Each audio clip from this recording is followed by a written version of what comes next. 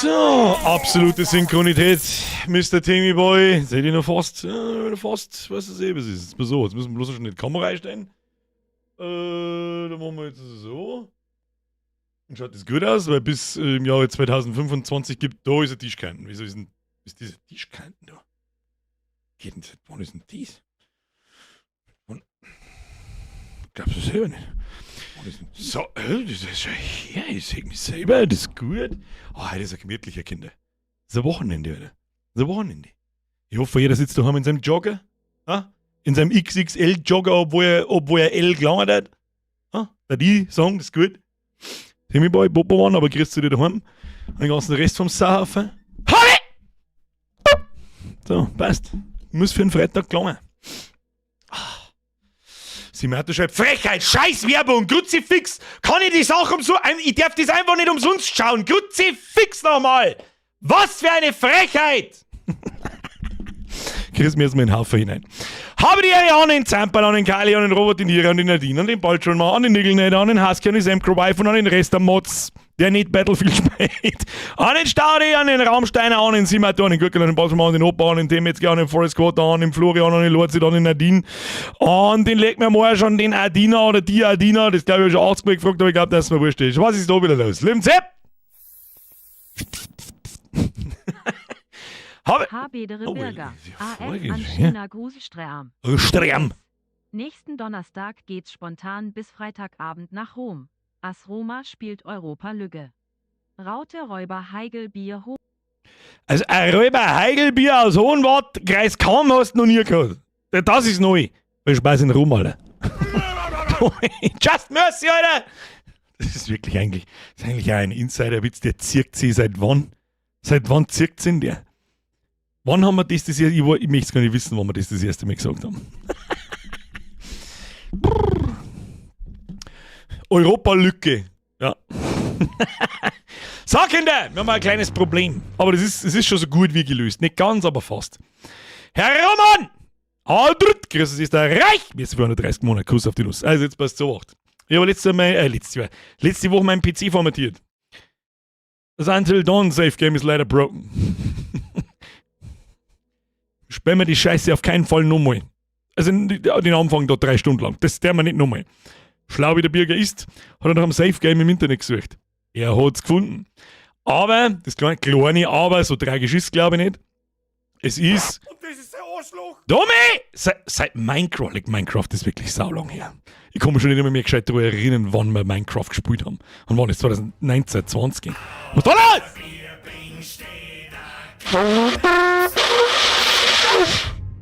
Das war nix, das müssen wir noch mal gescheit machen.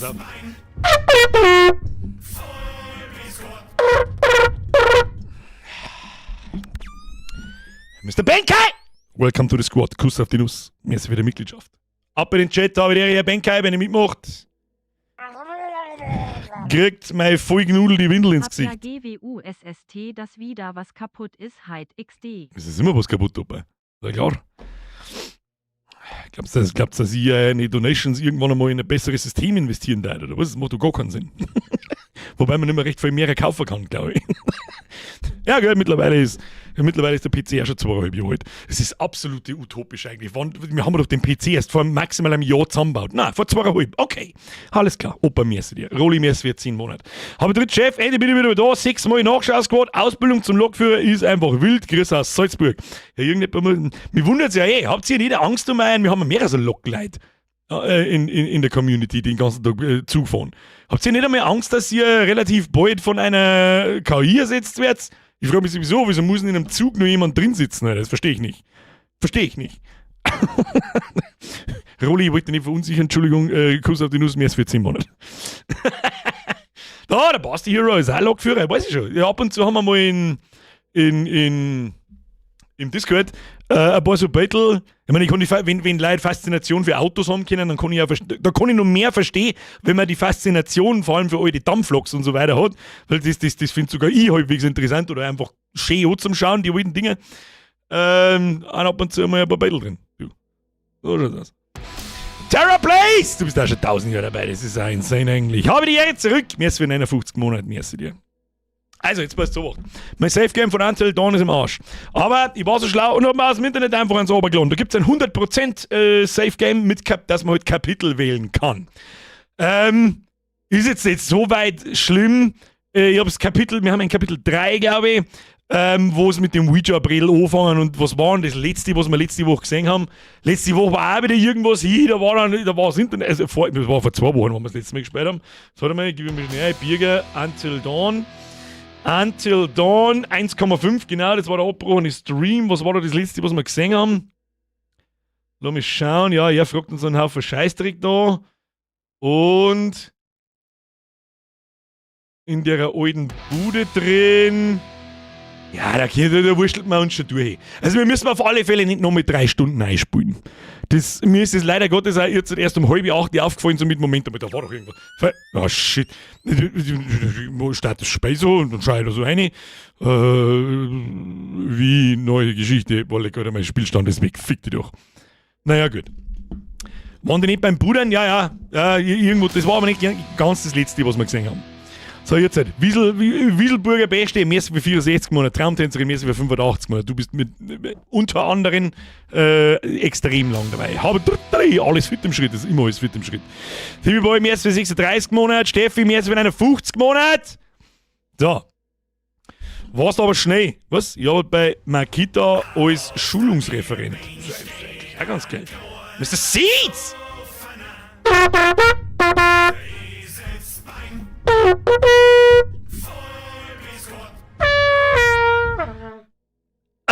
Mr. Seeds!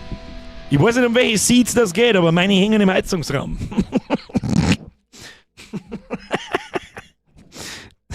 Mr. Sensi Seeds, welcome to the squad. Merci für die Mitgliedschaft, dankeschön. Aber im Chat habe ich die Ehre, Mr. Seeds! Der Sprengi! Mit seinem OG-Namen, oder was? Die Steinigung von Heiligsblechle, Steinigung, ja genau. Die Steigerung von Heiligsblechle ist übrigens sakrales Flacheisen. Dein Maul. Bist du jetzt eigentlich wieder voll da, oder ist immer noch schlecht? Ich weiß nicht, mehr kann ich nicht sagen. Mr. Marvel Maniac, die habe ich auch schon lange nicht mehr gelesen. Was ist da aus? Mir ist für 36 Monate. Aber dritt, hoch seit Montag mit einer Brauner Rippen daheim. Hab keinen Bock mehr auf einen schönen Stream. Lernen Sie nicht zurück, auf unser T-Gel. Spreng 86, da ist er, bin wieder da. Nice. Zeit ist es, nicht. Zeit ist es, So, für spätestens 7 nach 8. Ich glaube, das war wurscht. Das fangen wir einfach an, oder was der man? Warte mal, machen wir den Bums dazu. Dann machen wir den Bums auf. So, Mr. Steam, den sind wir mal ein bisschen um. Ja, du weißt es, wie es ist. Ja, du weißt es, wie es ist. Mr. Shogun! Vom Lurker zum Squad-Mitglied. Gruß aus Nürnberg. Auitzwack. Wie kommt's? Mir sind wir den Zwickel hinten nachher auch noch schnell. Wie kommt's? Was hat sie bei der Birger GmbH und Co. KG überzeugt, Mitglied zu werden? Was hat ihnen den Drang eingeflößt? Nimm mein Geld, bärtiger Fettsack aus dem Internet und mach irgendetwas. Heid Amoy aus dem Außendienst. Du kommst wie gerufen. Ja, dritt hat er mir Außendienst. Wie, du bist unterwegs oder was? Und du kannst dich nicht lass dich nicht erwischen. Weißt du, merci dir. Sie fix, merci wird 12 Monate, aber dritt Team, Licht laut und Ton dunkel, ist auch wieder am Start. So ist recht. So ist recht. Sprengi schreibt noch was Interessantes, da gibt es später einen sauberen Discord. Heute noch? Später einen sauberen Discord-Post, freut euch drauf. Ja, ich bin auch gespannt. Nein, das mag ich jetzt nicht sagen. Ich habe mich darum gebeten, also sage ich nichts. Herr Hessle! Herr Hesse, Entschuldigung, nicht Hessel. Das war einer, der wird da drin dargestellt wie L, das ist nix. Servus zusammen zurück. Schöne Grüße nach Hessen. Mit dem cleansten Deutsch auf diesem Planeten. Spricht man doch in Hessen, oder? Also so richtig absolut dialektbefreit. Sprengi schreibt, außer du hast Lust, 20 Minuten was zum Lesen. Wie lang ist es denn wirklich?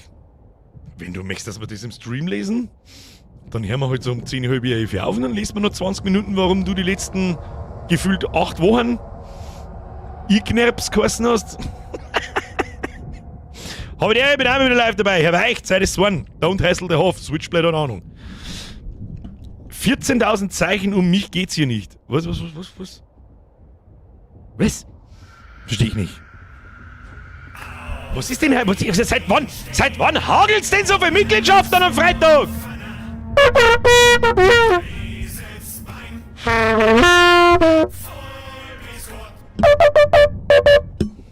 Schlumpfenzepp! Oder Schlumpfenzenz, ich weiß es nicht. Der, die das, Schlumpf! Merci für die Mitgliedschaft, welcome to the squad, dankeschön. Ab in den Chat, da habe ich ihre Schlumpf. Wenn nicht in den Chat, habe ich ihre Schlumpf, wenn ihr schreibt. Eine linke Umdrehung ist gleich ausbergelt. Ja, schneuzt.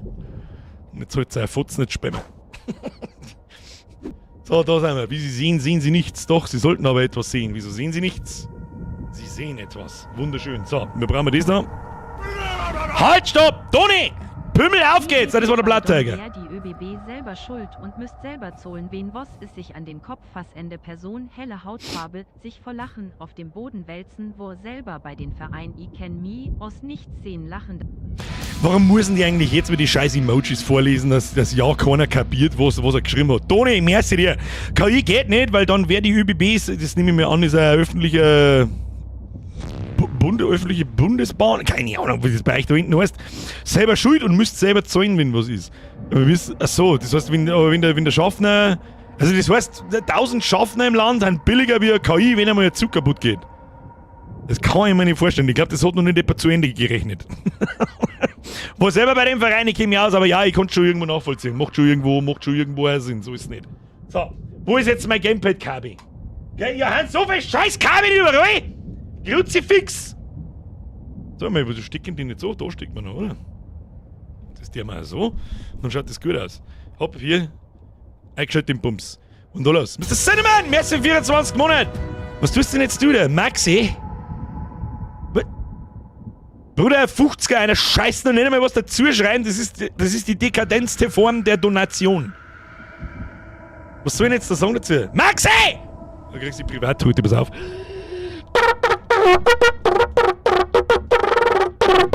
Das war übrigens der Radetzky-Marsch, den die Bürger Bitches auf einen Depfen mitklatschen. Ab jetzt!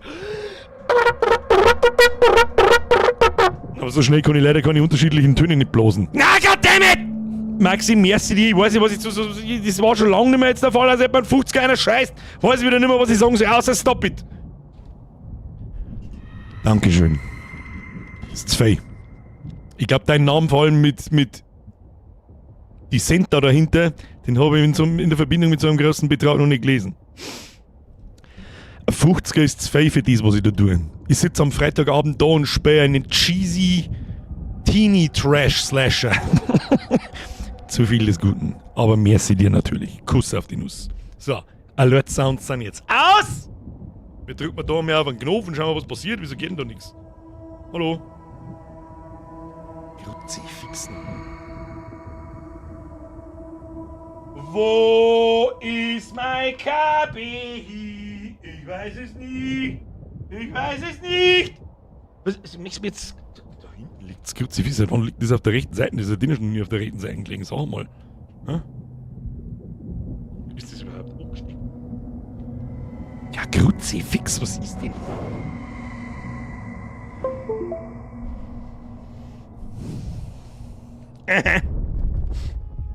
Haben wir schon wieder da! So. Also, als Vorwarnung, bevor sie wieder beschwert wird oder bevor sie wieder umeinander gejammert wird. Ja. Das ist kein Spiel, wo du alle 5 Minuten ein Jumpscare in die Fresse wichst. Das ist, als dass wir uns auf Tele 5 einen Trash-Horrorfilm anschauen. Und genau das war auch der Plan im Übrigen. Max! Jetzt schreibt er mit dem 5er Hallo. Du Zipfel am Schluss setzen. Während dem Spielen wird nicht rumdonated. Kuss auf die Nuss, Schluss jetzt und du hast jetzt Donation-Verbot sowieso für mindestens heute. Ein Tenor Pro Gamer heim, den brauchen wir heute nicht. Mr. Felix, merci wieder in Drilling 33, halb Stopp, bin schon da, heute kein Nachschauungsgebot.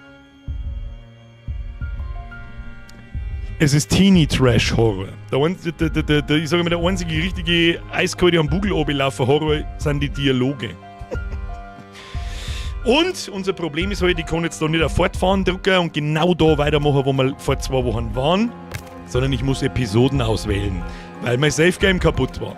Und wenn mich nicht alles erinnert, das rechts da, das haben wir mich nicht gesehen. Das weiß ich nicht, das war aber glaube ich genau kurz bevor wir mir weißt du schon? Aber ans Ouija-Brille können wir uns noch erinnern. Darum machen wir genau da weiter. Das heißt, ein kleiner Teil kann es sein, dass wir nochmal spielen müssen. Ist nicht so schlimm. Ist nicht so schlimm. 8 Stunden bis zum Morgen.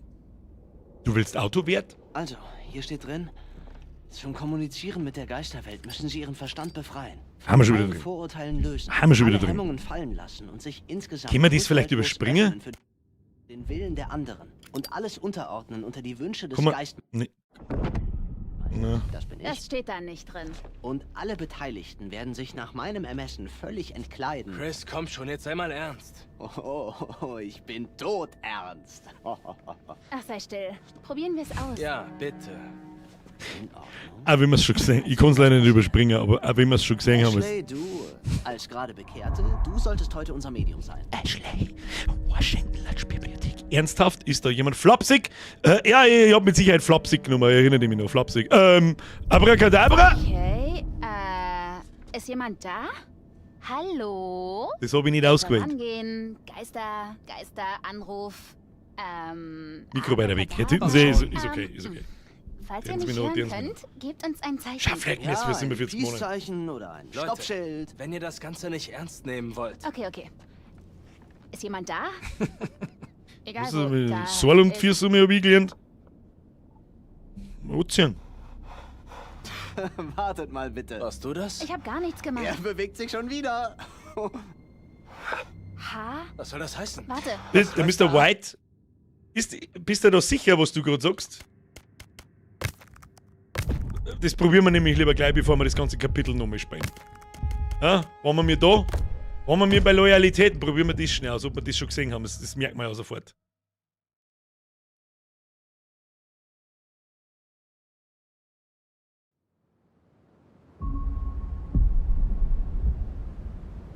Haben wir das schon gesehen gehabt? Ich weiß nicht, aber das sehen wir, glaube ich. Frau Herzinger, mir ist wieder ein Euro. Illegal! Ich spinnt unterm Stream. Oh, fuck! Danke dir, Schluss jetzt. Fuck, so ein Fuck! Jessica! Tatsächlich! Wunderbar, Oh mein Gott! wunderbar. Oh mein Gott! Jess! Das Spiel ist zu leise. Bondel mal, nein, ich bin zu laut. Weiter Mikrofon, noch weiter weg, da wird nicht recht viel Sinn machen, jetzt, glaube ich. So, haben wir schon da. Abkürzung riskieren. Also, da hat das Monster die Tussi, die wir zusammenhauen wollten, aus dem Tierfenster ausgezogen. Danke, du! Schauen wir, was passiert. Y! Was passiert denn, wenn ich daneben drücke? Ich mag eigentlich alle sterben lassen. Jessica! Jessica! Ich bin gespannt, was er tut, wenn er einen Mörder sagt. Stellt er dann die Laternen hin und fängt zu zielen, oder was? Scheiße! Fuck!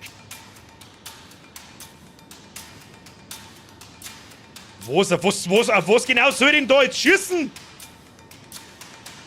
Was mit?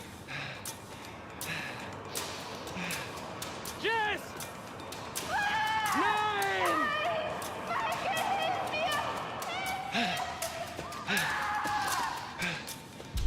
Miesi? Herumgehen? Runterspringen! Da hat sich noch nie was gefallen! Du Scheiße! Gute Idee, ja, gute Idee, pass auf, ja, nice. Ja, wir haben auch sportlich, schauen Sie in die Oberarme an.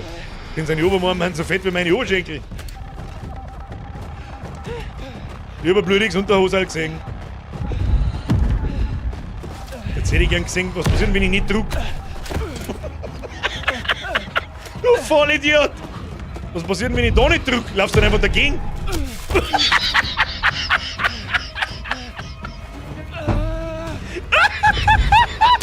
Oh Scheiße, ich hab schon wieder nicht gedruckt. Ach, geh, Wort. Ach, geh halt doch dein Maul. Ach, geh halt doch dein Maul. Springen, balancieren, ich bin für Springen. Los, springen. Ah! Oh shit, ich bin wieder verdrückt. Oh, tschüss. Ja, was ist denn das für was brauche ich dann einen Quicktime, wenn ich es verkacke und es geht trotzdem? Ja, jetzt schauen wir mal, vielleicht finden wir mehr. Ich bin ja gespannt, was das ist. Es muss irgendein Viech sein. Weil das mit der Predator-Ansicht, das war nicht so eine Gaudi. Oder es wird als runterrutschen riskieren, Weg von. Ja, ist nur in der super risky way. Super risky way. Oh shit, was passiert? Oh shit. Ja, oh, au, au, oh, oh. Ja, genau. Jeder normale Mensch war 15 Mal hin und der Fuß war hinterm Kopf. Mr. DK Kane. Merci dir. So, was ist jetzt der Plan? Muss ich jetzt da wieder rausgraben oder was? So, hier, nimm die Laternen. Guter Mann. Nimm die Laternen. Und jetzt gehen wir, oder was? Fuck, fuck, fuck.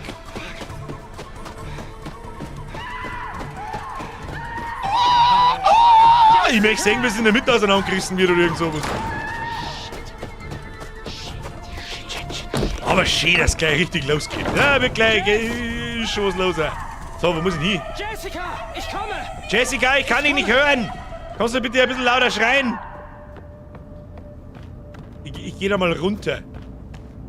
Runter in den Mums. Jessica! Danke, du, steht da. Da haben wir was gefunden. Das Unterhosal von der Jessica. Das haben wir letztes Mal schon gesagt, das mag ich eigentlich nicht sehen. Aber diesmal scheißen wir an. Einmal schauen wir es uns immer an. Irgendwo muss da muss dann irgendwo blitzen oder irgend sowas. Verstehe bloß nicht ganz wo. Was ist denn das wieder für ein Krampf? Sollte da nicht irgendwo in so einem Schlitz was sichtbar sein?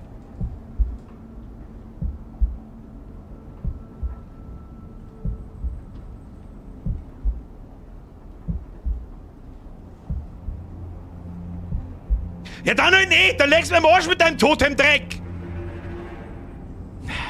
Kein Fatzer. Eigentlich ja.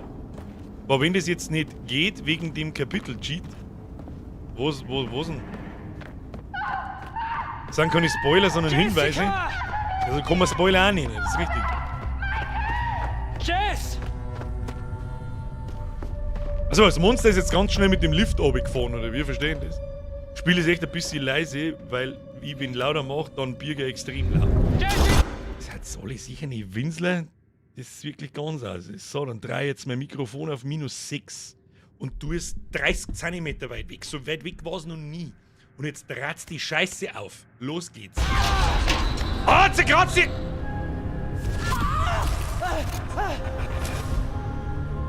Nein! Oh Gott!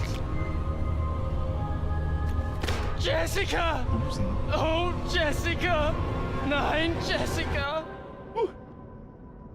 Kiefer gone! Jessica! Danke, du! Was zur Hölle? Ist die? Ich hätte es eigentlich schon gern nur. Kurz. Ah, der geht noch. Wow, was ist das? War das der Gollum? Ich hab ihm einen Headshot gegeben, ich hab's genau gesehen. Mike, lauf! Mike ist aber absolut Pro-Gamer. Oh, jetzt ist das Schnappen. Meinst du, ob der Mike auch stirbt? Das ist eine gute Idee. Ja, ich sag's bis daher. Schnell, sicher. Ich bin für schnell. Los, schnell. Der Mike ist ja sportlich. Der ist ja sportlich. Oh! Ich tu mir aber ein bisschen hart, was B ist. Ja, das war's nicht. Das ist schon ganz lustig eigentlich. Warum? Ohne Scheiß, nach 10 Jahren Xbox-Controller weiß ich immer noch nicht hundertprozentig auswendig, wo A, B, Y und so weiter ist. Das ist schon witzig. So, jetzt. Gib euch Dreieck, Viereck! Sie fix! Jetzt komm schon! Springen! Komm zu Papa! Komm zu Papa! Ja, schau her! Grümmen mir schon! Easy. Ich darf mich nicht so weit führen, sonst schreibe ich das ins Mikrofon nicht. Das war knapp so, ab jetzt ist dann wahrscheinlich das Abstürzen tödlich. War ein wenig ein langweiliger Tod. Sagt ich. Oh, das geht ins Hosal. Oh, das geht ins Hosal. Der Gollum fängt die und sticht die ab.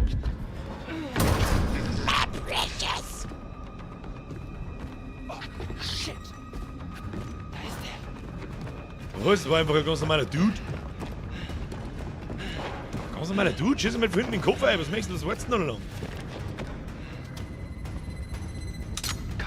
Ja klar, natürlich ist da jetzt Ladehemmung, ist ja klar. Schwingmeister, haut dritt, bis du später als nie und nimmst. Okay. Esse dir.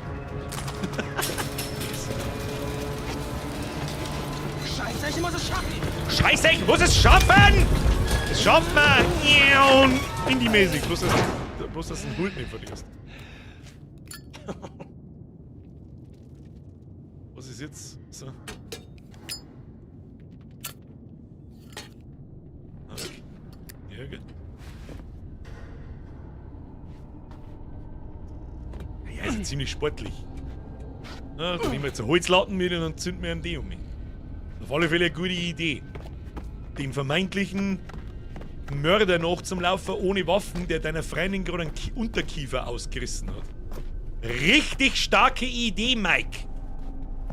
Da waren wir wieder richtig schlau unterwegs. Kruzifix muss ich wieder vor. Ja, genau. zu Händen der Blackwood Bergbaumannschaft. Im Anschluss an die kürzliche Inspektion freue ich mich, Ihnen mitteilen zu dürfen, dass die Blackwood Mine und die dazugehörigen Anlagen alle im Gesetz der Provinz Alberta verankerten bla bla bla. Bla bla bla bla bla bla. Gute Arbeit, weiterhin fortsetzen, ja, ja. Praktische Lampe ist auch praktisch platziert. Der Glatzo bei Until Dawn, glaube ich, brauchen wir keinen Tina-Programmer haben. Den brauchen wir heute nicht. Nächste Woche brauchen wir wahrscheinlich. So, jetzt tüllt man dem Dude da mal. Was ist denn da drin? Ist da was drin? Ist da was drin? Kann man eigentlich einen falschen Weg gehen? Oh Gott, die Steuerung war so schlecht, gell? Ich erinnere mich. Quack, quack, quack, quack!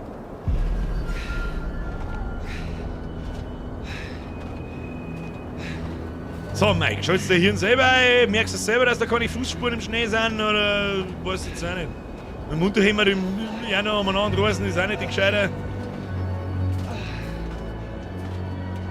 Idee. Weißt du? Scheiße. Was ist das für eine Bude? Bergsteigerzeit ist das. Da hinten geht er ich sehe ihn. Müssen wir jetzt wieder viele Stunden nachlaufen. Na doch nicht. Was ist denn da passiert? Oh, was zum... Oh. Was zum Fick, sag's noch. Sag's noch. Was ist denn ihm gleich wieder passiert? Ich weiß es nicht mehr. Das kann jetzt natürlich ein bisschen so ein paar Diskrepanzen geben mit unserem Speicherstand. Ashley? Weil uns das eventuell nicht passiert ist. Warum wir nicht einen blauen Flieger mit, wir haben es nie erfahren. Wir werden es einfach nie erfahren. Was mit der Taschenlampe? Ash! Ash ist der erste Tanz der Teufel. Ich geh jetzt mal da hinten rundum. Sapse, das weiß ich nicht. Mal mindestens bis um 10 Uhr und dann schauen wir weiter. Ich habe vorher eine E-Mail gekriegt, dass ich zum Arc Raiders Test eingeladen wurde. Da hat mir ich gedacht, weißt du was? Vielleicht mag ich heute noch ein bisschen Arc Raiden. Verlag, was?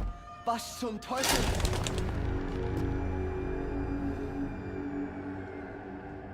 Kommt davon, wenn man es schwer unterschätzt. Mal lieber das Goscherl halten. Da ist er auf alle Fälle locker Blut. Oh, shit, nein. Oh shit, nein, sagt er. Wird dann halt nicht. Es war halt cool, wenn der sich einmal ein bisschen schneller... Ash! Da waren wir schon mal, da haben wir einen Helch. Da haben wir einen Helch gesehen, das weiß ich noch.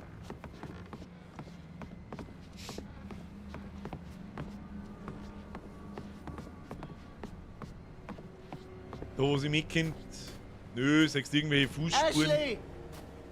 Jeder Idiot sagt, ja, kann ich laufe jetzt einfach im Wald. Ja, immer die dümmsten, maximal dümmsten Ashley! Entscheidungen treffen. Einfach mal in den Wald hinein, allein, warum nicht? Ist jemand da, Ashley? Haben wir das nicht letzte Woche auch schon wieder so? Da geht's jetzt nach links. Da ist was. Was ist das da?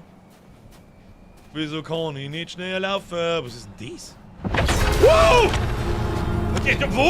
Was? Was zum Henker? Ja, was zum Henker? Kommt einfach ein Totenkopf mit einer Mülltüte noch daher. Was soll denn das Scheiße? Bist du behindert? Wer tut sowas? Das ist doch echt, oder nicht? Was soll das denn? Wieso kann ich das anschauen? Ich mag's nicht anschauen. Lass mich in Ruhe jetzt. Warum liegt da hinten ein Riesen... Warum ist da hinten ein Fackelkopf? Was ist denn das? Ein Riesenratz. Na, Fucky-Kopf. Oh, shit. Ja, aber was soll ich mit dem jetzt? Was mit da hinten? Was gibt's da hinten? Nix, oder was? Toll, gut, dass wir nach links gegangen sind. Abflug. Das Spiel ist der Hammer, ich hab's damals so viel lachen müssen. Ich find's unterhaltsam. Es ist jetzt, gut, ich gehe ja schon ein bisschen so mit der Haltung heran. So, dass da nicht sonderlich der Gruselfaktor aufkommt. Das ist ja ganz was anderes wie diese Walking-Sim-Horror-Spiele. Aber es ist sehr unterhaltend, wenn man sich drauf einlässt. Ash! Wie oft merkst du jetzt noch Ash schreien? Ash! Ash! Ash! Sag noch mal 2, 3 Mal Ash, vielleicht kommt's dann irgendwo aus den Stein raus. Ashley? Ah. Stimmt, Ashley haben wir noch nicht probiert. Ash! Ash! Na, erstmal in diese Bumsbude da hinein. Die überhaupt nicht finster ausschaut. Ashley! Da wohnt jemand. Was ist los? Hallo? Hey! Gott verdammt! Bitchen! Kruzifix, was ist denn jetzt passiert? Ich komme, Ash. ist das für Red einfach Opfer weiter Scheiß? mit mir. Was ist passiert? Chris, er hat mich gefesselt. Ich bin gefesselt. Das schreckt mir ein Kruzifix! Ach du Kacke! Bist du da? Hallo. Und danke, dass ihr alle gekommen seid. Heute führen wir ein kleines Experiment durch. Einen Test. Was zur Hölle ist hier Und für los? dieses Experiment brauchen wir die Mithilfe unserer beiden Testpersonen. Joshua und Ash. Scheiße. Oh mein Gott. Aber wir brauchen noch einen mutigen Teilnehmer, der entscheiden wird, Das ist welche Testperson überlebt. so auf Teamhook gestellt. Nein. Oh mein Gott, oh mein Gott. Das kannst du Aber nicht ganz, weil bei Das Saw ist muss die sofort die Testperson Rote immer selber irgendwas tun. Beruhigt euch alle. Es ist ganz einfach. Christoph, direkt vor dir befindet sich ein Hebel. Alles, was du tun musst, ist zu entscheiden, wen du retten willst.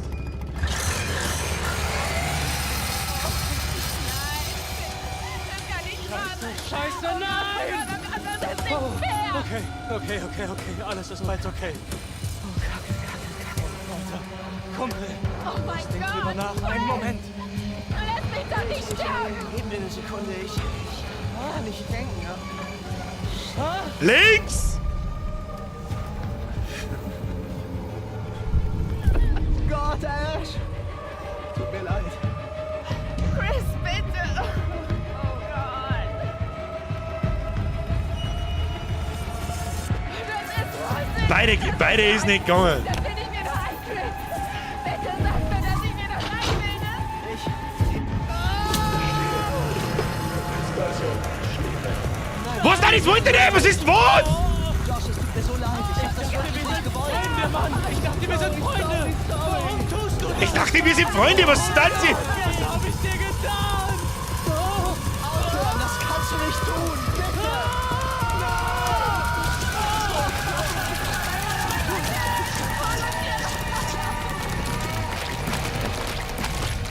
Nein, nee, nicht hinsehen. Ashley, tu's nicht. Sag mir, es geht nicht. Bitte. Ich komme, Ash, ich hol dich ab, ich hol dich da runter. Hör auf, bitte. Komm, los, wir holen dich da runter. Komm, wir müssen hier raus.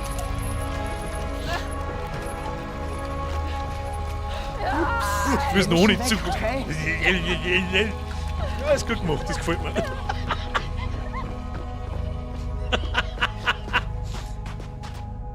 Ich wollte eigentlich sie auseinanderschneiden.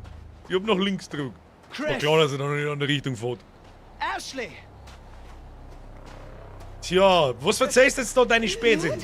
Blut? Wessen Blut ist das, Ash? Geht's dir gut? Chris, was ist passiert? Josh, was, Mann? Er ist tot. Halt, direkt vor unseren Augen, Mann. Wovon redest du Er ist ein da? Psychopath. Psychopath? Oh mein Gott, wir müssen hier abhauen. Ich verstehe einfach nicht, was los ist. Er ist ein Psychopath und er hatte eine Säge und es hieß er oder Ash. Was sollte ich denn bloß tun? Sie hat ihn zersägt, überall ist sein Blut durch die Gegend gespritzt. Was? Oh mein Gott, Chris, was? Ich hab ihn getötet. Ich hab ihn getötet. Es war meine Schuld, Matt. Nein, das ist verrückt. Wir müssen Hilfe holen. Einfach durchgesägt. Hey, wir werden die Sache klären, Mann. Matt, wir müssen sofort Hilfe holen. Ich weiß nicht. Wir sollten die anderen suchen. Mike und Jess vögeln sich gerade das Hirn raus und wer weiß, wo Sam ist. Ich glaube in der Lodge. Gut, du hast recht. Hol die anderen zusammen. Aber wenn hier ein Psychopath rumläuft, sollten wir Hilfe holen, oder? Nicht nur abwarten. War sie nicht die Behinderte, die wir eigentlich auseinanderschneiden hätten sollen? Warum diskutieren wir noch? Los jetzt!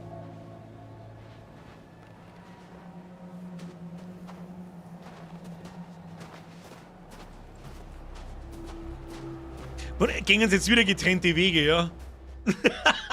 Es ist so geil. Wir haben so behindert. Wir haben so behindert, dass das weh tut beim Zuschauen. Oh. Was ist denn dies? Ein Loch da. Da sind wir wieder. Da draußen wird es ziemlich heftig, nicht wahr? Läuft die Nacht so, wie du es gehofft hattest? Ja, einigermaßen. Alles läuft gut. Verstehe. Und glaubst du, diese armen Menschen kriegen, was sie verdienen?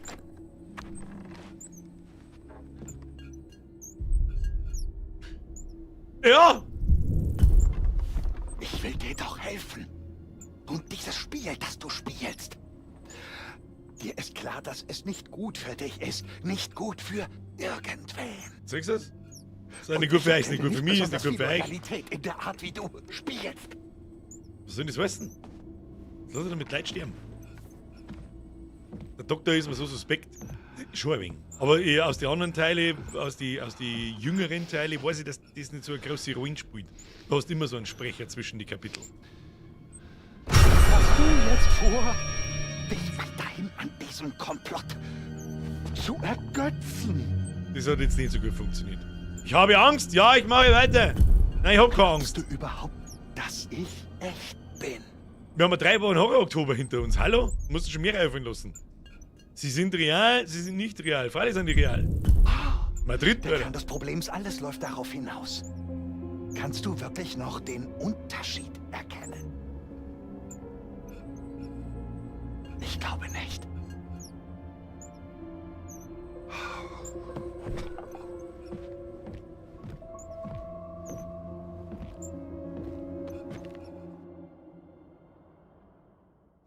Ich finde die Sprecher-Episoden in die Spiele aber geil. Ja, es gehört dazu. Ja, Kapitel 5. Beute.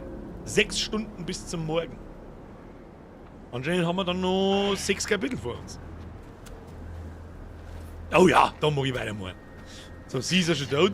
Ich bin jetzt gespannt, wie wir da so geschmeidig Gar nicht gut. davor gehen. Nein, gar nicht gut. Was ist denn dein Plan, Mike? Sanatoriumsgelände. Verdammt. Oh, das ist der Clint Eastwood.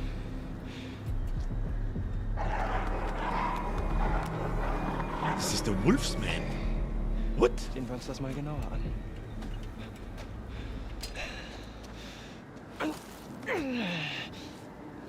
Oh, haben wir unseren Haxen ein wenig abgebrochen, weil ich jetzt langsam gedrückt habe.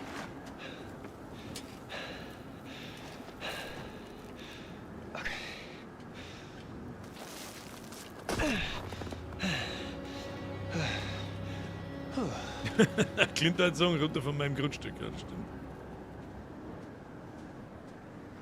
So. Wo genau sind wir jetzt da? Was soll das sein? Warum steht denn mitten an einem scheiß Berg eine Herrenhausvilla? Warum? Einfach nur. Zu der Haustür werden wir nicht reinkommen, Mike. Ich weiß nicht, wir probieren es trotzdem.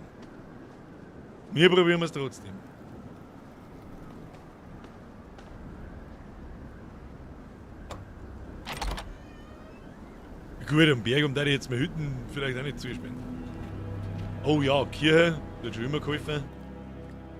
Der hat doch jetzt gerade den Typen gesehen mit 2 Wölfen. Und er geht jetzt ihm mit der Laterne nachher und sagt, das ist eine gute Idee. So eine Scheiße. Zu Knoll?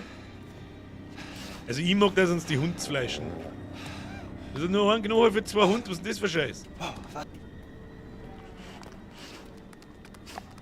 Naja, die Hunde riechen den auch nicht.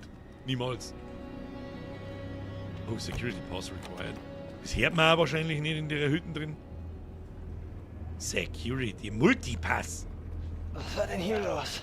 Was war denn hier los? Das ist Wahnsinn. Es ist so geil schlecht, ich liebe es. Da ist was steht da? Da will man mal irgendwas lesen. Okay, mehr, wo haben wir da? Sieh mal an. Das Blackwood Pines Sanatorium eröffnet 1922. Mens Sana in Corpore Sano. Ah, ja, okay. Alles klar, wo auch sonst steht dieses Sanatorium. Hier, Admin-Zugang. Passwort 123. Das ist safe. Das ist safe. Ja, aber wir wissen ja noch nicht einmal die Nummern, da brauchen wir gar nicht hindrucken. Erst einmal schauen, was wir sonst zu finden. Rundum schauen. Klapse ist gleich Kirche. Ah ja. Der Grad ist sehr schmal, das stimmt. Oh, da ist eine Kamera schon hin. Was der mal mit der?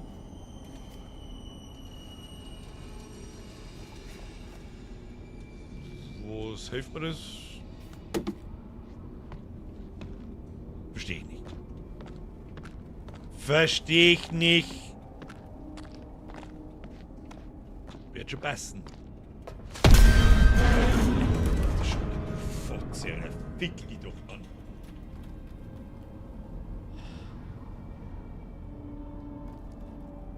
So. Mal wach, ja. So schlecht wie der beim Doktor funktioniert hat, so. Das war nicht so überhaupt. Mir hat einfach bloß der Ton erschreckt. Sie fix. Da liegt was! Was liegt? Es liegt. Teilung!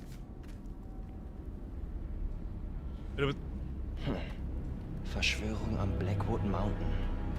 Blackwood Pines ab. Ein Reporter des Alberta Bugle wurde gestern von Sicherheitskräften des Blackwood Sanatoriums angegriffen und anschließend ins Krankenhaus eingewiesen. Ob da nicht im Sanatorium vielleicht dubiose Dinge abgelaufen sind? Freilich liegt da wieder ein Puppen umeinander. Das ist ja klar. Lass mich ran, da liegt der Schlüssel. Oder? Was ist das wieder? Für meinen lieben Jefferson. Wir haben alle Zeit der Welt. Tja, anscheinend ja nicht. Ein Skript ausbringen. Ja, aber was, achso, das haben wir, das nehmen wir jetzt als Item wieder, gell?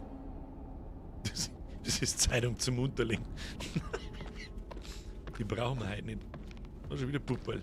Überall Puppal. Machen wir da weiter? So, wo sind wir jetzt gekommen und wo wollten wir hin? Das da hinten ist irgendwas vorbeigegangen, glaube ich, oder? Bis uns erschreckt hat. Ja, ich halte schon mal mal, da gibt's ja doch Jumpscares. Ihr habt's letztes Mal umeinander gejammert. Dafür ist es so, die Atmosphäre nicht narrisch genug. Was tut da so? Was tut da so? Ich hab's genau gehört, da hat irgendwas Zähne geknirscht. Alter, die Steuerung ist so schlecht, dass du den Vogel kriegst. Gott, ich mag die Scheiße nicht lesen! Ich mag heute den Träger, ich will nicht lesen! Medizinischer Bericht. Bericht betreffend Ausgangszustand der 12 Bergarbeiter nach dem Einsturz der Mine und der anschließenden Rettung in Blackwood Pines. Bei Aufnahme der 12 Patienten in die medizinische Einrichtung des Sanatoriums hatten wir angenommen, die Männer seien völlig ausgemergelt, erschöpft und verwirrt. Jedoch machen die Bergarbeiter einen überzeugenden und relativ gesunden Eindruck, der sich auf ihren öffentlichen Fund von Notrationen in der Mine zurückführen lässt. Wie prognostiziert weisen einige der älteren Männer eine gehemmte Atemfunktion sowie Symptome der Lungenentzündung auf. Auf psychologischer Ebene war der Wiedereingliederungsschock für einige Gruppenmitglieder nach der 23-tägigen Isolation schwierig zu bewältigen. Auch wenn ihr äußerlicher Gesundheitszustand bla bla bla. Bla bla bla! Irgendwelche Bergarbeiter verschützt, bla, dein Mann. Wird schon passen. So, da ist die auf. Kann man die Tür aufmachen da? Nein, kann man nicht. Wieso nicht? Bitte dreh dich um, Kim. Danke. Lesen ist wichtig, drücken und ziehen bei einer Tür zum Beispiel. Mr. Cully State, ich hab kurz braucht. Entschuldigung. Haben Sie nicht so unrecht. So, immer weiter in den Keller oben im Irrenhäusl. Ja, das passt schon. Im Krankenirrenhaus, was auch immer für ein Haus. Ah, genau, da. Und an der Folterbank, wo wir gleich festschneiden. Vogel! Oh Gott, da ist er. Oh, Scheiße. Da ist Ziehen gestanden. Scheiße, krass, nimm's mit, du Vollidiot. Ja, wenigstens Epsi. Okay, so, wir haben jetzt ein Machete.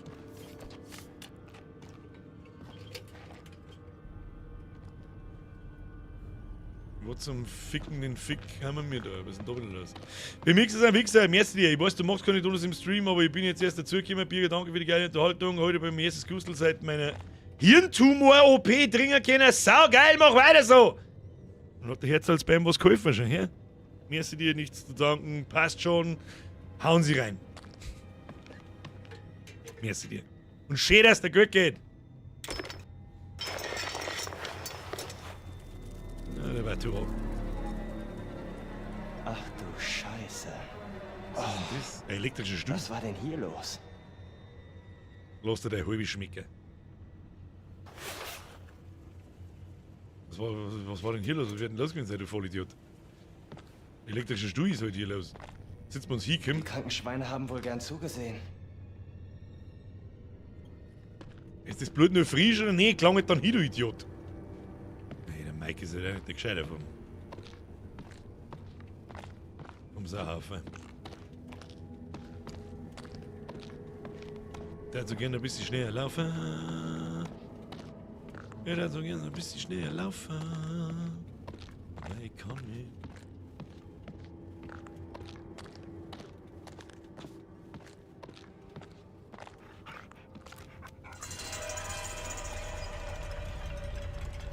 Wenn ich mich mit der Steuerung jetzt von irgendwelchen Hund verstecken muss, dann kriege ich einen Anfall. Das ist da hoffentlich schon klar. Dann kriege ich einen kompletten Anfall, weil bis der sich umdreht, wenn ich in eine Richtung drücke, geht die Welt unter. Oh, was haben wir da? Das ist nicht vielleicht zum Lesen, das schaffe ich. Sofort antworten! Reporter und andere Schnüffler müssten um jeden Preis ferngehalten werden. Aha. Haben wir wieder etwa ein Folterhaus gefunden, ja?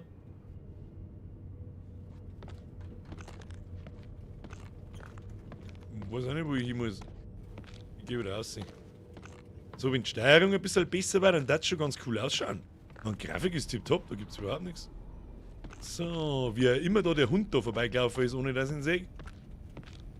Na, gehen wir erst einmal in das kürzere Stückchen hinten, vielleicht gibt es da was. Grafik und die Atmosphäre ist eigentlich schon nicht schlecht, da kannst du nichts sagen. Haben wir da drin, ja. So, was haben wir da? Hey, na das wird ja hier immer besser. Warum? Was ist da? Hä? Warum? Was ist da? Was wird denn?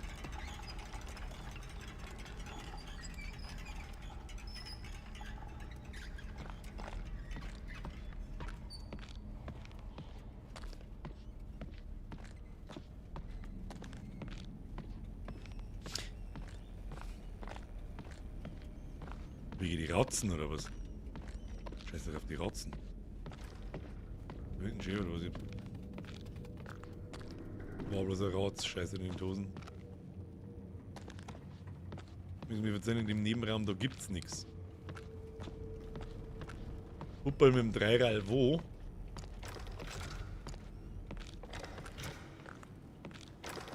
Ah, verfluchte Scheiße. Völlig krank. Wow, wow, wow. Mit dem Zeug füttert er sie? Okay. Das ist brutaler, als ich das dachte.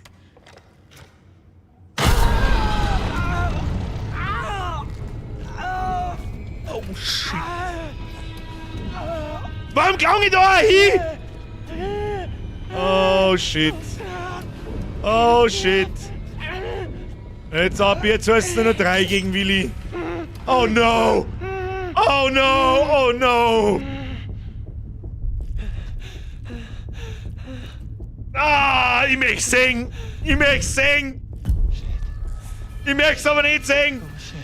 Oh shit, oh shit, oh shit, Oh shit. Oh shit. Oh shit. Fuck.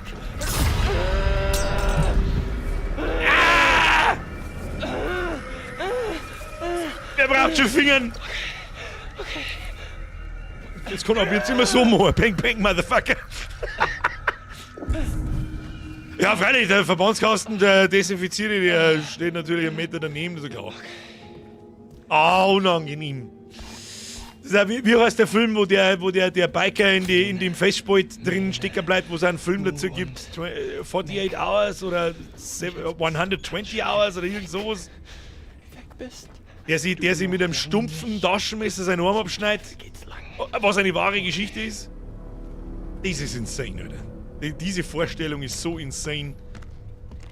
Geht schon noch. Ja, der mal jetzt ein wenig einen Horror noch mehr, das geht. 96 Hours. Wetten, hättest du den Dürfen gewählt, wärst du jetzt ohne Waffe. Wolfric, genau deswegen habe ich mir die Finger nachgeschnitten. Vielleicht schaffen wir es. Oh nein, ich werde übrigens, wenn ich von einem Hund angegriffen werde und es gibt ein Quicktime-Event mit der Maschetten zum Hauen, werde ich ganz gepflegt nichts drucken. Das ist jedem Anwesenden hoffentlich klar hören. Da hinten hat was blinkt. Da hat was blinkt. Ach, da waren wir schon. Oder? Oh, haben wir jetzt wieder zurückgegangen. Weil die zählen wieder dann da hinlegen, was? Jutze, fix! 4 Bier fürs Sägewerk.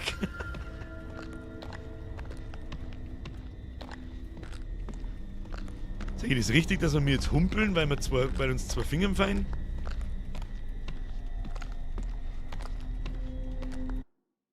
Oh, hoppla. Ich habe vergessen, dass man auf RB irgend so ein Ding aufmacht. So. Memo an uns. Wie geil, dass seine Finger nicht einfach auch immer nur drinstecken. Ruckler, wo? Lag? Ohne Schmarrn? Oh. Tatsächlich spackt gerade ein wenig was. Warum spackt da was? Bei wem ruckelt es auch so? Mal schauen. Irgendwas ist gerade im Eimer. Irgendwas ist im Eimer. Ruckelt alles oder... Warte mal. Bitte einmal warten. Bitte warten Sie. Ich hoffe, da fangen Sie wieder. Warte. Machen wir mal diesen hier. Nein, machen wir nicht so.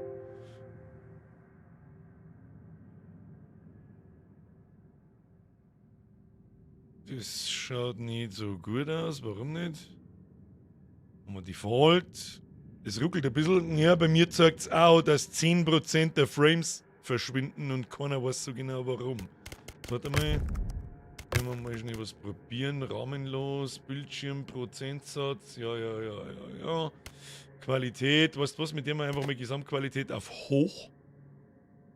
Ob das was bringt oder nicht, das weiß ich jetzt auch nicht. Aber ja.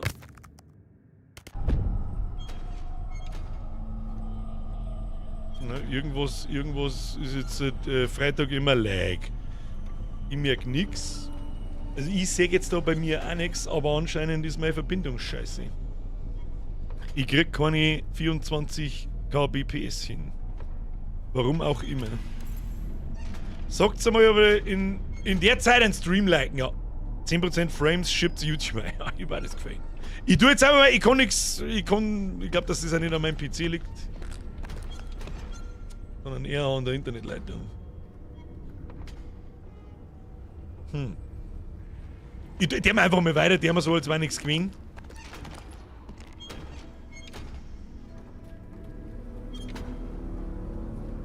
Vielleicht brauchst du oder ein kleiner Aussetzer. Schauen wir mal. Gleich ist der Stream wieder weg. Möglich. Wichser! Bei mir ruckelt nichts, aber vielleicht haben sie ein bisschen zu viel Hirn ausgeschnitten und ich sehe es nicht. Die haben es einfach 10% Real-Life FPS ausgeschnitten und du merkst es nicht mehr.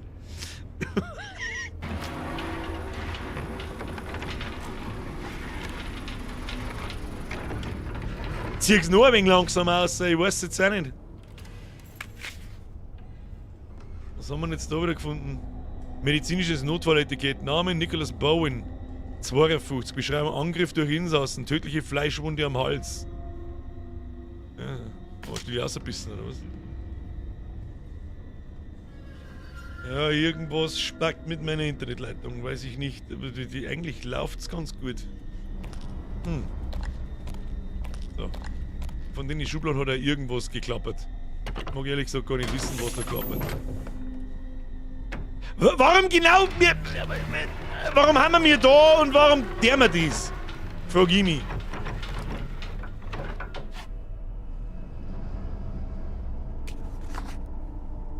Name der verstorbenen Person: Sarah Smith, 52. Ich bestätige hiermit, dass ich mich um die Verstorbenen zuletzt von bla gesehen Todesursache schwere Fleischwunden am Unterleib, intraabdominale Verletzungen, hoher Blutverlust. Hochinteressant, ich weiß nicht, warum wir da Leichen. Wie nennt man das?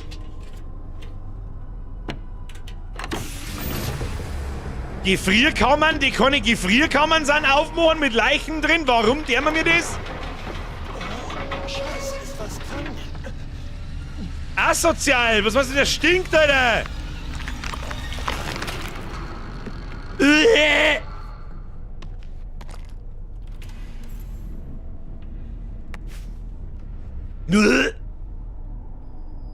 Oh, eine Lochkarte. Ist das eine Ist das die Sicherheitslochkarte? Okay, sehen wir mal. So, gut, die Leichenschubladen. Von da haben wir alles. Jetzt sehen wir mal. Was gibt's da? Aha! Security Pass required. Haben wir. Schulti! Mehr als 35 Monate Kuss auf die Nuss. Oh, jetzt ist wieder grün. So, Achtung, ich sehe gar keine Frames. Jetzt ist wieder grün. Anscheinend hat wirklich die Internetleitung um immer dieselbe Zeit irgendwie einen Hakel. Jetzt ist wieder auf Anschlag grün. Ist jetzt wieder flüssig. Jetzt müsste es wieder gehen. Ah, ein kleiner Schnagglercode passiert. Meine Güte, was soll ich machen?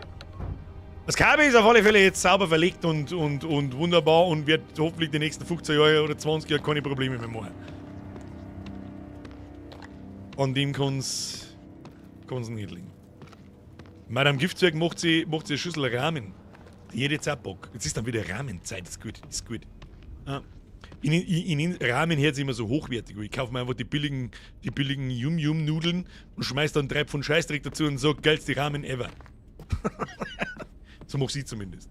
So, was waren wir alleine? Was? Wo ich zuerst gemeint hab, vielleicht sind die Japaner ja nicht ganz dicht.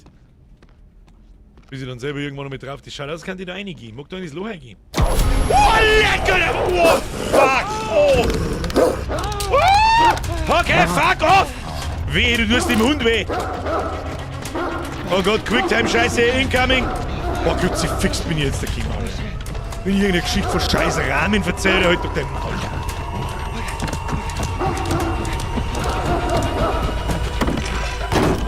Oh!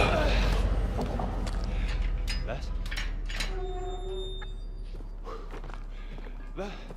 Also so die eine Kette, der geht einfach weiter am Tut, was er halt tut. Boah, das macht Sinn. Okay. Okay.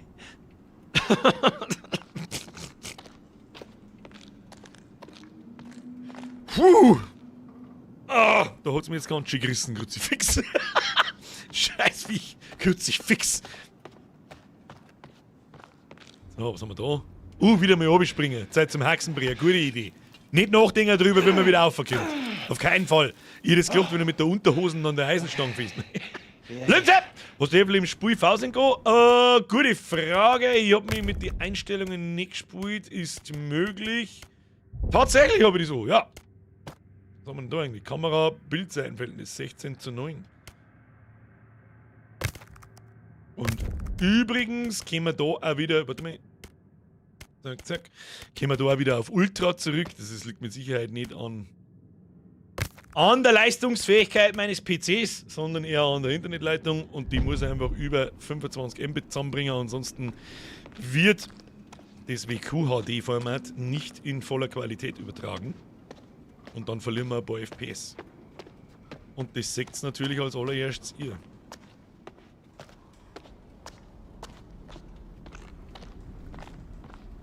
Da ist wieder ein kleiner netter Zettel. Und unten drunter wahrscheinlich wieder ein Loch, wo der Hund rausspringen kann. Nein, da nicht. Ja, seien wir uns ehrlich, das ist jetzt Feld zum Lesen. Tschüss. Merkwürdig. Ich habe keinen Sie Bock haben zum alle Lesen. ausgeworfen? Er sagt ja, in kurz zusammengefasst, sagt er uns über was zum Tor ist, oder was passiert ist. So, hier Ramen und Japaner, das Beste, was du in die Ramennudeln rein tun kannst, ist ein weichkochtes Ohr. Zuerst habe ich gemeint, sie sind nicht ganz sauber, bis mir irgendwann einmal eingefallen ist, Alter, das ist ja eine salzige Nudelsuppe. In den meisten Fällen zumindest, in meiner Welt zumindest. Und da ein weichkochtes Ohr in der Mitte auseinandergeschnitten, draufgelegt. Das war mal eintunkt ins Eigelb. Ein paar Nudeln. Und 3 Pfund Babylauch. Steuerung, hallo, kannst du da aus und dumm gehen? Wo gehen wir da überhaupt hin? Was ist das da überhaupt? Wo sind wir da? Warum gehen wir jetzt raus? Das ist der Haupteingang. Lull. Hier waren wir schon mal. Ja, gehen wir einfach langsam wieder rein, das passt schon. Gehen wir langsam wieder. Oh, was ist denn da links? Da links ist auch was. Sprengi hat schon geschrieben, how to Ramen. Ich habe tatsächlich schon mal angefangen damit. Super. Bis ich dann festgestellt habe, da gibt es ein paar so Wieso super sollte ich auch Fanboys. nicht am unheimlichsten Ort der Baubehördlich gesperrt. Ab sofort ist allen Personen die weitere Benutzung oder Bewohnung dieses Gebäudes gesetzlich untersagt. Datum 12. Juni 54. Das ist eine Zeit leer. Ich glaube, das interessiert keinen mehr. Und die Steuerung ist genauso beschissen wie damals. Ja, das ist mir letztes Mal schon gesagt worden. So, was ist denn eigentlich da? Ein Fußspuren im Schnee. Schauen wir doch da mal rein. Bleibt man sonst. Willst du wetten, dass der Hund rausrotzt? Hm? Das eine gute Idee ist. War das der alternative Weg nach innen gewesen? Sag ich das richtig? Verdammt. Hätten wir uns den ganzen Gaude sparen können, sag ich das richtig? Eigentlich hätte ich ja nach innen gehen sollen und unsere Schlüsselkarten benutzen, ich Vollidiot. Naja, ich geh jetzt trotzdem einfach mal so umeinander. Wird schon passen. Da haben wir was, da haben wir da was. Was haben wir da? Nö, was? Warum auch immer wir das tun, ich weiß es nicht. Ah, zum Aufsteigen. I see, I see.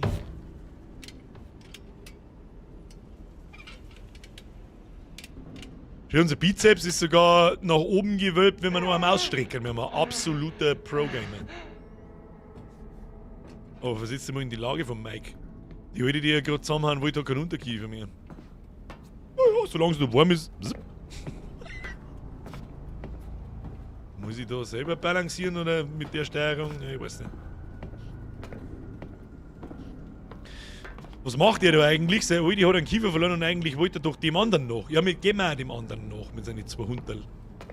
Das ist die Idee. Warum ist es, was ist jetzt, ist da ein Telefon oder was?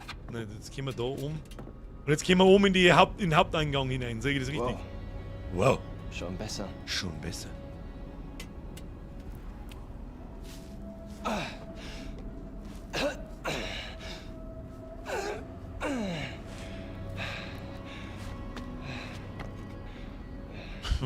Okay. Wir haben auf alle Fälle den alternativen Weg gefunden. Zu was den braucht, das weiß ich nicht. Aber wird schon passen.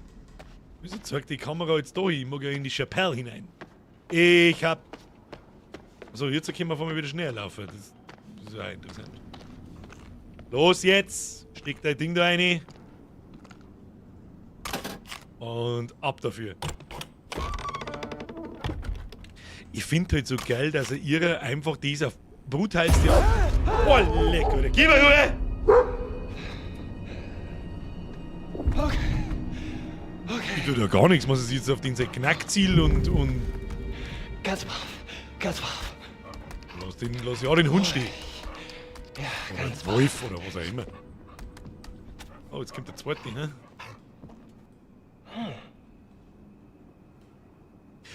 Was? Braves Hundi. Da war der andere vorher. Der andere ist dann da irgendwo dahinter gegangen, glaube ich. Ja, das sehen wir dann schon. Erstmal hier gucken. Erstmal sauber die Zigarre eingeraucht. Ja, freilich.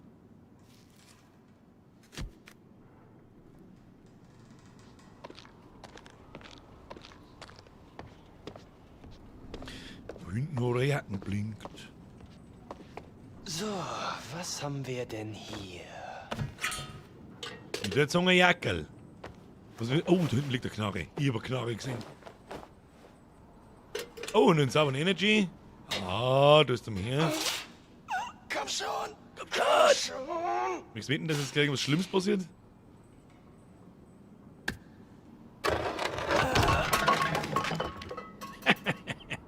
Mit dem Ding, wenn du einen triffst, ist Sense. Sense im Gelände. Und ob Kugeln drin sind oder nicht, das schauen wir dann, wenn es soweit ist, oder? Ja. Lang schon, lang schon.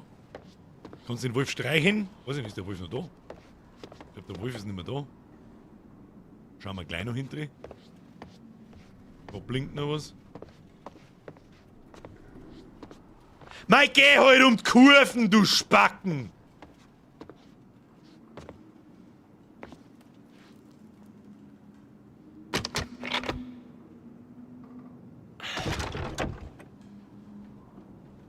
Vielleicht kann ich so ja die Wölfe besänftigen. Ja, da kenn ich's du.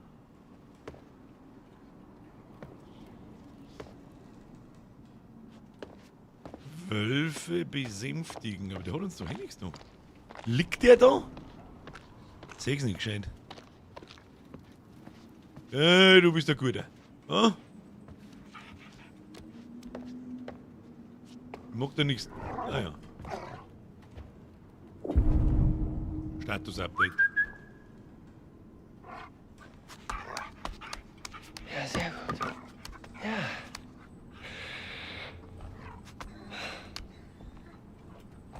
Nicht streichen. Ganz brav. Nicht. Du hast schon 2 Finger verloren. Nicht. So ist es brav. Nicht. Sehr schön. Nicht mit dem Gesicht so nah hingeben. Mein Gott. Oh. Habt ihr heute schon mal auf den Like-Button eigentlich aufgesmasht? An alle Lurker und alle, die gerade zu faul sind, dass sie eine scheiß Fernbedienung in die Hand nehmen. Hm? Los! Los! Ich hab darauf A gedruckt. Mein Gott. Oh ja. Hört mit Sicherheit auch keiner. Ich weiß nicht, was für Waffen das ist, aber irgendeinen Österreicher haben wir schon da, das weiß. Das Ding tut mit Sicherheit einen sicheren Schäberer, dass du nicht weißt, wohin. Wie groß ist denn die Bude eigentlich? So, sollen wir jetzt da mal außen rundum mal anschauen oder direkt da? Direkt da. Da nimmt euch ein Beispiel an der Nadine, die hat den Namen schon gelegt. Was jetzt hier wieder? Nix. Obwohl die Hund streichen ist immer gut, das ist richtig. Die beste Idee. Und ich dachte, bevor ich streiche, darf ich erstmal mein Gesicht halten und rühren. Mal am Hund einmal rühren. An der Schnauzen am besten. Mal rühren. Wenn die Nasen so ein wenig. Weißt du, wenn du deine Nasen ganz nah an die Nasenwärme hältst, dann kannst du rühren, wie behindert das bist.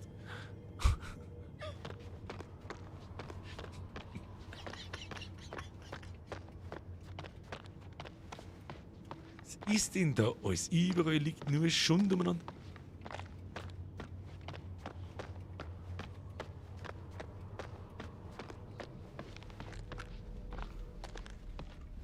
Da haben wir wieder was blitzt. Natürlich. Zu. Natürlich zu. Dann schirmen wir das Ding jetzt weg da. Dann schießt man mit der Knarre drauf. Oder? Oh! Dangaru! Oh oh!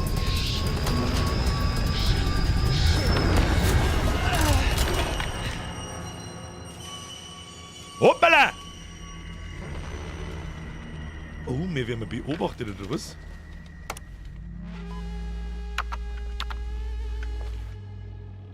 Aha! Aber jetzt haben wir bei einer zwei. Die erste, die sterben muss, ist sie geht mir voll auf den Sack. Die hat noch nicht mehr was gesagt und sie geht mir auf den Sack. Unfassbar, dass Josh tot ist. Unfassbar, wie er starb. Nein, ich meine, was, Die haben, wenn nicht sie einmal sich irren? die haben nicht einmal nachgeschaut, wie der Josh gestorben ist. Die haben einfach bloß den anderen irgendeine wirre Scheiße labern hören. Oh nein, er hat eine Säge! Oh nein, er ist tot, überall Blut und bla! Und dann haben sie beieinander und anstatt das Panikschirm und irgendwie sie was ausdingen, trennen sie sich wieder voneinander. Es ist so geil behindert. Es ist so Vielleicht geil hätten wir dumm. im Schuppen nachsehen sollen, ob es so war. Keine Ahnung. Es gibt Dinge, die Du man willst mir nicht nicht mehr erzählen, dass sie jetzt auf einmal nur ein Hirn kriegt auf die letzten 5 Meter. Ja, stimmt. Aber manche Dinge muss man selbst sehen. Ich glaube, was sie sagen. Wo gehen wir jetzt eigentlich hin? Fahren wir mit der Seilbahn jetzt wieder oben, ja? Da! Eine Axt. Mir geht's besser mit einer Axt.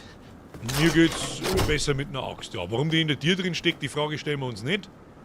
Das ist dann nicht so wichtig. Ja, noch ein bisschen im Gesicht hin und her fahren, ist genauso gescheit wie am Hund riechen. Oh, was jetzt? Hier ist zu, Matt. Brech die Tür auf, oder? Wow, warte kurz. Wenn wir das Ding aufbrechen, wird er uns hören. Irgendeinen besseren Vorschlag? Keine Ahnung. Wenn sie nur ein bisschen Vielleicht. lauter umeinander bläht, dann... Da! Was? Ein Fenster. Ganz toll, Matt. Da passt gerade mal mein Lippenstift durch diesen Schlitz. Nein, komm schon.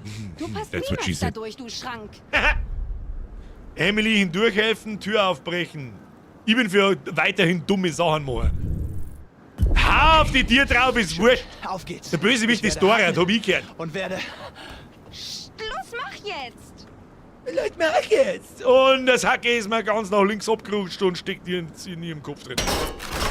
Oh. Ein bisschen ein Shining Vibes hat das.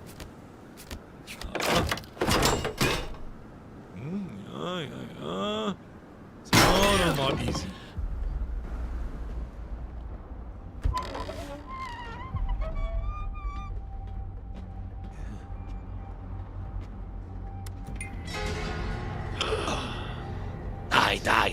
Verdammt!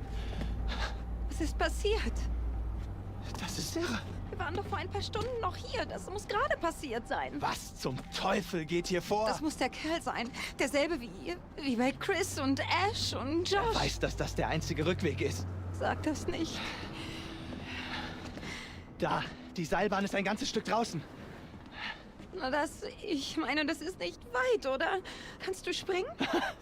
Ich bin gut, Em. Aber nicht so gut. Trotzdem danke. Tja, Matt, wenn du nicht springen kannst, was sollen wir tun? Fliegen vielleicht. Ich weiß nicht. Gott, alles ist total demoliert. Demoliert, total! Das ist der Grund, warum in Stresssituationen kehren alle Weiber genommen, irgendwo in einer Kammer eingesperrt, da können sie sich gegenseitig voll nüllen. Und Männer haben draußen, keiner sagt ein Wort, jeder hat ein anderes Werkzeug in der Hand, keiner redet auch nur einen Ton. Einen. Und es wird gemeinsam überlegt, wie wir aus der Scheiße rauskommen. Und nicht, oh, das ist alles demoliert! Oh nein, was sollen wir denn tun? Oh nein! So, damit das mir klar ist. Hashtag Sexistenbürger. So, das Beitel blinkt. Da, du Rind. Jetzt einmal das Maul gehalten, jetzt wird's dir selber aufgefallen. Das Beitel blinkt, sagst du das nicht? Alles auseinandergenommen.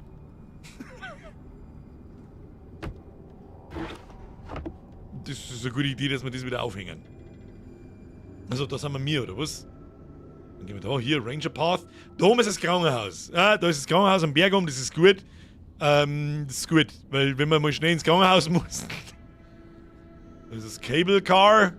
Was ich da jetzt sehen weiß. Hey, da! Feuerwachturm. Hey, du Held. Vielleicht sollten wir die Seilbahn in Gang bringen und etwas unternehmen, ha?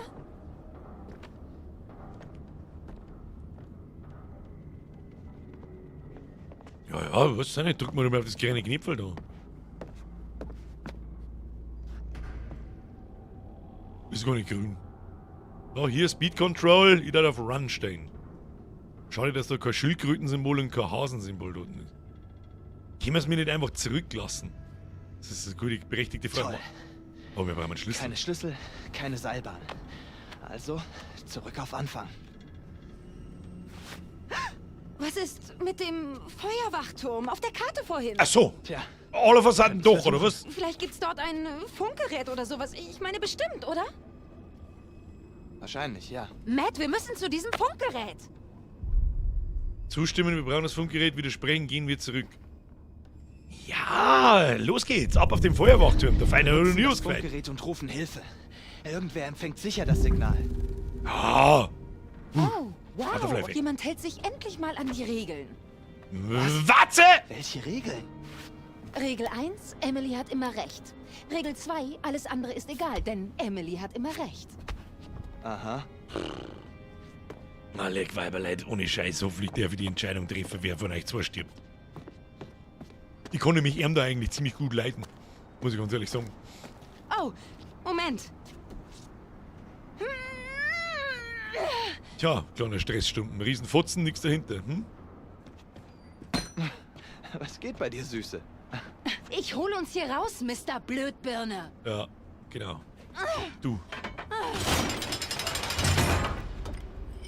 Du hast natürlich gewusst, dass die Leute da oben fährt. Du Rindviech, du Behindertst. Ja, okay, jetzt mach hin. Los. Hoppala, mir ist Hacke ausgegangen.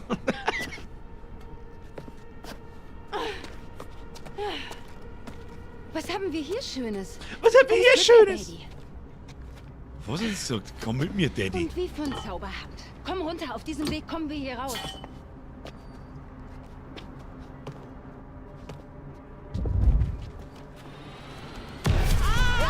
Ups. War da ein Quicktime-Event? Ah, ich schaff's nicht. Ich schaff's nicht. Warte mal, ich muss mich schnell. Warte, mit Mute. Die rechte Arschbacke an die juckt auch. Warte. Ich schaff's es eh selber. Leid,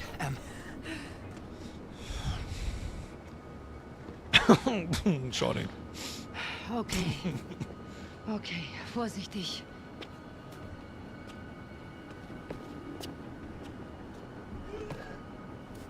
Das Rauchgerät für ihre Zähne.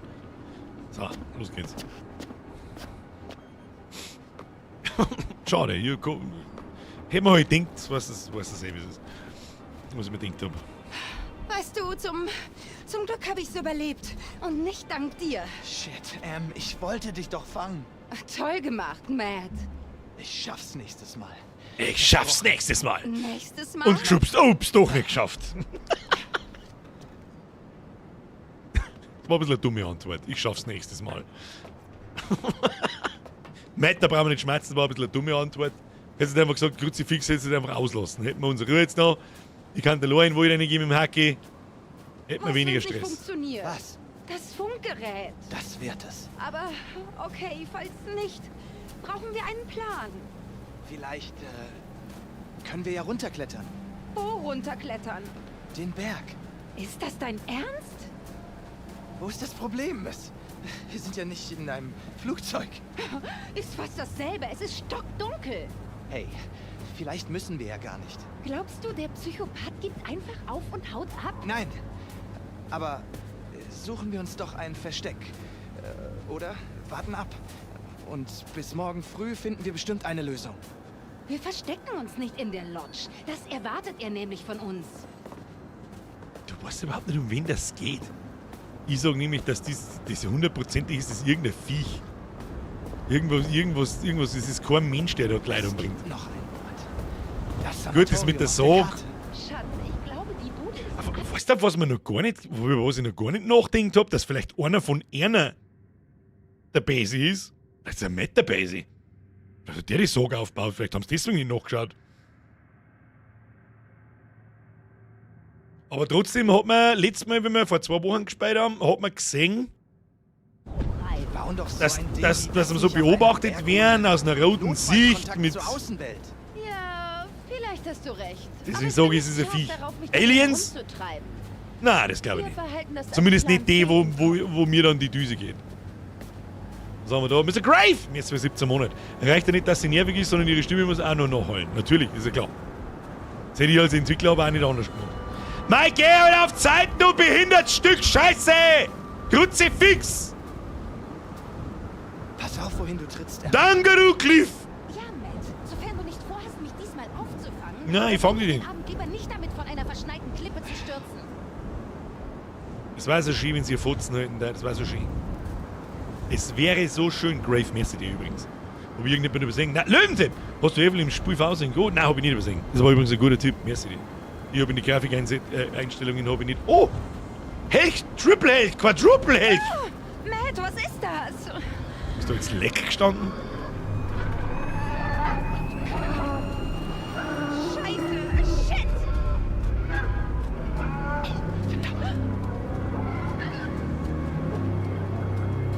Was bitte?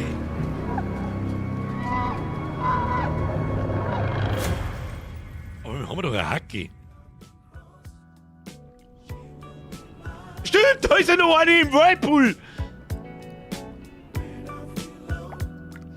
Show me your depth. Hab ich den Streamer-Mode an? Ich seh... Das ist ein Masken, okay. In allein sing einfach ein wenig drüber. Woo, woo, woo. Okay, passt. Hallo? Wird schon passen. Leute? Boah, ist doch ein Was Mensch. treibt ihr da draußen? Ist doch ein Wollt ihr Mensch. spannen? Ich glaube, es ist ein Trap. Wollt ihr spannen? Okay. Okay, dann gehen wir mit Nocker, dass der Boden raus, dann machen wir die auf, oder? Gute Idee! Show me your feet!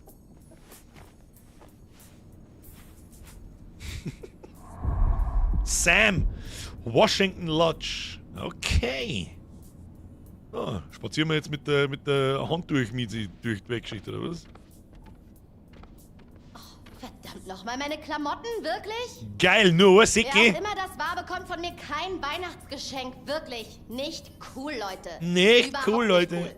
Nicht cool. Ich bleib nur ein bisschen so. Und ich fahr ein bisschen runter. Nach links. Nur für euch. Ja? Tu ich nur für euch. Schön. Wunderschön. So. Schauen wir mal, was da los ist. Chris? Chris! Was ist da los? Josh? Oh, der Luftballon sagt rechts. Dann gehen wir natürlich rechts. Straight to death. Bumsbude aufgemacht. Los geht's. Na, wir schauen mal aus. Und die Steuerung läuft gegen dir. Herzlichen Glückwunsch. Hallo! Kannst du umdrehen? So, bist du... Du musst 5 Sekunden auf dem Stick umbleiben, bis das Mistviech umdreht. Blöde Uhr. Mensch. Ich hätte doch rechts jemanden gehen. Ich bin doch nicht behindert. Das ist doch gerade jemand gegangen. Chris? Mike? Emily? Wir müssen auf alle Fälle Das die geht roten jetzt langsam Luftballon echt noch. zu weit, okay? So ist, was ich weiß. War alles echt witzig. Haha, seht euch Sam an, wie sie im Handtuch rumläuft. Aber können wir die Sache Nein, jetzt ohne bitte Scheiß, beenden, ich kann okay? keine Kurven gehen in dem Reicht Spiel. das euch? Ich druck nach rechts, ich gehe einfach geradeaus weiter. Ja, okay, passt. Peter! Was ist da los? Kann Achtung! ich meine Klamotten jetzt zurückhaben oder soll ich das ganze Wochenende im Handtuch rumlaufen? Wirf das Handtuch weg, du Rindviech. Okay, wenn ihr mir Angst einjagt... Nein, kannst du mal 5 Sekunden die Fresse halten, du blondes, behindertes Rindviech! Kruzifix! Wenn der Peter in den Squad eintritt! Ich hab sie einen Vogel gekriegt, Peter! Welcome to the Squad. Merci dir für deine Mitgliedschaft. Kuss auf die Nuss. Ab in den Chat, habe die Ehre, Peter. Da, weiter, jetzt kannst du weiter labern, du Rind. gewonnen. Du das Mikrofon wieder weg, keine Sorge. Immer diese Klarnamen. Ja, momentan sag ich im Chat zu den Klarnamen nichts. Die Ads sind und Alias sind nämlich im Chat wieder zurück. Da hat einiger, Peter, ich bin mir nicht sicher, ob du wusstest, dass man den Klarnamen da lesen kann, aber man kann aktuell den Klarnamen lesen. Irgendwo im Profil kann man den Alias umstellen. Merci für die Mitgliedschaft. So, jetzt kommt das blonde Rind wieder ein bisschen weiter schmerzen. Ich muss Luftballone finden, das ist alles, was ich weiß. Da sind wir da ziemlich allein. Oder wir sind schon ziemlich allein, gell? Wir haben einfach vergessen, von den anderen. So, wo gehen wir hin? Noch eins weiter oben wieder, was? Können wir da noch eins weiter runtergehen? Ich habe gar nicht gewusst, dass es da noch einmal eins runtergeht. Geh bitte. Das ist ein riesen Drum-Booty, wo die da haben. Ist auch voll, weißt du, was auch voll schlau ist? Das ist das Schlauste an diesem Abend, da wie gespannt ist, in einem Holzhaus einfach auf dem blanken Holzbalken eine Kerzen auf zum Stellen und zum Zünden und dann einfach, das wird dann schon. Richtig gute Idee. Richtig gute Idee, meine Damen und Herren. Wieder ja ein Dreh. Oh, ist da ein Kino?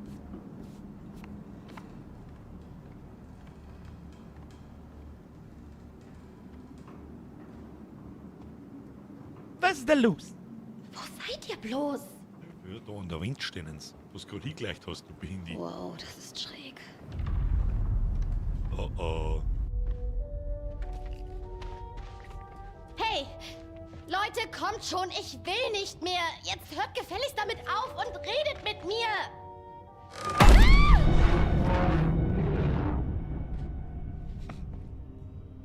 Hallo Samantha. Oh. Da hat man sich schwer bei Suchst du Sorgen. nach mir?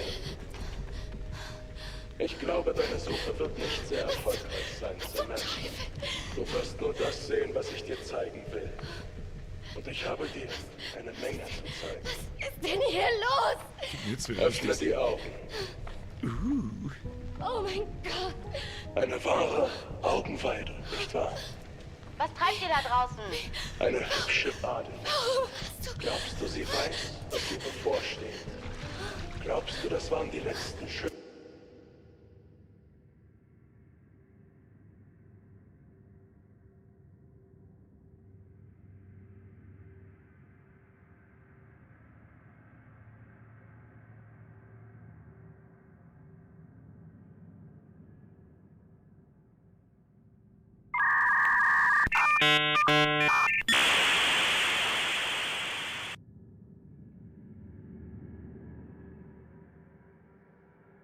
Was?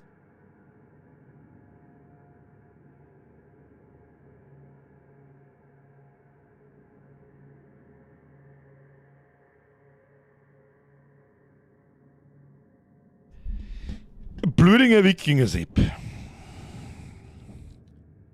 Lang ist's her, aber ist wurscht. Bin immer noch mit dabei und du bist nah bevor der Beste. Nimm's einfach und gut ist. Prost Mahlzeit, PS. Ich höre dich jetzt schon schimpfen, aber es ist es wert.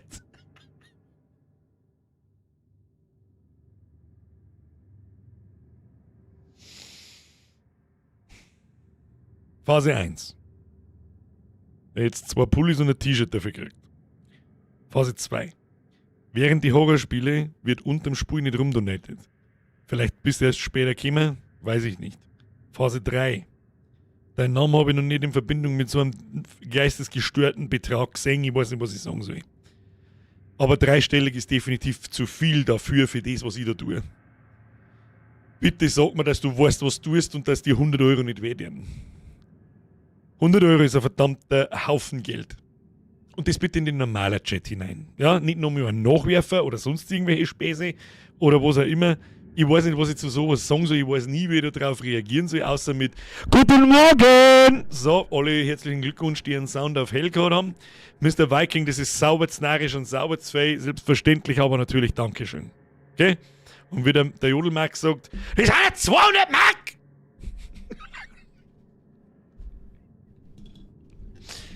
Herr Viking, merci dir, das ist sauber znarisch. Bitte keine Donations während die Horrorspiele. Dankeschön. Dankeschön. Es ist Birgi, ich habe auch schon mal so viel donated Streamlabs-Fälle.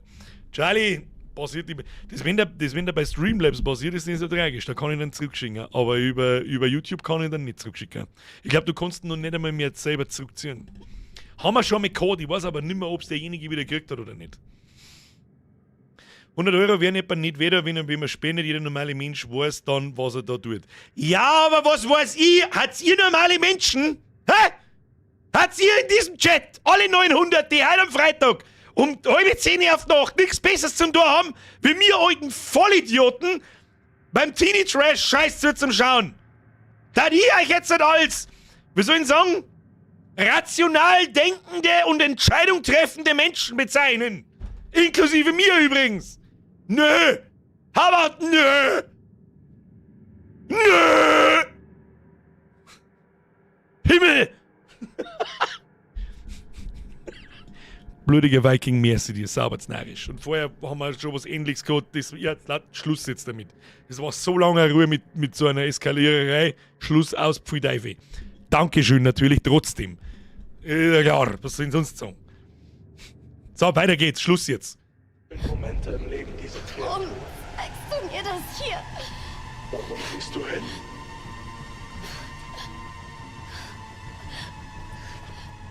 Josh! Wie fühlst du dich dabei? Oh mein Gott, was hast du getan? Ich gebe dir noch 10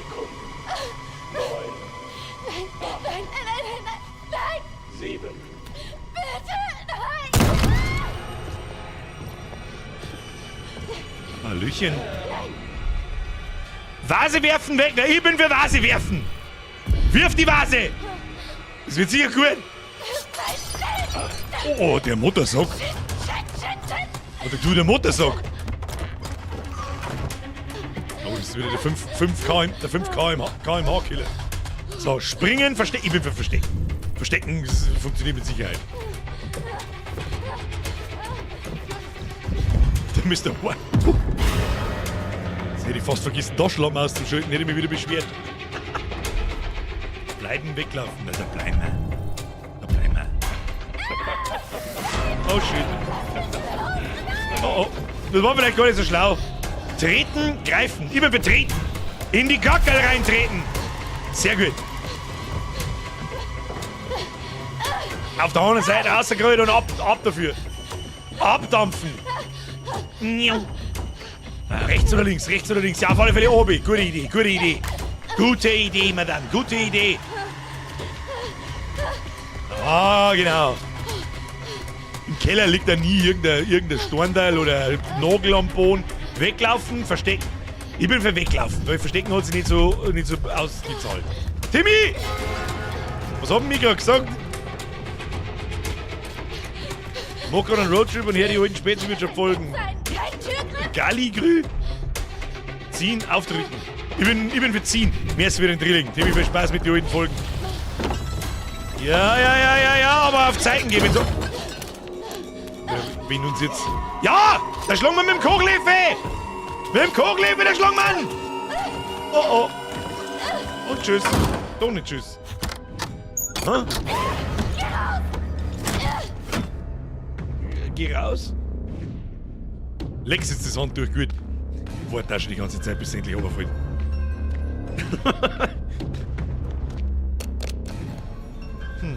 Haben wir uns jetzt selber da eingesperrt, so jetzt richtig. Ja, freilich wucht sie die Tier auf mit. Schaut ein bisschen aus wie Jennifer Lawrence. Hat's jetzt gerade zumindest kurz. Möchtest du wetten, dass er aus der Wind rausgereiht? Möchtest du wetten, dass er aus der Wind rausgelangt? 100%ig. Ha? Nein, doch nicht. Geh raus, hau ab. Da, du Spacken. Verstecken, weg. Probieren wir es mal nur mit dem Verstecken. Oh fuck, Kacke. Kacke, fuck. Kacke, fucke. Da Schlamm aus, du Rind!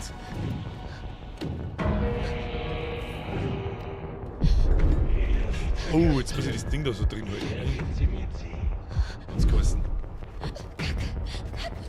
Das hat er bestimmt nicht gehört. Einen halben Meter unter ihrem Kacke flüstern. Fuck. Schmetterlingseffekt.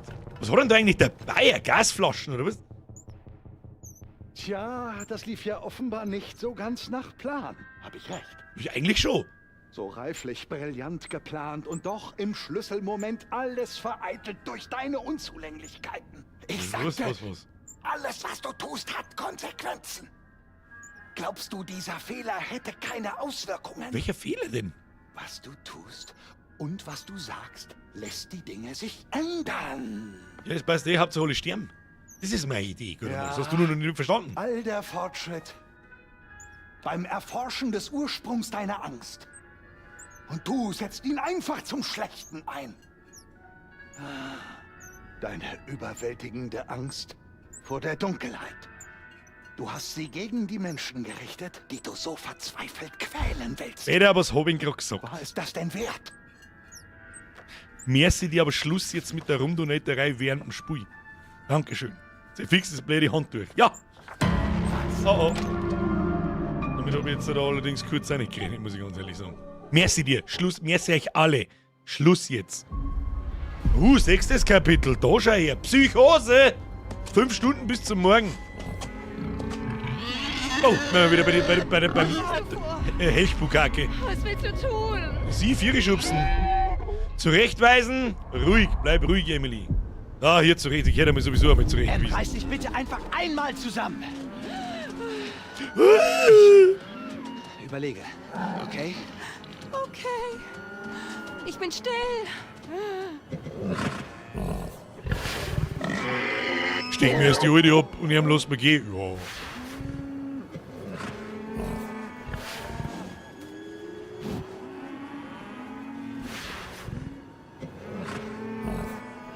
Actually, fuck is happening.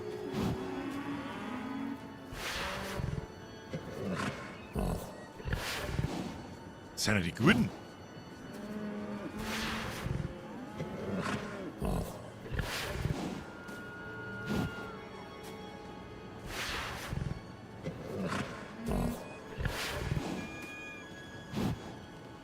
Steht ja nix.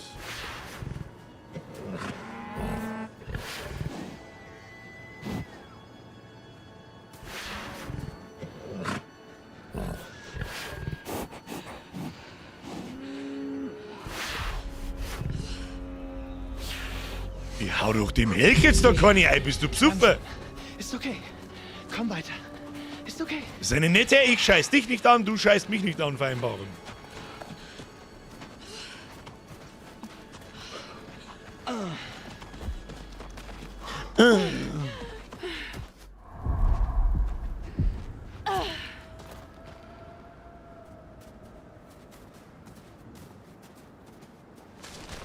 Vogel! Hab's genau gesehen. Jetzt muss ich als sie spielen. Ich mag nicht als sie spielen. Falls wir es hinkriegen, jemanden zu erreichen, Werden wir. dann sagen wir, wir brauchen Hilfe. Oh! Was tun wir, während wir warten? Wir gehen zurück zur Lodge und holen die anderen. Schmusen! Oh Gott, nicht zur Lodge. Wir sollten hier bleiben. Für den Fall, dass die draußen uns nochmal erreichen wollen. Erst muss das Funkgerät funktionieren. Erst einmal muss ich überhaupt ans Gehen! Hat die jetzt gerade wirklich gesagt, wenn wir das Funkgerät finden, dann werden wir Hilfe rufen?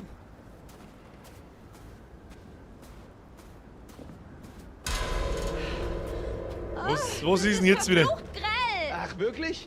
Ja, das ist ungefähr so, als da in den Zunei schauen. Herr Doktor, ich sag nichts, wenn ich in den Zunei schaue. Ja, dann schau ich in den Zunei.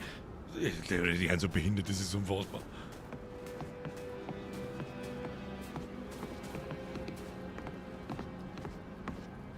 Jetzt sind wir ein bisschen bei Firewatch.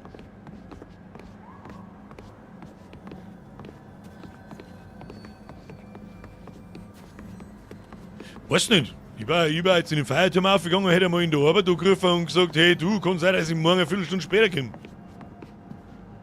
Was dann nicht macht überhaupt keinen Sinn. So, kann ich mich mit dir da in das Loch einstürzen, das war voll super. Da wollte ich gerne mal die Leute vor Roh, aber wenn es dann zusammenbricht, bricht sie das Knack. Dann sind wir dich und deine wie sagt er? Tollpatschigkeit ein für alle Mal los. Schön was.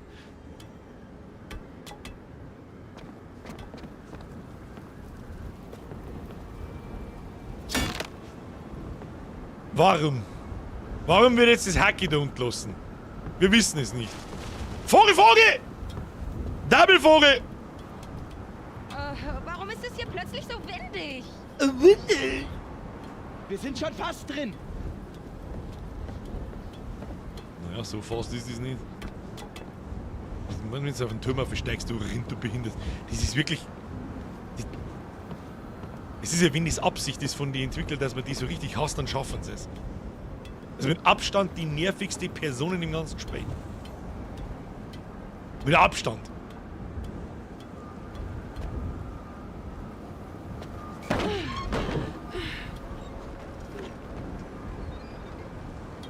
Was ist jetzt eine mit dir? Los.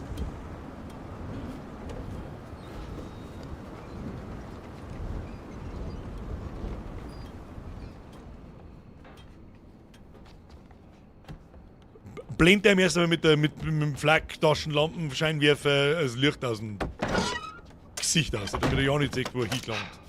Richtig schlau. Sogar das Blitz zum Taschenlampen halten. Alles klar? Ja. So! Was haben wir da? Da ist ein Deal. Da ist ein Faxgerät. Faxen! Help! Tja, kein Strom. Wer hätte das gedacht? Drucker tot. Drucker tot! Radio! Funkgerät! Auch kein Strom! Scheißendreck! Ach, komm schon. Tja, dann werden wir irgendwann Strom einschalten müssen. Toll, kein Strom. Hier muss Drucker doch ein tot. Schalter oder sowas in der Nähe sein. Die Ritter immer so angestrengt, als müssten sie sich gerade, weiß ich nicht, nach 8 Stunden körperlicher Bergarbeit, weiß ich nicht, außen nur 8 Klimmzüge machen. abgeschäbert. Unangenehm. Kommt jetzt wieder der Generator-Endboss. Ich höre eigentlich schon draußen. Da ist der Sicherungskasten, ich seh's von da. Sicherungskasten an, los. Hier, Emergency. Aufgemacht den Bomb. Ja, das ist eine gute Idee. Das mit Sicherheit ist da irgendjemand, wenn man das einfach mal blind geben. Gib Matt, gib Matt. Gib's ihm Matt. Du nicht. Das ist aber heute so richtig dumm jetzt. Irgendjemand müsste das sehen. Hoffentlich nicht nur der Psychopath. Ja. Ich wollte nichts sagen, aber die werden es dann schon sparen. So. Oh, da ist was, pass auf. Fusebox! Ah, lass mich raten, ist wieder mal Kassierung drin. Aha. On. Bling! Wer hätte das gedacht? Scheiße, ja, wer sagt's denn? Sehr gut. Aber jetzt mal mit der Pistole in die Luft eingeschossen. Matt und Emily. Gut. Aber ich wusste, dass da nur eine Fusebox ist. Erstmal das Fax benutzen. Düt, Motherfucker! Er ist an. Er ist an. Oh, was werden da gerade rauskommen? Was wird's denn da gerade sein? Lass mich raten, irgendein... Beth. Vermisst, wer hat diese Person gesehen? Beth Washington. Ach, das ist ja eine Freundin, oder? Die im Jahr davor gestorben ist. Beth Washington wurde zuletzt am 2. Februar 2014 zwischen 1:30 und 2:30 Uhr bei der Ski Lodge im Blackwood Pines in Alberta gesehen. Kleidung, Merkmale zu, bla bla bla, Größe, können Sie helfen? Nö, rufen Sie an unter 555 Nase! Nase! So, hier, Funk. Los auf alle Fälle Sie funken. Sie weiß mit Sicherheit, wie ein Funkgerät funktioniert. Ah, das ist ein bisschen dran. Ja, nimmst du mal 5. Ranger-Station Blackwood County, over. Hallo? Hallo? Jemand? Hallo? Bitte sagen Sie etwas, wenn Sie das hören. Bitte, wir brauchen Hilfe. Over. Ja, wie war auch die Jeremias wieder Zwickel? Scheiße. Oh mein Gott. Zum Glück, wir brauchen Hilfe, bitte. Hallo, will uns jemand kontaktieren? Hier ist die Park Ranger-Station von Blackwood County. Wir haben eine sehr schlechte Verbindung. Sprechen Sie bitte langsam und deutlich. Over. Bitte Hilfe. Oh mein Gott, wir sind hier am Blackwood Mountain. Und hier ist ein Psychopath. Sie mich hören? Wiederholen Sie Ihre Nachricht. Es war nicht möglich zu verstehen, was Sie Wir sagen. brauchen Hilfe, bitte. Hallo? Können Sie sich bitte identifizieren? Over. Der hat so benannt wie ein DJ, als der wissen, was tut. Beantworten, mein Name ist Emily. Beharren, Hilfe. Beantworten. Oh mein Gott, okay. Hier ist... Mein Name ist Emily. Hallo? Ich empfange Sie nicht deutlich. Bitte wiederholen. Over. Oh Gott, bitte. Oh mein Gott, wir werden hier draufgehen, wenn Sie uns nicht retten. Hier ist ein Psychopath. Haben Sie verstanden?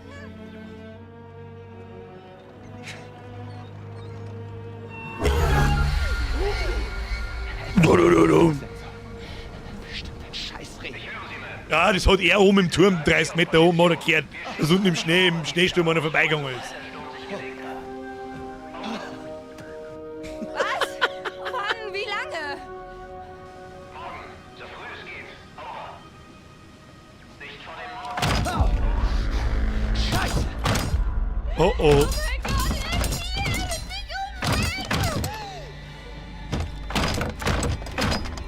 Möchtest du wetten, dass so einer von den anderen ist?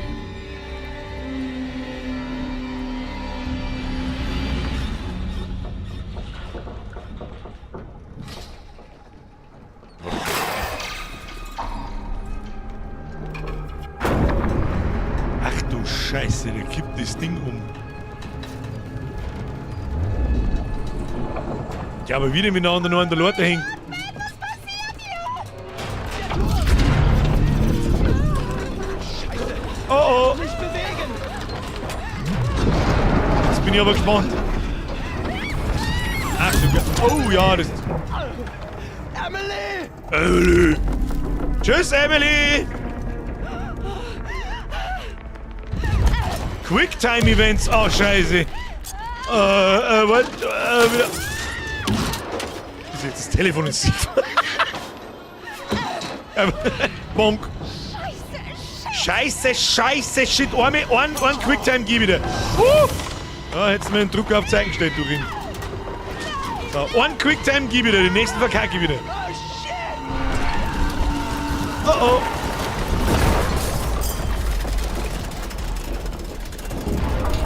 Da ist beide hin. Na. Rutscht jetzt langsam am Berg runter. So! Jetzt ist sie wieder verschollen und wir wissen nicht, ob es tot ist oder nicht. Ich sag einmal noch nicht. Erst müssen wir es finden. Verdammt! Oh.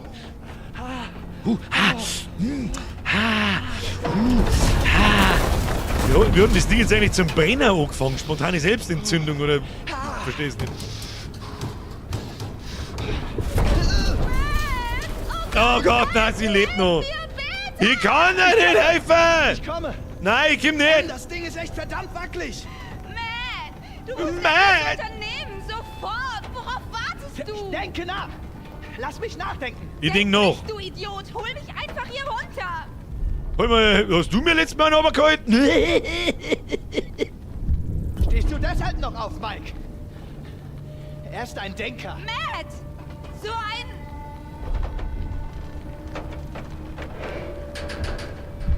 Ich hab dich vorhin gesehen! Gott, Matt! Wir haben nur geredet! Oh mein Gott! Muss das jetzt sein? Sag mir einfach, was da läuft! Gar nichts, Matt! Bester Zeitpunkt Guck es ever. aus! Ich war verwirrt! Und Ja. da fickst du ihn! Oh, ich bin verwirrt da und dann bin ich mit meiner Karre auf den Schwanz draufgefallen und dann war... Und dann war Gottverdammten Turm! Bitte, bitte, bitte, Matt! Tu endlich was! Bitte. Emily retten, in Sicherheit springen. Das ist meine Idee. Ja? Ich werde springen!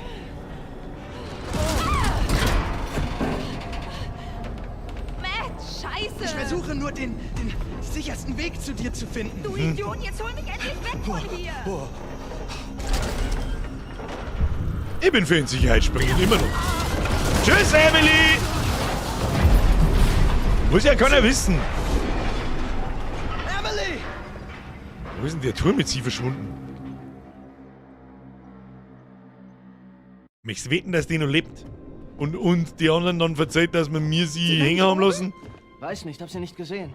Sie muss hier runtergekommen sein. Ich habe sie auch nicht gesehen. Sofort in das nächste Kapitel hinein, wo wir die nächste Tussi spenden, die hoffentlich wenigstens einmal... Oh, ist das wirklich passiert? Verdammt, was ist denn hier bloß los? Was ist denn gerade passiert? Da sind Kerzen geflackert. Auf alle Fälle...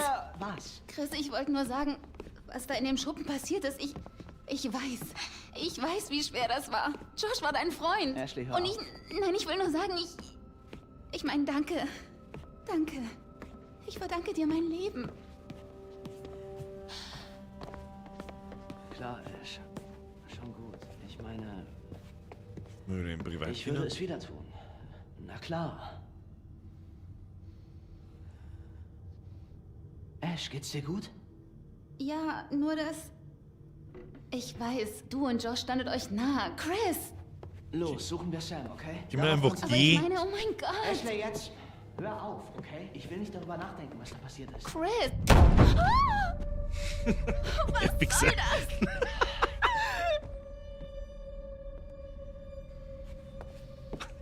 Mal geil, da jetzt finden, wenn sie im blödigen Gewand anfangen.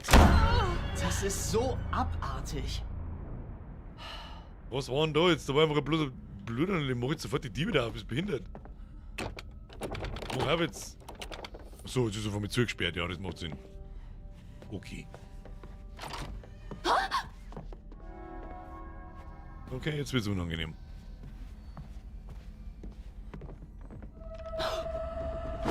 Warte mal kurz. Hast du das gerade gesehen? Ja, auf alle Fälle hat das andere auf alle Fälle der Taschenlampe Hab ich nicht was gesehen. gesehen? Das, Chris, das! Welches das meinst du? Es war wie eine durchsichtige Gestalt. Wie ein Geist. Oh Mann. Ich meine das ernst.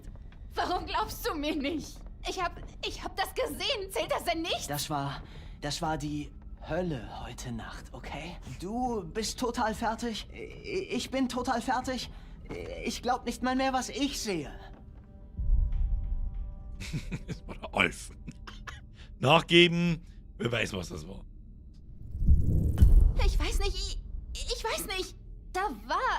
etwas. Ich hab's ja auch gesehen. Okay. Du bist nur... Wir beide sind im Moment nicht ganz wir selbst. Wir müssen uns zusammenreißen, ja? Geht das? Vielleicht war es ein Duftspender. Lass uns Ruhe bewahren. Oh, werden wir hier unten langsam irre? Woanders kann Sam nicht mehr sein, Ash. Warum können wir nicht einfach die anderen suchen und... Was, wenn Sam uns braucht? Wenn sie in der Klemme steckt? Oh Gott. Tja, hättest du es einmal nicht allein im Whirlpool lassen, ihr verdammten Arschlöcher.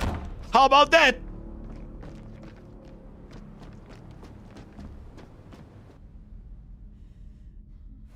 Ist er jetzt da im Vollsprint den Keller runtergerannt, oder was war denn das jetzt wieder?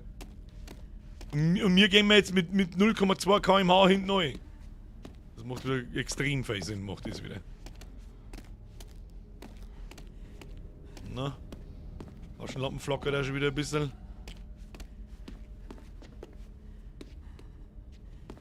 Ah ja, da ist er und hat einen Schlafen. Die Tür geht natürlich auch wieder von allein zu. Okay. Wow, das kann doch nicht wahr Was sein. zur Hölle ist denn hier los? Wow. Oh Gott, hab ich mich erschrocken. Pferd! Konnte hier alles zur Freakshow werden? Türen knallen und Kerzen gehen ganz von alleine an und dieses Gespenst oder was Ashley, immer es war. du willst einfach nicht einsehen, was hier wirklich passiert. Oh, erzähl mir nicht, du hättest diese weiße Gestalt nicht gesehen. Sie war praktisch direkt vor uns. Wir halluzinieren. Ich hab keine Halluzination. Ja, also ich habe auch Dinge gesehen. Das, was Josh im Schuppen passiert ist. Ja, und das macht mir Sorgen. Oh, Chris. Ich weiß. Ich weiß. Weißt du, was mir wirklich Sorgen macht? Okay? Ich habe Angst um Sam. Was ist mit ihr passiert? Falls ein Psychopath hier rumläuft, ist sie vielleicht auch tot. Sag das nicht. Bitte, Chris.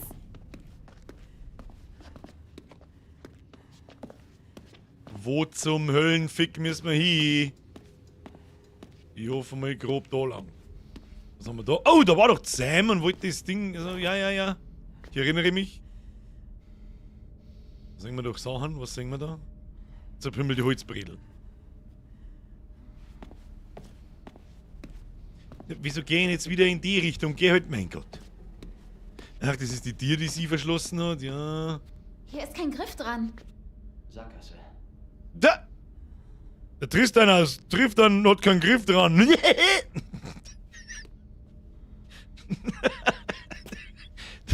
Mit dem Satz können jetzt wirklich nur sehr hart eingesessene hier drin was anfangen.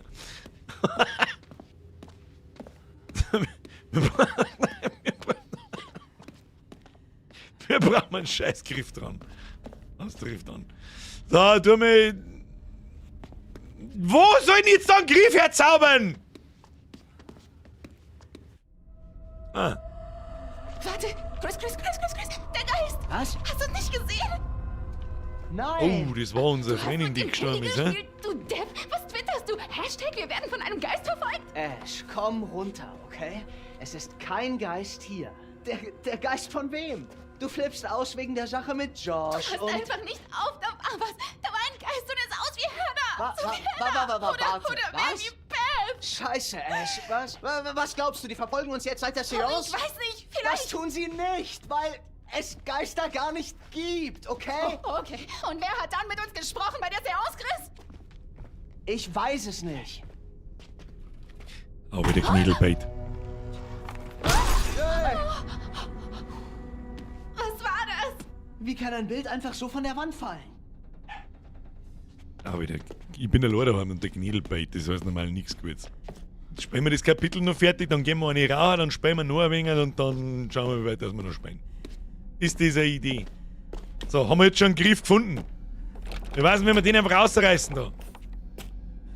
Es war Magic, aber vielleicht ist hinterm Beutel was. Ah ja, wer hätte das gedacht? Take den Schlüssel. Knädel first. Ja, der muss wahrscheinlich... Ich darf das Wort jetzt nicht sagen, weil das Herz... Na bitte. Aber ich gesagt, da steht. Oh mein Gott. Da, Chris, jetzt sag mir nicht, dass du das nicht gesehen hast. Siehst du? Das ist, Du siehst es doch. Ich weiß nicht, das ist völlig verrückt. Chris, es zeigt uns den Weg. Zeigt uns den Weg ins Puppenheisel! Da, Chris. Man sieht's durch die Fenster. Was denn? Mini-Einrichtung? Nein, eine ganze Szene mit Puppen und so. Ja.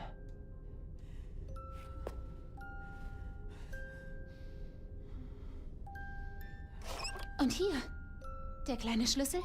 Ich hab's dir ja gesagt, der Geist will uns helfen.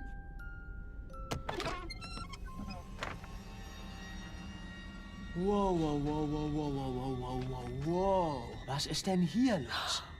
Oh Gott, sieht fast aus. Nicht fast. Das sind wir. Im Versteck. Warten auf Hannah. Letztes Jahr. Aber es ist genau, ich meine, genau da habe ich gesessen und da war Matt und... Das hat jemand aufgebaut, der dabei war. Oder jemand, oder etwas, das uns beobachtet hat. Vielleicht ist es eine Warnung. Ich glaube, jemand hat das aufgebaut, um uns zu erschrecken. Nein, es war bestimmt der Geist. Das heißt, der Irre ist der Mörder von Hannah und Beth. Nein, das ist dieses Dreckschwein. Der treibt hier seine Spielchen mit uns. Warum sollte er das hier inszenieren, Chris? Er will uns sagen, dass er uns alle auch noch erwischen wird.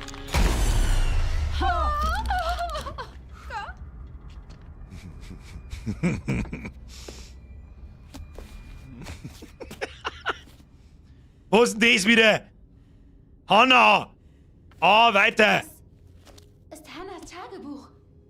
Oh mein Gott, Mike hat zugesagt, er hat Josh heute angerufen. Geil! Ich glaube wirklich, bla, ich will es nicht sehen. Besser, seit er aus dem Krankenhaus Ich scrolle. Ich habe ihn heute gesehen. Das war Was sollst du, davor, oder? ein paar Monate bevor wir hier waren. Ich habe ihn heute gesehen und es ging ihm besser, sehr optimistisch, aber er klang, als sei er in der Therapie schon so lange drin. Was soll ihn ich jetzt wusste da? das nicht. Mom und Dad haben nichts gesagt. Da kenne ich nicht mal meinen eigenen Bruder. Wollten, bis sie fertig Mir kommen gelabert die hat, oder was? Tränen, wenn ich überlege, wie alleine er sich fühlen muss.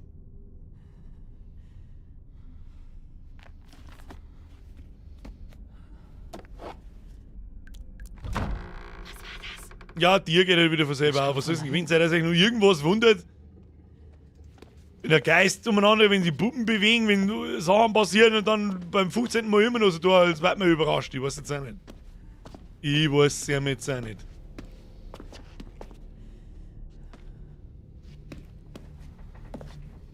Gib mir jetzt das so, ja. In den nächsten Kellerraum, der genauso ausschaut wie der erste. Wow! Gott, verdammt! Oh, Chris! Chris! Nichts da. Aber du hast ihn gesehen, Chris. In echt. Da war irgendwas. Okay. Aber wo ist es hin? Langsam kenne ich mich jetzt aber auch selber nicht mehr aus. Jetzt haben wir wirklich einen Real-Life-Mörder da, wir haben so einen Geisterscheiß da und wahrscheinlich irgend so ein Viech, das irgendwelche Leute aus der Tierhause zahlt. Was zum Teufel? Oh, da ist was. Was ist da? Ja, der gute hat die Puppenkopf. Denkt man, gruseliger geht's nicht mehr. Ja, dann nehmen wir es lieber mal in den Tint und schauen wir es uns so. Ja, geil.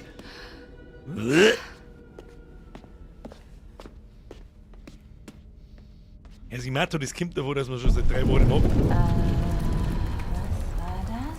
Oh, dann hat sie jetzt den Turm umgehauen. Bei den anderen, wo es die Emily zerbatzt hat. Wahrscheinlich.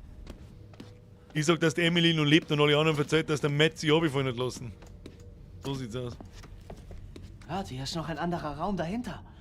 Ich Der sehe ist riesig. Ja, ich sehe ihn. Chris? Kannst du bitte zugehen? Ich glaube, ich will nicht weitergehen. Ja, müssen wir aber. Da ist der Geistersepp direkt sympathisch. Bis die hat bis jetzt noch keinen in der Mitte auseinandergeschnitten. Wo in aller Welt sind wir hier? Soll das ein Witz sein? Wusstest du von dem hier? Das ist ein komplett anderes Hotel. Ich hatte keine Ahnung davon.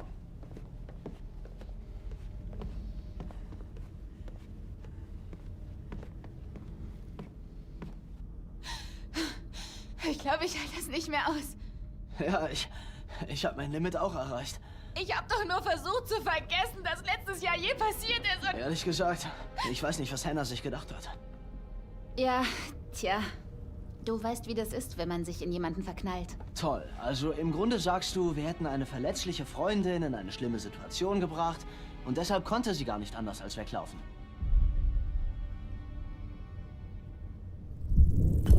Ja, tja. Ganz unschuldig war sie nicht. Was?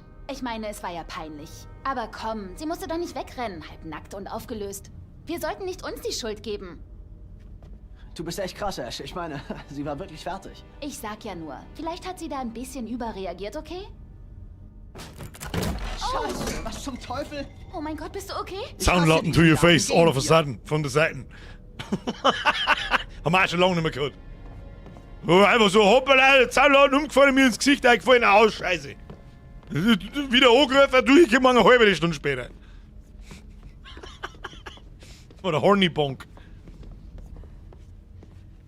Was gibt's da hinten? Was ist mit dir? Das heißt Züge durch. Also. Weißt du was? Nein. Ash. Nein, ich hab genug. Nadine, hauen Sie sich hinein. Ich werde noch tiefer reingehen in diesen Albtraum, Chris. Ashley, ich verstehe dich, okay? Ich habe wirklich auch echt Angst. Aber falls Sam da unten ganz allein mit einem Psycho ist und wir abhauen, dann könnten wir sie auch gleich selbst umbringen.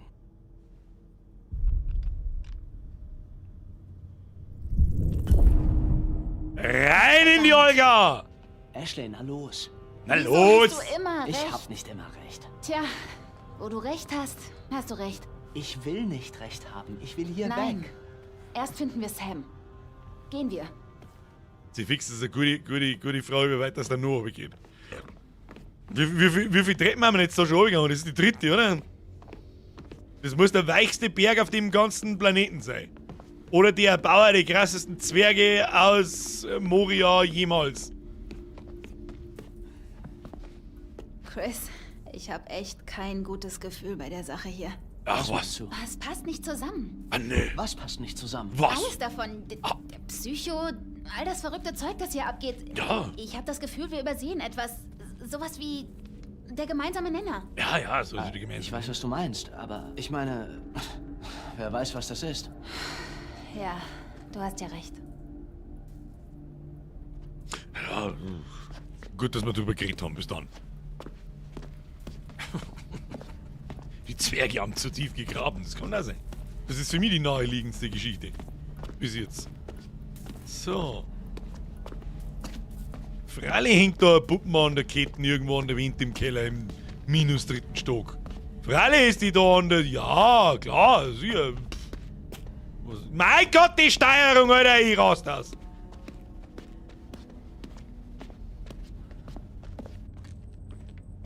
Na, jetzt sag, das meine ich am Leatherface sein Hobbyzimmer. Auf den Hagel mit dir! Wo ist hingehört? Oh, da schau hin. Das sind wir. Ja, halt Taschenlampen weiter am Boden, aber dann. Also, die kann ich selber lenken, dann sag ich nichts. Das sind wir! Scharf kombiniert, ja. Waren die bloß zu 6? Waren das bloß 6? Da fällt doch noch Nein, einer. was ist das, eine verdammte Todesliste? Gott! Wer hat denn eigentlich schon gestorben? Eigentlich eh bloß 2 bis jetzt, oder? Oder zu 4? Da hängt der Fackel schon hin. Grunz, Motherfucker.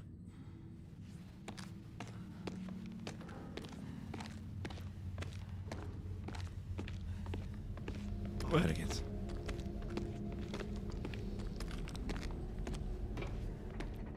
Na, wie schaut's aus? Da schaut's nicht so gut aus. Gehen wir nicht in den Dreh.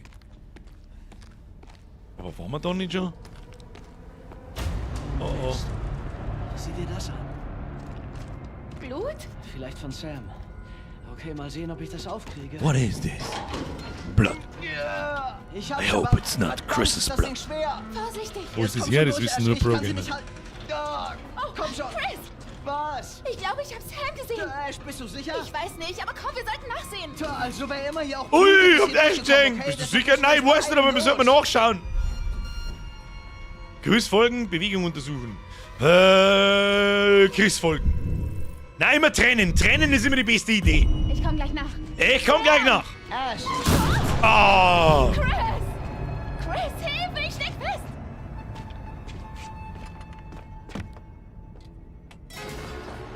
Scheiße.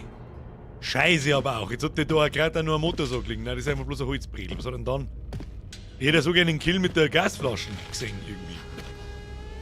Oh, Lude. Schau, Lude. Mir?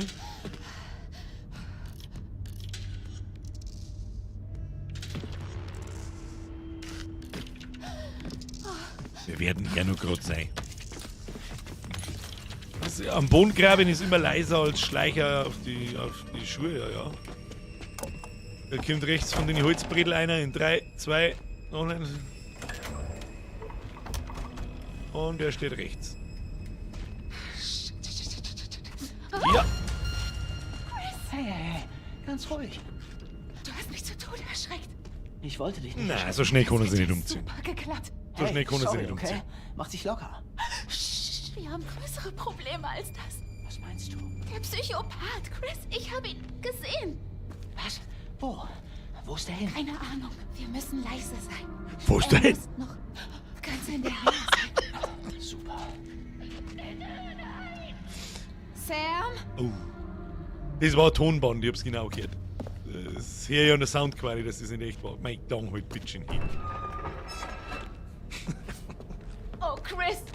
Oh nein. Hallo? Sam?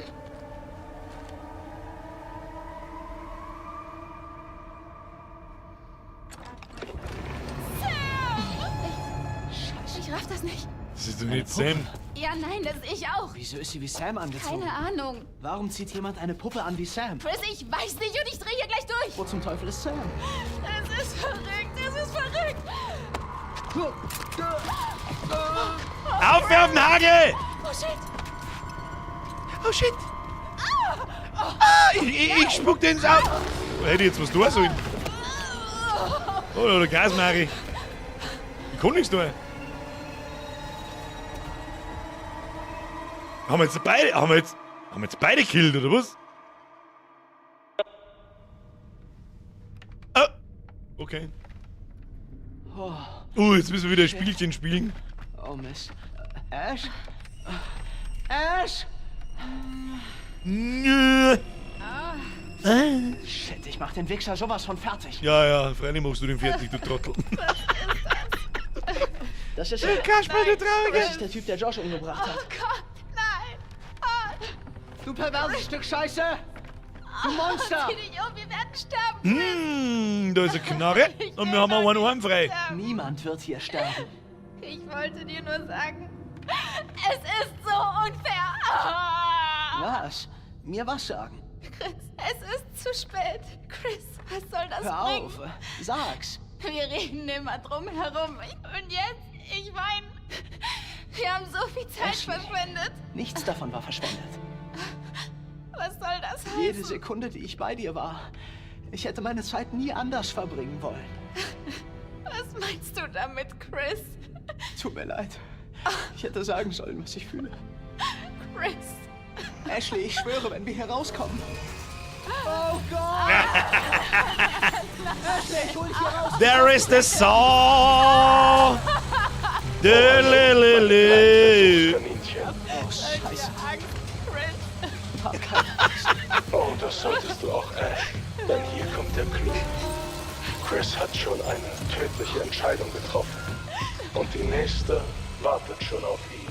Chris, du kannst die Waffe da vor dir nehmen und Ashley erschießen. Oder du erschießt dich selbst. Wer übrig bleibt, darf leben. Nur du entscheidest.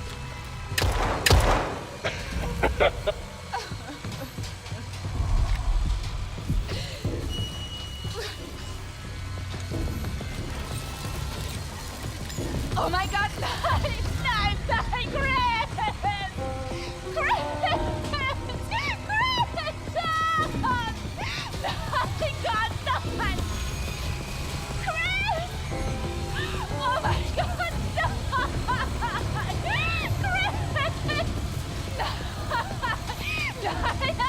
Oh mein Gott, oh mein Gott! Mich würde ja viel mehr interessieren, was passiert, wenn ich gar keinen da schieße. No. No.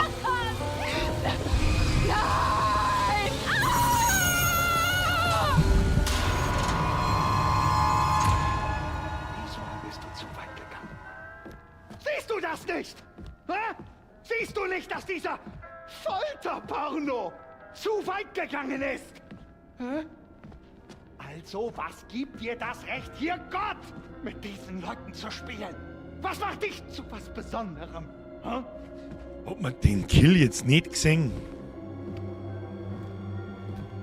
Also wenn man vorher Gedärme außer Du bist krank. Fliegen hat sehen und so, dann verstehe ich nicht, warum man das jetzt nicht sehen kann. Sind wir der Mörder? Was hast du ihn angetan? Hä? Weil er jetzt da mit dem Mördersäben schmerzt? Was hast du ihnen getan? Psychopath.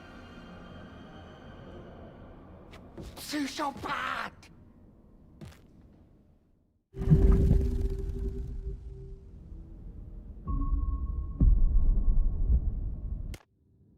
Gewalt. Das war jetzt wirklich ein bisschen schade. Ja, muss ich auch ganz ehrlich sagen. Kann man das nochmal... Weiß das schon, aber kann ich halt nicht. Kann ich halt nicht. So. Kapitel 7. Gewalt. Wir spielen noch ein Kapitel, aber jetzt muss ich mit dem Hund schnell aussehen. Das hilft nicht. Das heißt, 5 Minuten Zeit, ja, sagen wir mal so... Warte mal, was der man... Warte mal... Brauchen wir über Ablenkungsvideo. Ich komme gleich wieder. Ich sage einmal so 5 Minuten. Ja. Gute 5 Minuten, 6 Minuten. Rauchen wir eine, gehen wir bieseln, etc. etc. Und dann spielen wir noch ein Kapitel, hätte ich vorgeschlagen. Wie viele Kapitel haben wir noch? Das war vielleicht einmal nicht schlecht, das zu erörterisieren. So, was tue ich euch dabei ein? Was tue ich euch dabei ein? Was war das letzte Video? Das letzte Video war... Haben wir letztes Mal haben wir das Call of Duty Video rein da, gell? Da haben wir dieses Video rein. So. Achtung. Von bestimmten Items... Achtung. Ist da irgendwas, was kann, was so geht? Nö, nicht wirklich. Wunderbar. Thunderstorm können wir wieder zumachen. Halb's auf! Merci für deinen Resub, jetzt ist der perfekte Zeitpunkt dafür. Merci für deine 50 Monate, aber wie, ihr fangt das du nicht nur, während ich weg bin, dann hau ich noch, das ist doch schon klar. So, oh, das ist eine gefährliche Position. Warte mal. Die! Mach ich lieber so. Meine Damen und Herren, 5 Minuten Päuschen, holt euch was zum Trinken, raucht eine, geht's bieseln, ich bin in 5, 6 Minuten wieder da. Bis dahin lasse ich das Video laufen, mach da dabei mich aus und dann sehen wir uns gleich wieder. Bis gleich! Ehre miteinander, ich bin's, der Birger. Tja, ich weiß nicht, ob du es gewusst hast, aber vor circa 2 Jahren bin ich aus dem Shooter-Geschäft ausgestiegen. Competitive Shooter wie Counter-Strike, Valorant, Warzone, PUBG, spielt das noch wer? Rainbow Six, Apex, etc. Nee! Weil ich wahrscheinlich einfach zu alt, fett, langsam bin und keinen Bock mehr hab, mich vor 14-jährigen No-Life-Kevins aus dem Leben jieten zu lassen. Aber dann hab ich mal von meinem guten alten Kaffee aufgezuzelt. Tja, ist immer noch nichts drin. Und dann bin ich vor 2 Wochen aus gnadenloser Langeweile draufgekommen, warum nicht wieder einsteigen? Und zwar hier.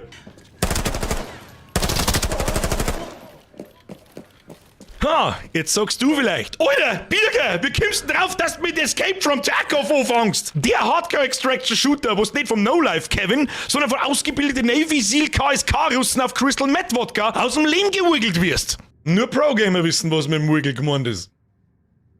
In Tarkov gibt's nämlich bloß eines. Aufs Maul! Richtig. Aber, tja, das Lustige ist, das ist nicht Tarkov. Das ist Arena Breakout Infinite.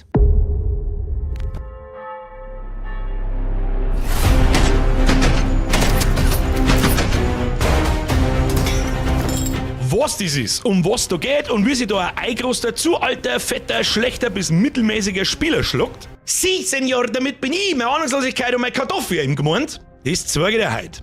Meta-Videos, was der heftigste Playstyle, die krassesten Waffen, Munition und Rüstung ist, gibt's wie Sand am Meer. Das bringt da aber einen Scheißdreck, wenn du Casual-Brotbot einfach nicht gut genug spielst wie die Leute, die in ihren Videos nur die besten Flickshots und Vollrasuren herzeigen. Kann ein Casual-Normalo-Spieler in diesem Spiel Spaß haben und was zu reißen, ist die Frage des Tages. Und darum fangen wir erst einmal so. Was ist ein Extraction-Shooter? Der bekannteste Platzhirsch in dem Genre, in ausgewählten Fachkreisen Genre genannt, ist mit Abstand Escape from Tarkov. Anders als in einem Arcade-Shooter wie zum Beispiel Call of Duty ist da nix mit 4000 km/h durch die Map-Slide canceln. Das Einzige, was du in Tarkov cancelst, ist dein Wille zu leben. In einem Extraction-Shooter geht's um Looten und Bluten. Außerhalb vom Spiel baust du dir Loadout zusammen aus Helm, Westen, Panzerung, Waffen, Munition und Equipment. Von billig bis teuer, je nachdem, wie viel Ingame-Geld das du hast. Währenddessen betzt 3 Vaterunser. Dann spawnst du auf einer Map im Loading-Screen, betzt nochmal 3 Ave Maria und hast dann ca. 30 Minuten Zeit von deinem zufälligen Startpunkt zum Extraction-Ausgangspunkt zum Kommen. Wo du wieder aus der Map rauskommst, inklusive dem Loot, den du in dem Run gesammelt hast, den du draußen wieder zu Geld für bessere Waffen, besseres Equipment Equipment für deinen nächsten Run machen kannst. Klingt lustig. Wäre da nicht ein Problem? Auch andere Spieler spawnen irgendwo auf der Map und haben den gleichen Plan. Und jupp, stirbst du auf dem Weg, ist alles weg. Nicht nur der Loot, den du bis dahin gesammelt hast, sondern auch dein Equipment, mit dem du dahergekommen bist. And it's gone. Einzig der salzige Geschmack der Schadenfreude und des Skrotum deines Peinigers, der lacht und frohlockt, während er der Zeiger rannt. Ja, der bleibt. Tja, hättest du mal 5 Vater unser 8 Ave Maria und 22 Rosenkranzbett, du Trottel. Jetzt sitzt wahrscheinlich du da und sagst, wer zur selbstverstümmelnden Hölle spielt denn sowas? Okay, berechtigte Frage. In kurz, weil es andersrum genauso funktioniert. Ich kenne nicht viele Spiele, in denen dein Puls regelmäßig gefühlt 4-stellig pinkt. Das Level an Nervenkitzel und Thrill, wenn's ernst wird, kenne ich eigentlich nur teilweise aus Battle Royals oder eben Tarkov. Denn Zelt in der Hose Zeit! Peng, peng, Motherfucker!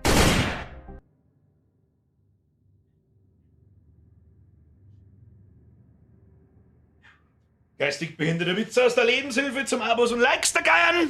Check! Wie gesagt, Zelt in Hosezeit. Wenn du ein Full Juice 3000 Stunden Playtime Tryhard Thorsten und seine 2-3 Meter-Mates mit deiner Billo AKS und all die Tütenrüstung aus dem Leben lackst und du frohlockend sei Gier klaust, während dein Schweiz langsam, aber mit vollendeter Genugtuung in sei Rage-Maul trepfit. Manchmal. Aber nur manchmal hört man eine kleine Erschütterung der Macht, wenn ein alte 4 druckt und das Spiel deinstalliert. Nice. Schwer jetzt da einen ähnlich befriedigenden Vergleich zum Finden, der nix mit zum 4. Mal Schleidern deiner Mom oder deiner Alten zum Tor hat. Zugegeben, ich bin jetzt auch kein Suchtel in dem Genre mit 5000 Stunden Playtime. Aber habe ich Tarkov gespielt? Ja. Habe ich dabei gute Zeit und Erfolg gehabt?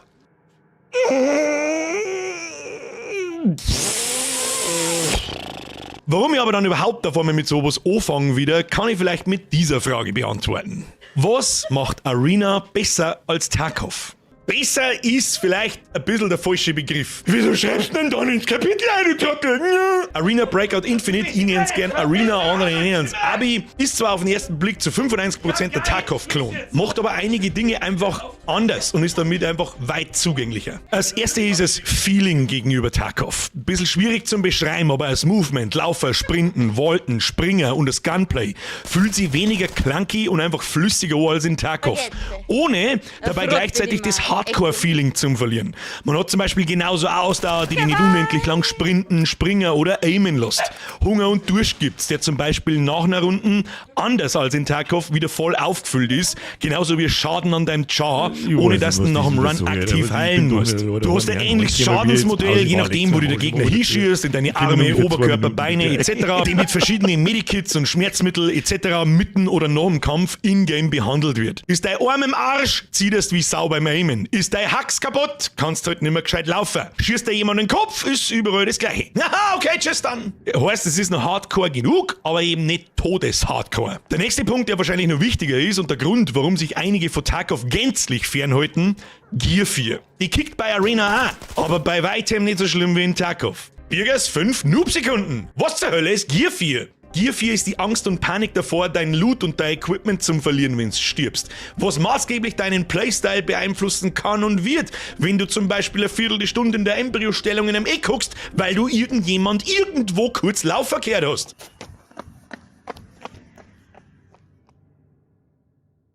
Ja, du verlierst dein Zeug auch in Arena. Das große Aber ist, dass du in Arena außerhalb vom Spiel mit Zeug zugeschissen wirst. Selbst jetzt nach doch einige Stunden zocken habe ich immer noch nicht ganz kapiert, was, wann und wie ich da Sachen freischalte. Nach jeder Runde, egal ob durchgekommen oder gestorben, da blinken 28 Buttons und ich werde mit Zeigkisten und Geld zugeschissen. Da merkt man auch ganz massiv, dass das Spiel ursprünglich ein Mobile-Game war. Ja, aber da kommen wir gleich noch dazu. Dann gibt's Stufen, die man spielen kann. Ich nenne das jetzt mal Schwierigkeitsgrade. Du kannst einen Run in 3 Stufen, Normal, Lockdown oder Dark betreten, in denen der Wert von deinem Gear, das du mitnehmen kannst, beschränkt ist. Heißt, auf Normal kommt dir Core Level 6 equippter Gegner mit einer Knarre entgegen, die allein so viel wert ist wie der ganze Steam-Account. So kann ich auch als nicht so guter Spieler heute einmal ein Land sehen. Heißt aber auch nicht, dass man nicht auch manchmal komplett aus dem Leben rasiert wird. Nächster Punkt. Es kostet nichts. Und du so, oh Gott, hau ab mit deinem Pay-to-Win-Mobile-Scheißdreck! Ja, zuerst. Aber Es gibt nur Skins und ein paar Quality-of-Life-Sachen für echt Geld zum Kaufen, was für einen Free-to-Play-Titel in dem Ausmaß, was Arena zur Verfügung steht, absolut okay ist. Der interessanteste kaufbare Vorteil, finde ich zumindest, ist der zeitlich begrenzte Premium-Account, in dem ein größerer Security-Koffer drin ist. Den Koffer hast du in jedem Run automatisch dabei und wenn du stirbst, ist alles weg, außer eben das Zeug in diesem Koffer. Der kostenlose Koffer hat 2 Slots, den haben alle. Im kleinen Premium-Account für 4,80 € ungefähr ist für 30 Tage ein Koffer mit 4 Slots und im großen für 8,50 € hat er 30 Tage lang 6 Slots. Neben dem Koffer sind noch ein paar Kleinigkeiten dabei, wie ein zusätzlicher Platz für Items in deinem Stash und du kannst mehr Items auf dem Markt gleichzeitig listen zum Verkaufen. Natürlich ist es ein Vorteil gegenüber jemandem, der keinen Premium-Account hat. Aber es ist alles bloß nicht spielentscheidend, weil nichts sonst eingeschränkt ist. Du hast vollen Zugriff auf alle Waffen, Attachments, Munition, alle Rüstungen, Helme, Items, was das ganze Spiel hergibt. Nein, und ansonsten gibt's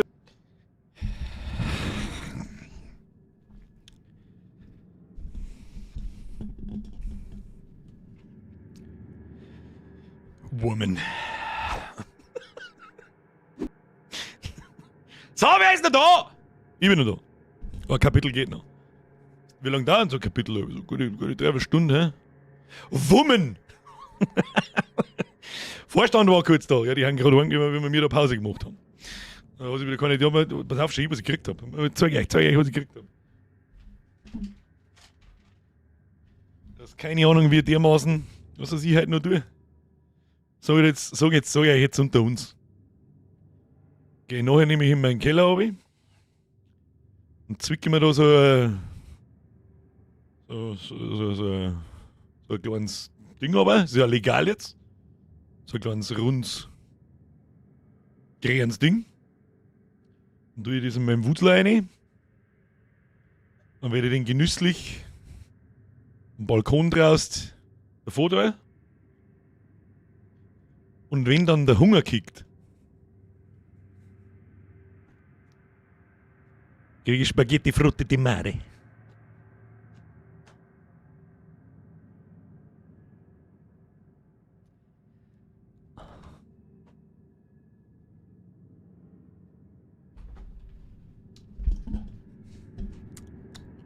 Scusi, va bene? Vanille Schokojappe. So, spielen wir jetzt weiter, oder was? Easy.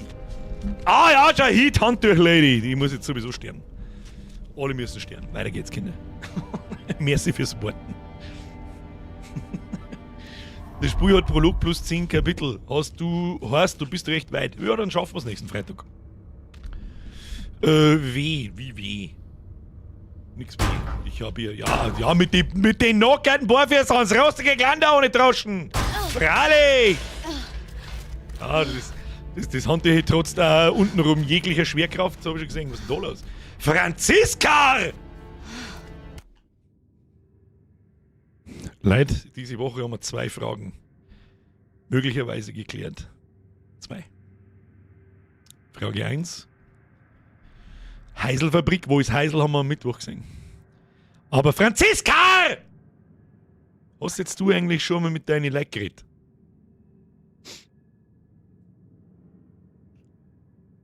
Hast jetzt du schon mal mit deinen Leuten geredet? Hm?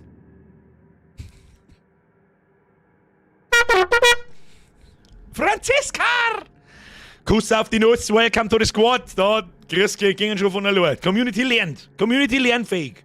Apes, together, strong. Franzi, merci dir, Kuss auf die Nuss.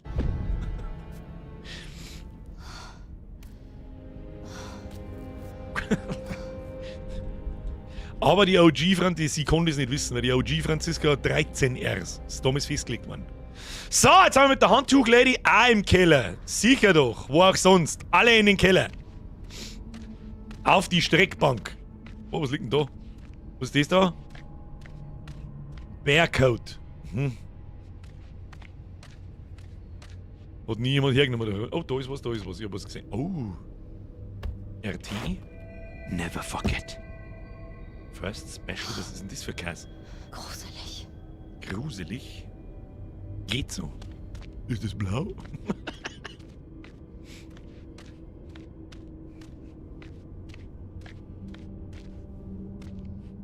Ich hab schon wieder vergessen, von wo wir gekommen sind. Sind wir von da gekommen? Ich weiß es nicht. Oh. Oh ja, der Lageplan. Jetzt? Das ist...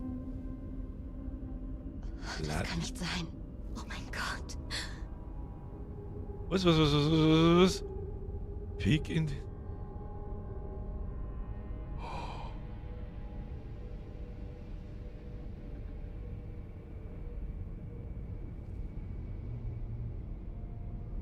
Wie heißt der Freddie Mercury Schauspieler? Der Plot Thickens. Wie heißt der Dings Schauspieler?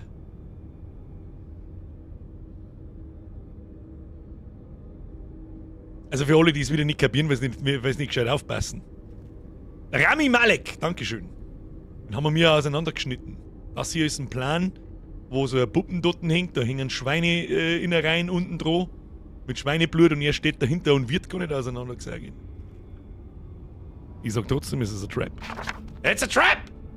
Lustigerweise weiß sie ja von dem ganzen Geschehen nichts, dass da irgendjemand in der Mitte auseinandergesägt worden ist.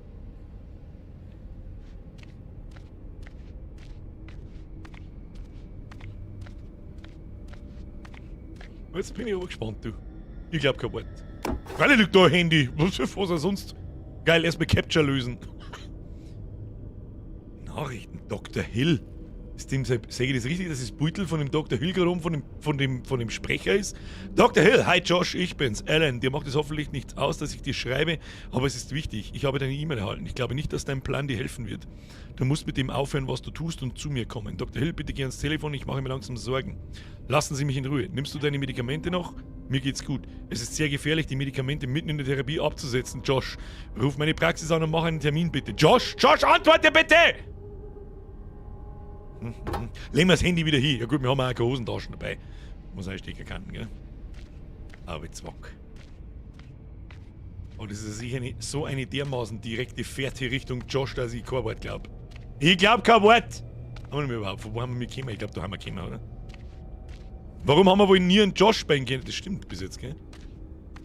Das stimmt. Wo ist er dir? Waren wir da schon drin? Weiß ich nicht.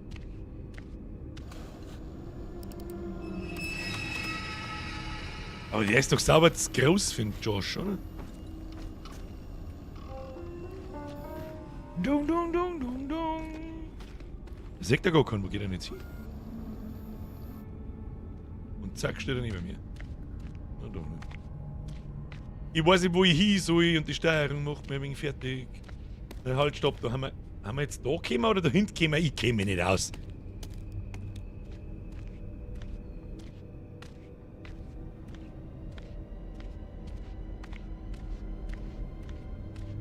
Music is getting intense. Ich bin mit meinem Depot gelaufen, Entschuldigung.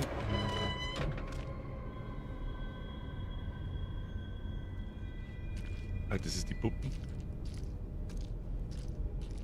Die Puppe hatten wir schon. Scheiße. Scheiße. Also das ist ein Puppsack. Oh, Fix. Griffelfinger. Was machst du da unten? Da ist ein... Da ist er. Oh mein Gott, sei Dank bist du hier. Jetzt lässt mir durchs Gader schmusen. Neugierig, wie bist du hingekommen? Schockiert. Deine Finger! Mein Gott, deine Finger, Mike!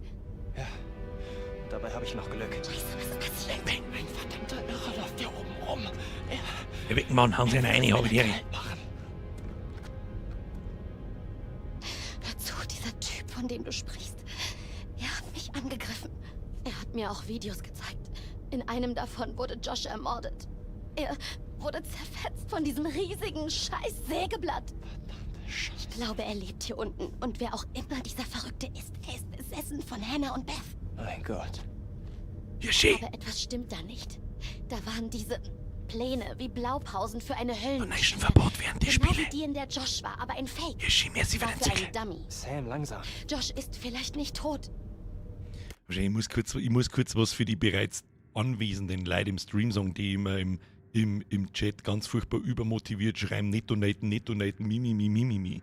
Es kann vielleicht sein, dass Leute erst später zuschalten und das noch nicht gehört haben. Ich wollte es euch bloß einmal gesagt haben. Was für ein kranker Scheißfilm ist das denn hier? Ich messe dir. Hier ist eine Tür. Sie geht nicht auf. Irgendjemand hat gerade seine Nachricht zurückgezogen. So, ich nehme jetzt den Rucksack da. Was er immer, da schauen wir nicht, das ist eine Alp, da geht über die Alp. Alp 19. Der Gute hat auch einen Trinkrucksack drin. Und der Hirsch hat es nicht gewusst, deswegen habe ich nichts gesagt. Macht aber Sinn, was Josh tut, rauche ich halt für seine Schwestern. Ja, ja. Aber ich glaube genau, das ist die Trap. Wieso sollte man dann am Anfang so eine komische Sicht gesehen haben, wo es rot ist, mit dieser Predator-Sicht und so die komischen Geistersachen und so? Hey. Oh, da haben wir jetzt eine Handtücher und einen Rucksack um, sag. Schön dich zu sehen.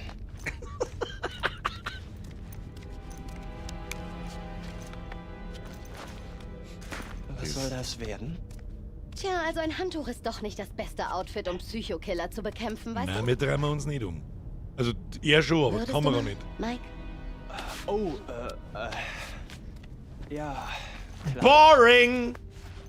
Oh, vielleicht doch gar nicht so boring. Was hast du da für einen Flieger, Mann? Ja, das ist das richtige Outfit für... Ja, Okay. für egal was. Für egal was. Hinter uns. Ja, allerdings. Was war das? Ist das Weinen? Ich kann nicht wählen, ich kann nicht wählen. Oh, hier haben wir mit den anderen zwei gerade. Sehe ich das richtig?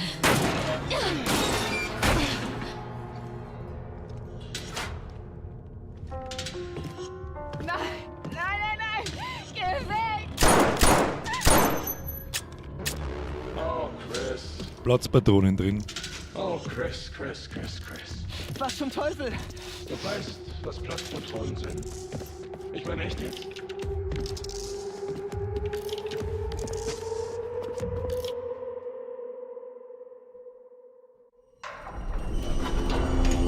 Natürlich lebt sie noch! Oh mein Gott! Mann! Mann! Oh, Scheiße! Shit! Oh, Scheiße! Oh. Verdammt!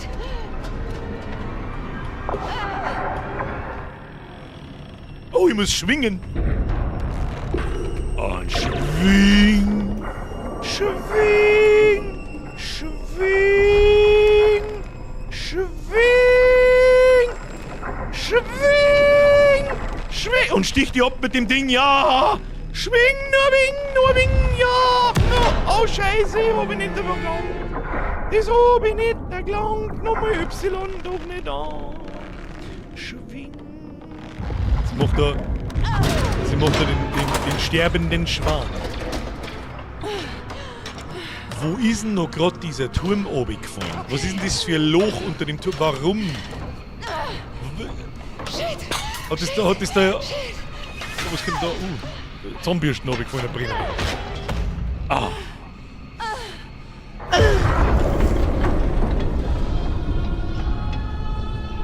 Dann sind ja gerade mal 2 gestorben, was soll das jetzt? Ja gut, wir haben aber immer noch 5 Kapitel oder so vor uns. Oder 4. 5 inklusive dem, also... Das war ein bisschen eine sehr frühe Auflösung.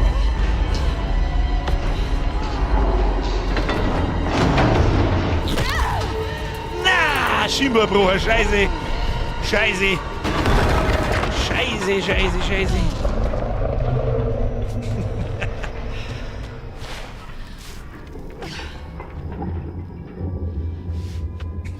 Das Spiel ist gemein. Es gibt eine halbe Hoffnung und dann lebst du halbe noch.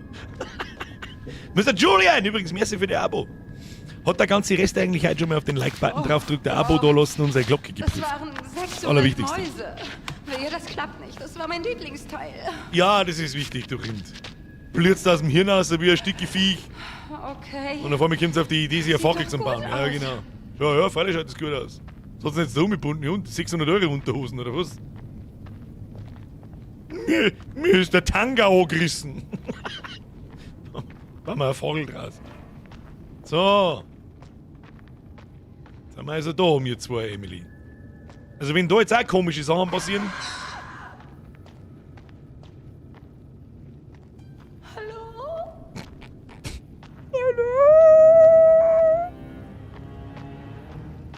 dun, dun, dun, dun. Peng, peng. Mein Gott, ein Stückel schneller. Ha? Ein Stückel. Bisschen bloß. Jetzt komm. Jetzt komm. Jetzt komm. Was ist denn heute los, Leute? Freitag, so viel neue Mitgliedschaften hat es, glaube ich, an einem Freitag noch nie gegeben. Felix, Kuss auf die Nuss. Merci dir. Achtung, grüß die Tröte. Das war die sogenannte Schorz-Trompete. Das ist die gute. Das ist die gute gewesen. Felix, merci dir. Welcome to the squad. Dankeschön. Rest, hau dir Felix, da haben schon einmal eskalieren alle. So ist recht. So ist recht. So ist recht. Vielen Dank dafür. Wir haben jetzt offensichtlich in einer Bergbaumine. Gut, das kann dir erklären, wo der Turm hingefallen ist. Ja, finally fängt's zum Laufen an! Erst einmal an dem Hebi. I'm a simple woman, I see a Hebi, I press. Gute Idee. Sehr schön. Herr Unkrautbahner! Nein, das seht ihr nirgendwo. Das ist die geheime Zahl. Ihr seid viel. So viel dazu. Das will mir irgendwann jemand erzählen, dass ihr jemals so viel... Schau mal in den Chat, der ganze Chat ist einfach nur noch grün fast. Was soll ich denn sagen jetzt dazu? I'm a simple woman, I see a second Hebi. Was heißt Hebi auf Englisch, glaube ich, der Lever, oder? I'm a simple woman, I see a lever, I pull... Scheiße! Okay. Ein Shit. Ich das Ding ein. Es sind genau 555 Sprünge, richtig. 555 Nase. Lever, jo, passt. Oh ja, schau her, das haben wir beim letzten das Problem haben wir schon gehabt, dass ich nicht gewusst habe, was Schalter heißt. Auf Englisch, und dann bin ich da im Stream belehrt worden und ich habe mir es aus irgendeinem Grund tatsächlich gemerkt. Wie das hergegangen ist, das weiß ich nicht. Oh, da blitzt was. Da wow! Bitches, Ruhe!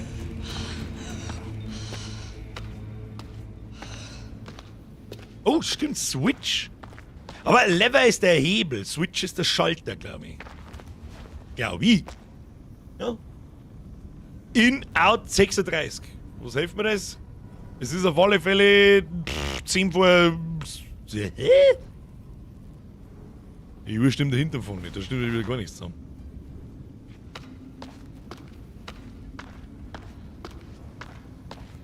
Liest du in Sprenge seine Sachen auch noch? Natürlich liest in Sprenge seine Sachen. Sprenge seine Sachen, dann die einzigen, die es verdient haben, gelesen zu werden. Hauptsache ich weiß, was Lever heißt, aber sag dann gelesen. Herzlichen Glückwunsch mir.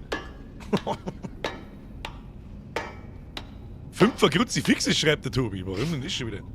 Weil sie ja noch lebt. Da hab ich wieder recht. Ah, jetzt! Hin mit die 10 verraten! Hui! Nein, doch nicht. Schade. War zu kurze Rutschpartie für Hui. Mit wem waren wir mit ihr gleich wieder? Mit dem Matt, gell? Mit dem sportlichen Matt. 10 vor gute Besserung. Irwin Müller. Was ist denn jetzt? Da muss ich schon wieder Handy. Nein!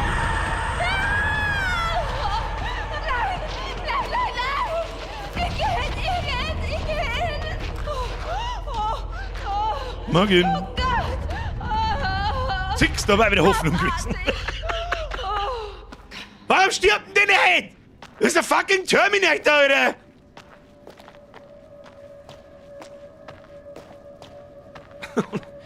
Der Real Gabber schreibt, Junge, was schreit die so? Meinst du sie oder mich?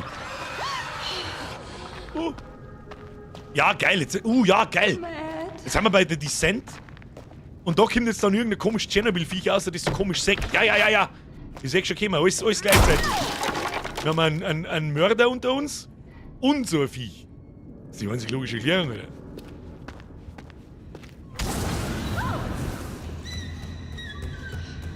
Psst. Da blinkt was im Berg. Lass mich mal jetzt in den Berg rein. Ja, freilich, klettern, springen. Sowieso, nur. Da wird nur gesprungen. Da haben wir noch halb gesprungen. Ah, haben wir geschafft. Den zweiten schaffe ich nicht. Ich schaffe immer nur jeden zweiten. Und tschüss. Nein, war noch nicht hoch. Das heißt, wir schaffen jetzt 2 Mal hintereinander. Mein Stirb heute endlich, bitte. Gute Frau, bitte, stirb. Am Boden ist was gewesen, hab ich nicht gesehen, Zur Leiter springen, das ist eine gute Idee. Zur Leiter zum Springen ist einfach eine gute Idee. Kann man mir nicht diskutieren, das ist eine gute Idee, ja. So, und jetzt... Ah, scheiße. Ach Mann, die bricht sie nix.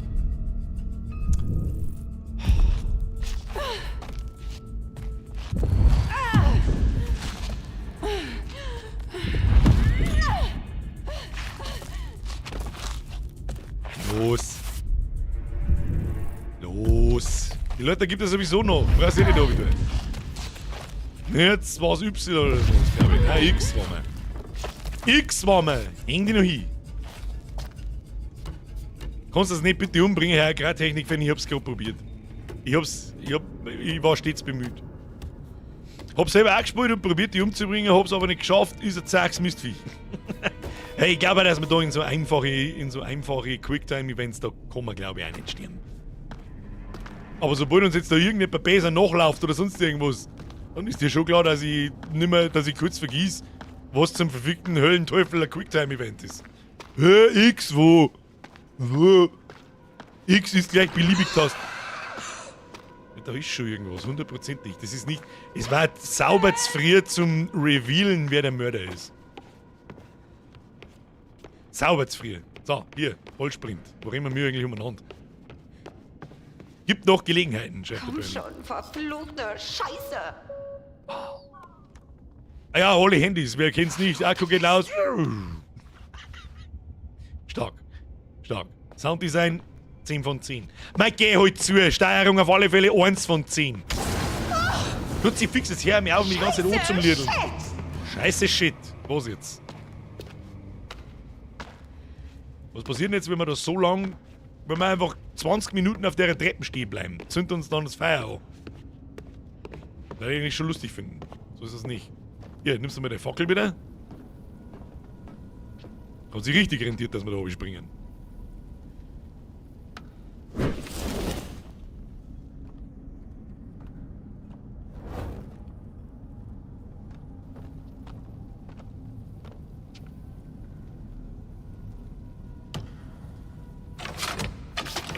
Das darf ich jetzt wiederum als Switch bezeichnen. Endlich funktioniert mal was. Gibt's einen Switch-Lever? Oder einen Lever-Switch? Geil, jetzt haben wir Licht. Wozu die Fackeln?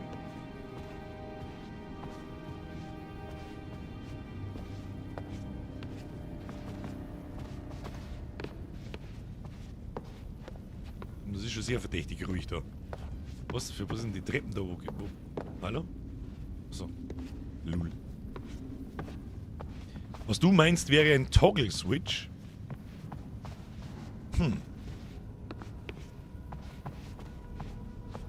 Ihr hättet ganz klassisch den Deutschen gemacht und Hebelschalter gesagt.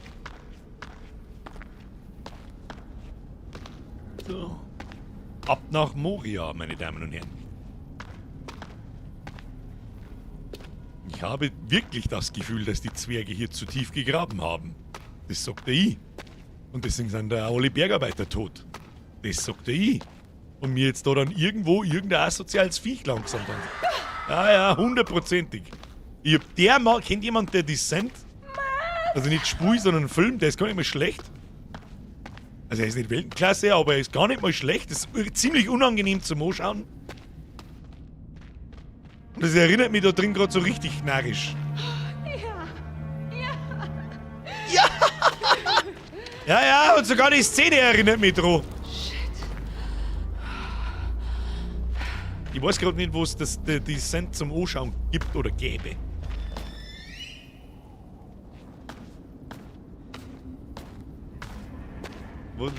Warum schauen wir mir jetzt die Fassel da?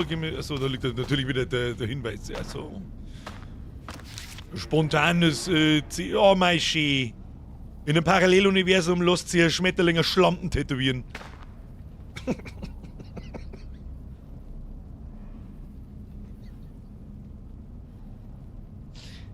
Okay. Wann holst du dir deins Bett?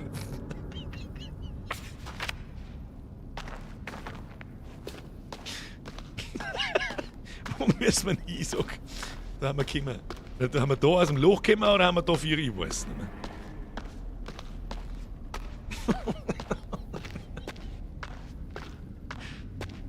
Oder einfach aus der dumm. Amazon Prime und YouTube Leiber, 30 Cent. Ja, aber jetzt gut, Leiber, was kosten das Line? Was kosten das Line auf Amazon? Das tue ich so extrem selten, das weiß ich nicht, wann ich das letzte Mal da. Ich glaube, wenn wir vor 3 Jahren im Urlaub gefahren haben, wenn man mal irgendwas hat mich interessiert. Und auf unzähligen hier nicht zu nennenden Seiten. Ja gut, die darf ich hier auch nicht nennen. Ich wisse schon, wo ich mir anschaue. Was? Bevor ich Amazon nur 1 Cent Geld gibt. 3,99, ja, das ist er wert. Das ist Watter wert, sagen wir es so. So, was haben wir da gefunden? Aha. Spitzenklasse. Oder auftappt. Johanna with War hier Love. unten. Wer war hier unten? Verstehe ich nicht. Ja, und was der mit mir jetzt da unten? Was hilft mir das jetzt? Das ist, die hängt da schon mal hin. Oh, was hängt die für ein Rotzkacken aus der Nase, du Rind? Du hast was da können. Zurück zur Paletten. Oh, da hab ich was da können schon.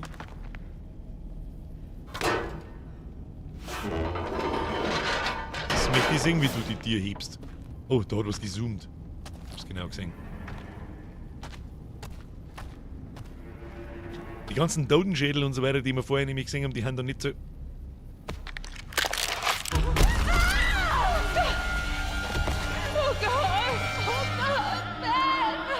Gott, Beth, nein! Wer war Beth gleich wieder? Das war die zweite, oder? Die da damals...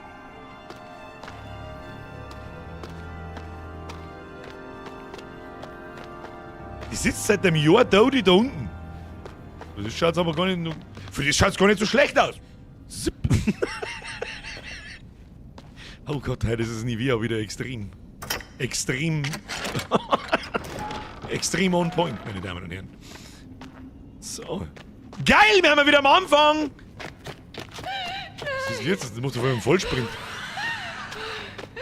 Ah, das ist die andere Schwester von Josh. Wir sagen, dass er sie nicht umgebracht hat. Achso, jetzt geht auf einmal der Hebe. Ach, wir haben einen Strom. Okay, bin ich da. Es geht finally mal wieder nach oben! Oh, komm schon, jetzt mal! Finally! Freitags nie wieder. Wir haben alle schon im Urlaubsmodus, hätte ich fast gesagt. Ach so, jetzt kommt er mit dem Flammenwerfer, oder was? Hat der jetzt echt einen Flammenwerfer? Ja, nicht wirklich einen Flammenwerfer. Geiler Typ. Ich hab's verkackt. Oh, scheiße. Wer ist denn er? Das ist doch nicht der Josh. Oh, oh. Das ist der Fremde. Komm wieder her. Komm wieder her. Ah, Quicktime-Event, was ist das? Achso, braucht's ja nicht drücken. Oh, Scheiße. Oh. Ich hab überhaupt nichts gedruckt. Sie gibt trotzdem um mich. Was ist das für Blödsinn? Das ist der Hans. Ich got der Flammenwerfer. Was ist das da? Ach, die kommt. Achso. Ja, okay, bin schon stark. Bin schon stark. Halt, die unüberwindbare Flammenwand aus meterhohen, flammenschlagenden Zündis. Oh Gott. Verstecken war schon immer eine gute Idee, weil hinter dem Holzbalken. Ja, ist eine gute Idee. Ja, genau. Wenn er seitlich dran, sagt er den nicht so gut.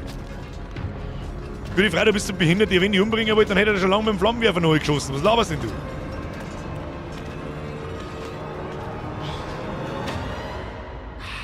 Josh. Josh. Oh, wirklich gut. Ihr alle hier habt mich erkannt. Und nach allem, was ihr erlebt habt, gut. Wie fühlt sich das an? Also, wie ist das? Ist es schön, wenn man terrorisiert wird, gedemütigt? I have a theory now. Er möcht's gar nicht umbringen. Er möchte ja bloß so eine richtige Lehrstunde eindrucken. Ja? Es leben ja im Prinzip noch alle. Und die tot sind, von denen weiß ja nichts. Sag ich. Panik? All die Gefühle, die meine Schwestern erleben durften vor einem Jahr? Aber ratet mal, sie kamen nicht mehr zum Lachen. Nein, sie sind fort. Vielleicht fällt es dir nicht auf, Josh, aber keiner von uns lacht. Ach, kommt. Wieso diese Gesichter? Kommt schon. Tut doch gut, wenn einem ab und zu das Herz rast, stimmt's? Und wie sie gerast sind. Ich meine, bei jedem von euch. Bum, bum, bum, bum. Ich hoffe, ihr wart begeistert von meinem phantasmagorischen Spektakel. Ich meine, kein Detail zu klein, keine Gelegenheit ungenutzt. Es hat so viel Spaß gemacht. Ich war der Puppenspieler bei eurer Pawlowschen Panik. Und all das Blut. Ich meine, Blut. Da war Blut in Massen, falsche Leichen. Ich meine, der Scheiß war sauteuer. und alles ohne Probe. Nein, alles ungeprobt. Ihr hättet eure Gesichter sehen müssen. Ich hatte euch am Haken. Jeden einzelnen von euch. Josh, warum tust du das? Wozu sprichst du überhaupt mit dieser Miesratte? Der spinnt doch. Er hat eine Schraube locker. Er schluckt seine Pillen nicht mehr. Ach, kommt schon, Leute.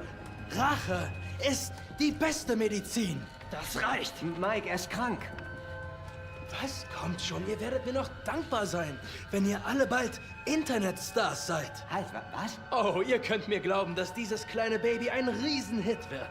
Ich meine, wir haben unerwiderte Liebe. Wir haben Blut. Ich glaube, es gibt nicht mal genug Rechner in China, um all die Aufrufe zu zählen, die ihr kriegen werdet. Was heißt, allen geht's gut, du Arschloch? Jessica ist wirklich tot! Was? Hörst du schlecht? Gummi! Ich hole wenn du am Streamen, sicherlich. Aber da haben wir einen Nachschausscode. Viel Spaß. Merci dir. Kuss auf die Nuss. Und da hat er eine saubere Umdrehung kassiert. Zu Recht aber. Jungs, kommt schon.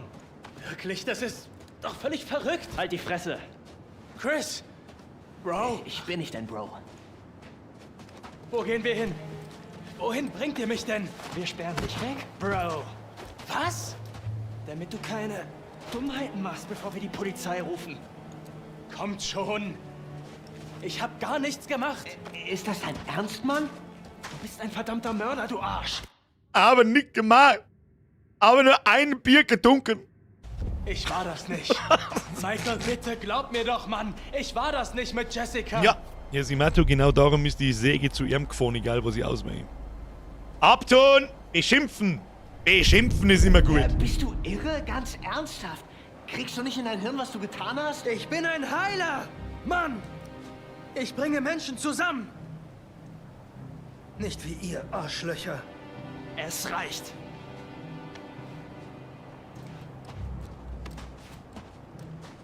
Simato schreibt da, ich glaube, dass da noch mehr dahinter steckt, das alle nicht wissen, kann ich mir vorstellen, wie du sagst, das mit dem roten Bildschirm, also der hat im Wald, ja genau. Und vor allem haben wir den schon sehr lang nimmer gesehen. So, nicht meine Schuld, dass ihr Penner keinen Spaß versteht. warten wir mal, bis Katzin da Hab ich ist. dir wehgetan? Hast du jetzt irgendwo leichte Schmerzen? Das tut mir ja so sehr leid, Mann! Schluss, Mann! Scheiße, Stopp! Alter! Mike, sorry, Mann. Ich kann dir nicht sagen, wie leid es mir tut, dass Jessica etwas zugestoßen ist, aber ich schwöre dir, ich habe keine Ahnung, was mit ihr passiert ist. Ja, und das glaube ich ihm, dass er nicht weiß, was mit ihr passiert ist, weil er es nicht war. Und die andere, die da aus der Tür ausgezogen worden ist, das war ja die Jessica, die dann am Anfang vom Stream in der Unterwäsche, umeinandergegraben ist da unten, 100%ig. Und seit Ewigkeiten, also seit mindestens 4 Stunden oder so, haben wir mir diese rote Sicht mit diesem Predator-Ansicht-Ding nicht gesehen, 100%ig. Möchte der Entwickler, dass du halt nicht mehr dran denkst. Und dass du jetzt meinst, so mit er war's. Und dieser Plot-Twist ist wahrscheinlich sehr, sehr, sehr schnell aufgehoben. So, er ist der Schlaue, irgendetwas stimmt hier nicht. Oh, shit, Mike, du... Jetzt wird's dann wirklich spannend, was es ist. Stimmt hier nicht, Mann. Oh. Und deswegen kommt da jetzt der Typ mit dem Flammenwerfer, um die Aufmerksamkeit auf ihn zu lenken. Und das glaube ich nicht. Ich war aber selbst dabei. Ich hab es gesehen. Das ist ihr Blut. Können wir uns nicht einfach alle vertragen? Verdammt! Wir meinen das ernst. Das ist nicht richtig. Nein, so war das alles doch überhaupt nicht geplant. Ihr seid ein Haufen Fieslinge. Ihr könnt Doch nicht jemanden einfach so hier hängen lassen, Jungs. Ha? Nicht, dass ihr die Eier hättet, wirklich irgendwas Entscheidendes zu unternehmen. Ah! Au!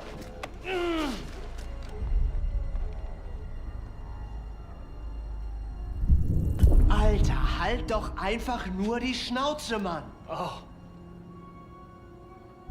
Ah. Oh ja, das ist, was ich meine. Ich meine, ich weiß nicht mal, was du meinst. Weil da nichts ist, was ich bereuen würde. Oh mein Gott. Ah. Irgendwas stinkt an der Geschichte. Ich glaube ja fast, dass der Typ mit dem Flammenwerfer der Psychiater ist. Oh, Okay, Herr Ruffy. Guter Punkt. Halt still, Klar, Mann. klar, still. Weil das Fesseln erschwert, wenn das Opfer sich wehrt. Josh, Mann! Lässt du mir noch ein bisschen Spielraum, ja? Was muss ich tun, damit du still bist? Oh, nicht so stramm, okay? Nicht so stramm, okay? Ich kann doch nicht zappeln. Kabelbinder, die sind der Trend. Ja, In Gottes die Namen. sind der Trend. Kabelbinder. Hier der Fixierer. Geiselnahmeszenario. Früher schon mal so Halten drauf? mindestens für Nein, 3 ich hab noch Geiseln nie so oder ihr Geld zurück. Hey, Mike. Mike, was? Was war da mit Jess, Mike? Du weißt, was da war.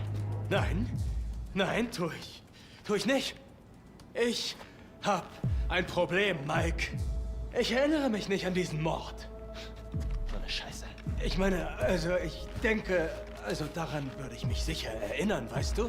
Sie ist so weich. Und bestimmt hat sie einen wirklich heißen Body. Halt dein verficktes Maul!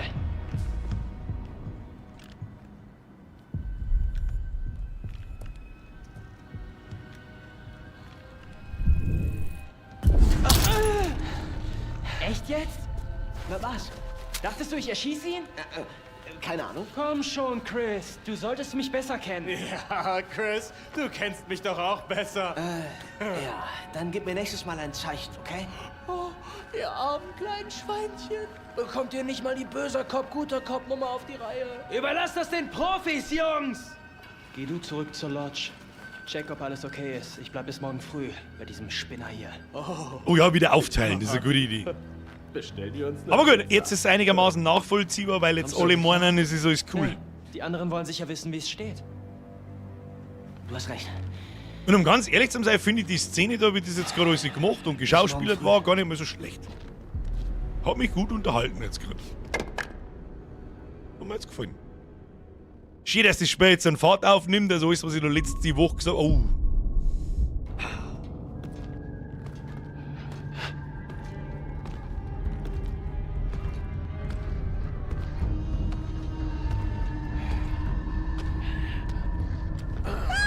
Tja, aber was er mit ihr tut!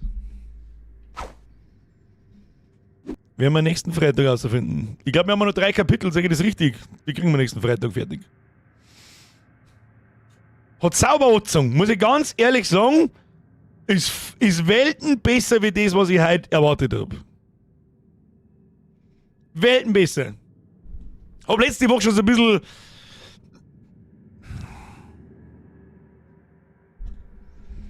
Was meinst du? Du willst es doch auch. Einen schönen Cliffhanger. Selten kriegen wir so einen schönen Cliffhanger. Selten. Sehr selten. Ganz furchtbar extrem selten. Obwohl ich es kenne, ich will es durchziehen jetzt. Denn wir brauchen am nächsten Freitag auch noch was. Wenn wir jetzt nächsten. Wir müssen uns dann auf alle Fälle. Ich habe eigentlich gehofft, dass es so lang ist. Wer es schon kennt. Wer es schon kennt. Wir haben jetzt so 3 Kapitel, sage ich das richtig? Wir haben jetzt ein Kapitel 8, 9 und 10. Ist das in einer Abendsitzung machbar? Auf 2 bis 3 Stunden. Mehr mag ich nicht wissen. Gromi, die habe ich komplett übersehen. Habe ich die übersehen? Nein, habe ich nicht übersehen. Aber ein Staudi, was da? Hey Chef, ist mein Donner nicht angekommen, sonst muss ich motzen, dass er es nicht angezeigt hat. Alter, was tust denn du mit der? Da darf jetzt da motzen. Ich sag das, was ist, die habe ich einfach nicht gesehen. Wieso kann ich jetzt die... Staudi. Hashtag Bisidono. PS. Bitte auf die linke Backe rotes Herz. Was, ein Bissi-Dono oder Bussi-Dono? Staudi. Ich kann ja leider nicht, nein, ich sag gar nichts dazu, sonst weißt du, was es ist. 3 Kapitel, 3 Stunden, das ist perfekt. Ist perfekt. Gut, Tante schreibt, so, ich hab's nochmal geretriggert, war bloß einer. War einer, Hashtag nicht 2, falls es Bissi-Dono. wieder jemand meint. PS. Bitte auf die linke Backe rotes Herz. Staudi, von dem tiefsten Herzen drin, bei dir spare ich mir die Ansage, du musst wissen, was du tust. Vielen Dank. Ist sauber zu viel natürlich, wie bei allen anderen auch, aber was soll ich sagen? Was soll ich sagen? Ist gut möglich, dass du sogar ein bisschen zu früh fertig wirst. Du, wenn wir zu früh fertig werden, dann haben wir auch nichts dagegen.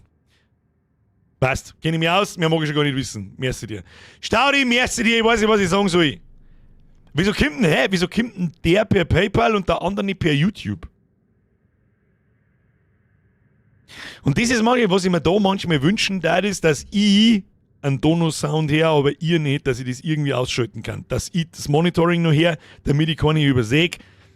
Das war vor 44 Minuten, Staudi. Tut mir wirklich, der Timmy Boy mit einem Euro-Leerzeichen. Das haben wir vor 44 Minuten. Kann das sein, dass ich da gerade in der Pause war?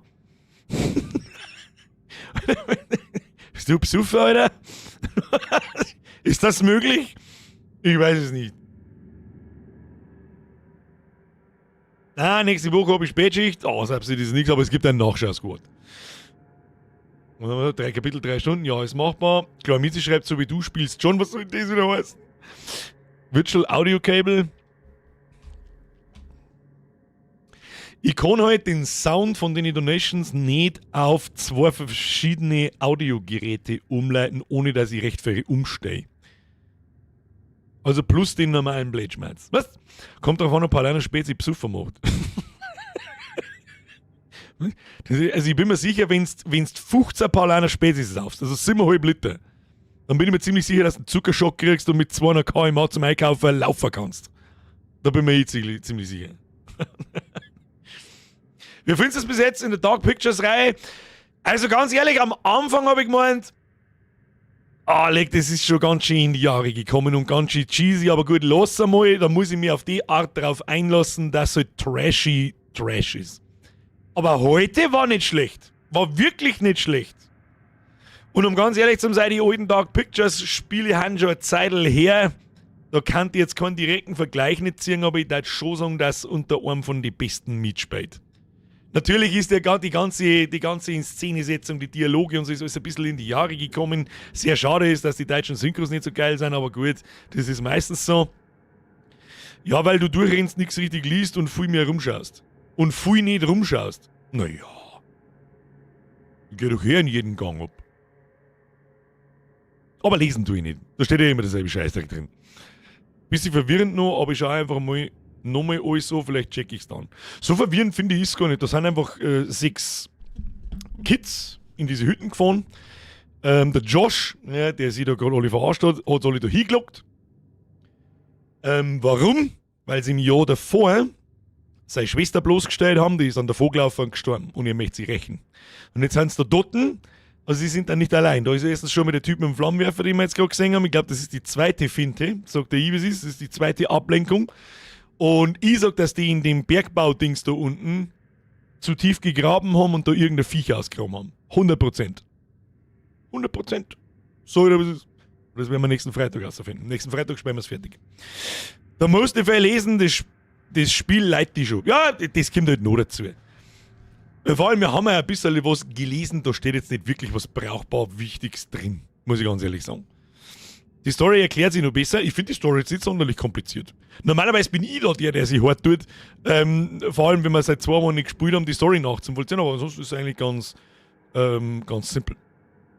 Der Kuno schreibt Nachtrag vom Montag. Rest in Peace, Jan Žižka, 13.10.1424. Kingdom Come Deliverance. Okay. Franziska geht heuer machen. Viel Spaß noch. Wünsche dir auch. Danke für die Mitgliedschaft nochmal. Schlafen Sie gut. Switchblade schreibt eben, man muss sich nur darauf einlassen. Das ist halt wichtig. Ja, natürlich hat Until Dawn nicht so eine Aufmerksamkeit wie die anderen Horrorspiele. Es ist kein Walking Sim, aber es hat ein paar gute Jumpscares. Ein paar erwischen mich gar nicht und ein paar erwischen mich Vollgas. Ich warte gerade drauf, dass einer mit der Scream-Masken kommt. Also voll gut ist es nicht, aber witzig, ja. Ja.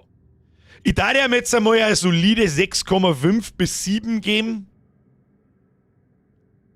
Und wenn man sich drauf einlässt, dann vielleicht sogar eine 7 bis 8 irgendwo. Für das, man muss dem Spiel ein bisschen zugute heißen, es war das erste seiner Art. Und für das macht es ganz gut. Aber es war halt schön, wenn die neuen Teile, die Dark Pictures-Reihe, die Qualitätsmesslatte immer ein bisschen weiter in T heben, anstatt nach unten. Weil die letzten sollen wirklich nicht gut gewesen sein. Und das Neueste, das kommt, jetzt warte mal, da muss ich jetzt zum Beispiel das Spätzle, hoppala, muss ich zum Beispiel das Spätzle mal verlassen, Hauptmenü, jawohl. Beenden.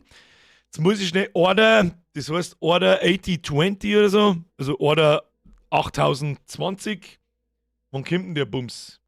Wann kommt Bums? Streamline.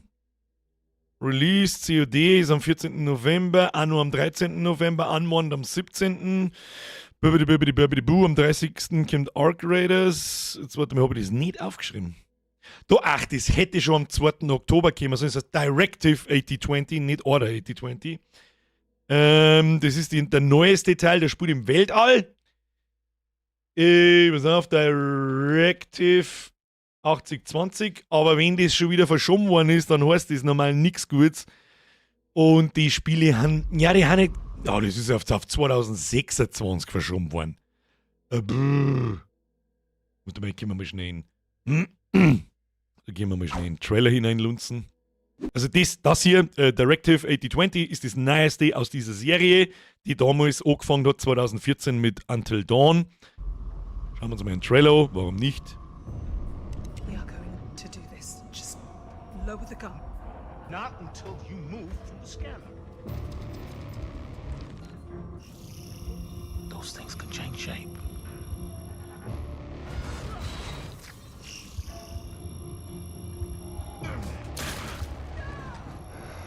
Don't you ever point that thing at me again.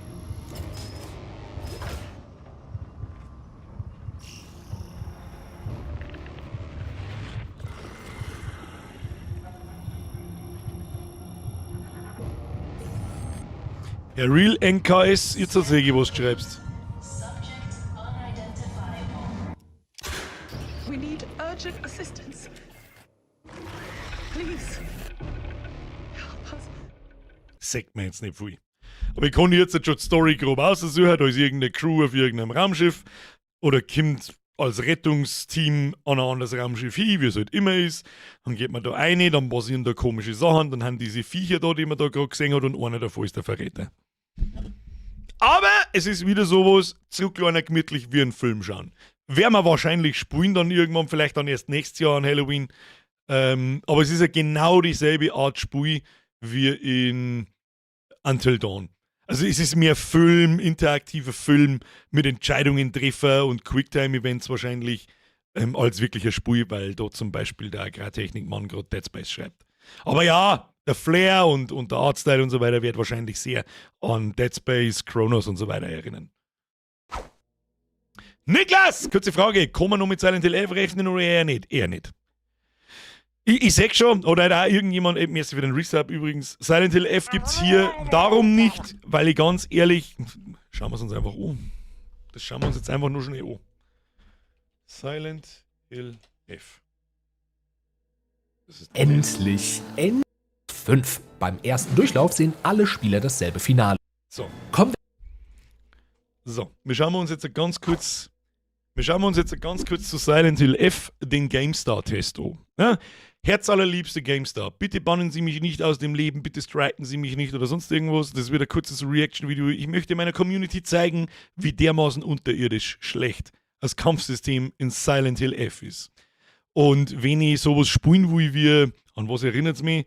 An Melee Devil May Cry aus der...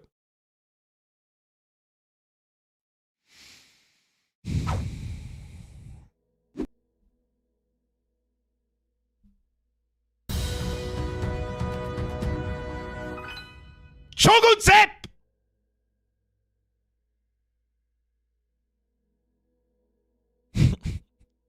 Ich weiß nicht, warum es den Text nicht anzeigt, aber ist mir jetzt ein wurscht analysiver. Ist mir erstes Mal, also nicht schreien.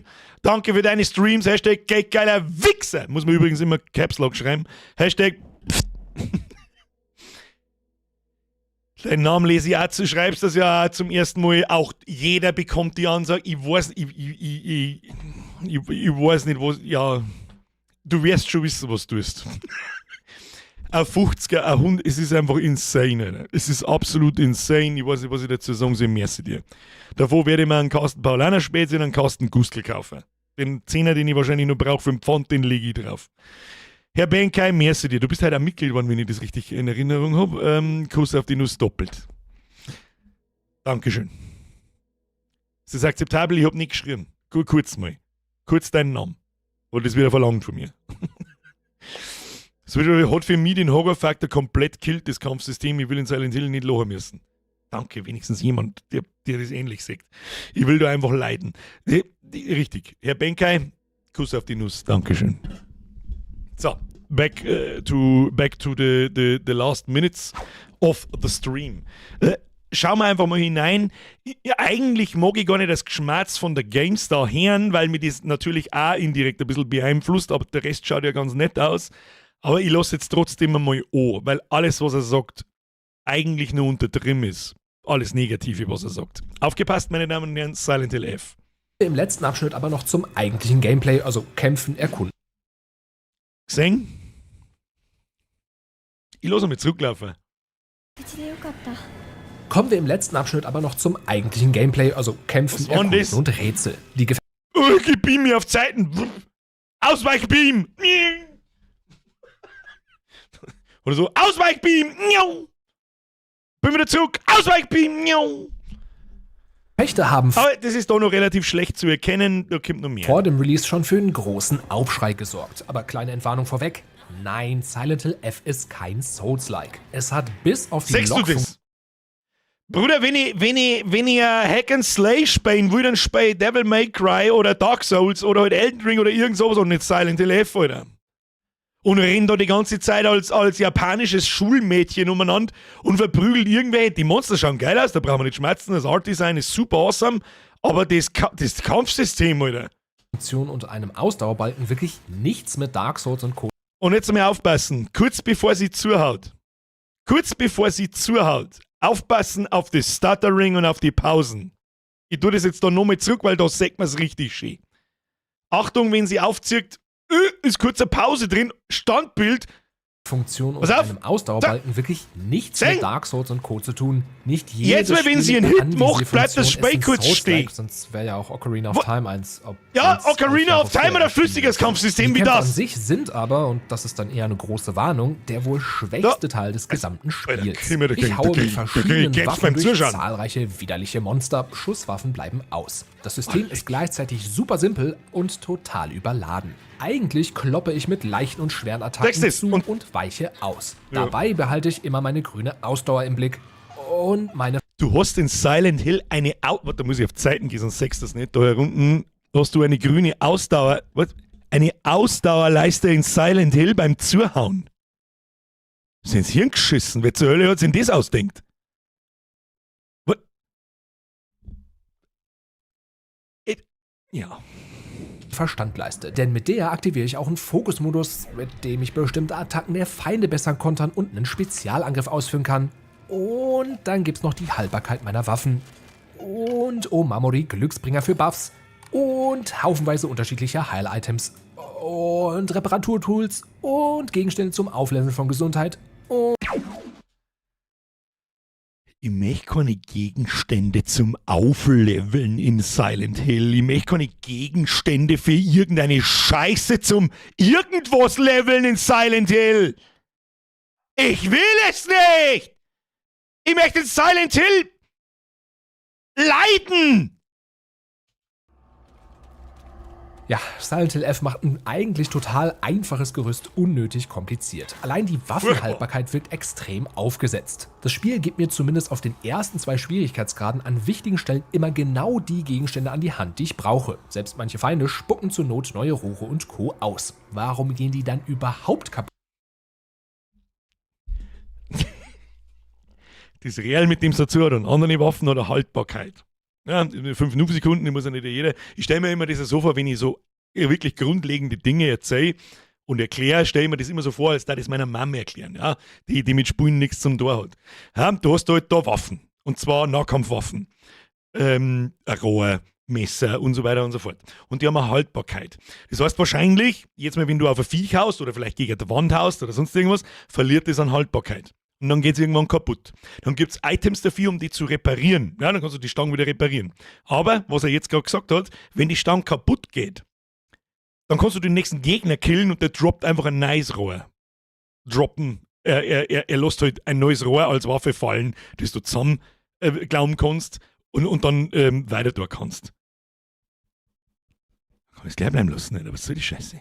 Gut. Es gibt nicht mal eine große Waffenvarianz. Also es ist nicht so wie in Breath of the Wild, wo ich groß mit den Dingern herumexperimentieren könnte. Und warum gibt es überhaupt eine Ausdaueranzeige? Das soll in der Theorie zwar Ressourcenmanagement fördern, in der Realität... Wenn das Gameplay anschaue, wird mir schlecht.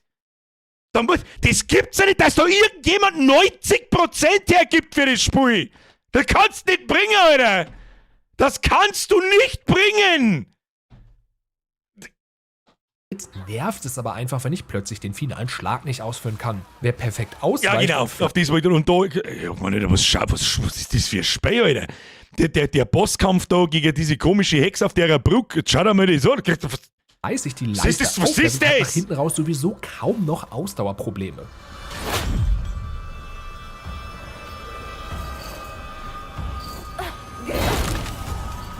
Also, Alter.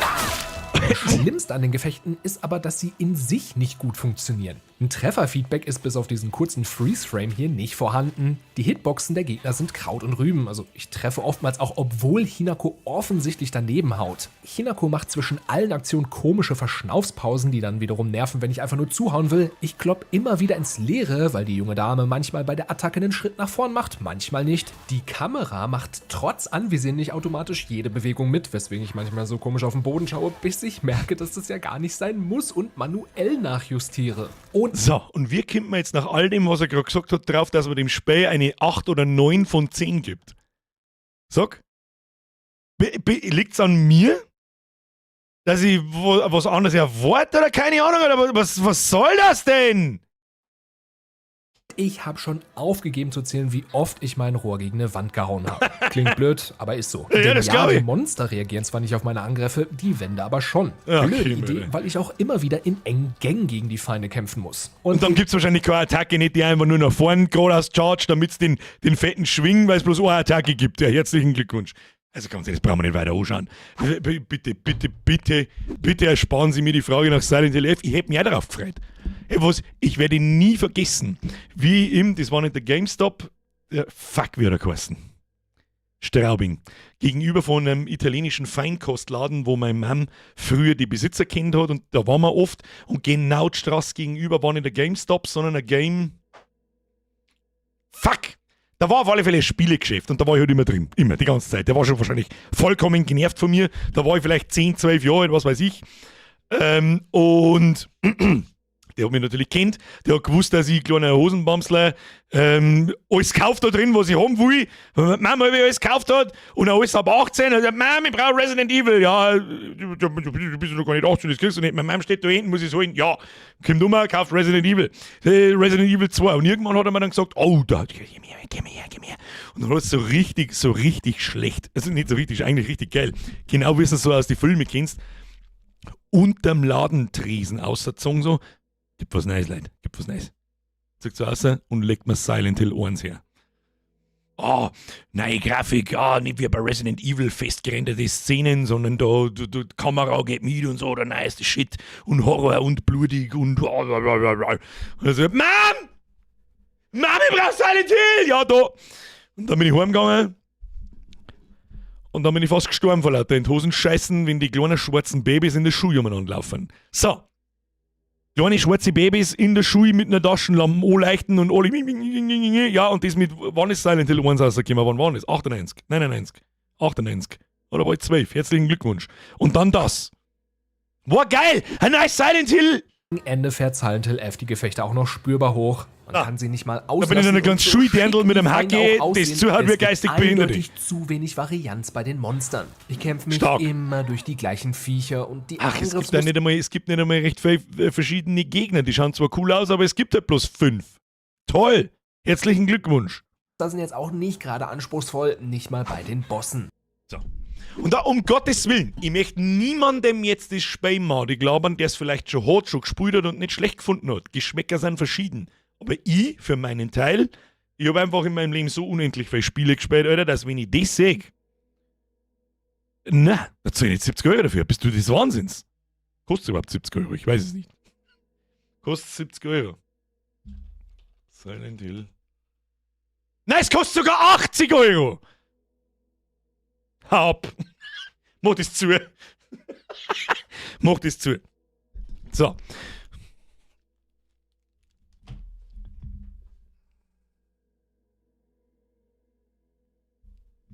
Damit sie es merkt, damit dass ich da keinen Scheißdreck nicht erzähle. Moment. Es dauert jetzt kurz 30 Sekunden, weil da muss ich da hinten oben aufgreifen. Komm gleich wieder.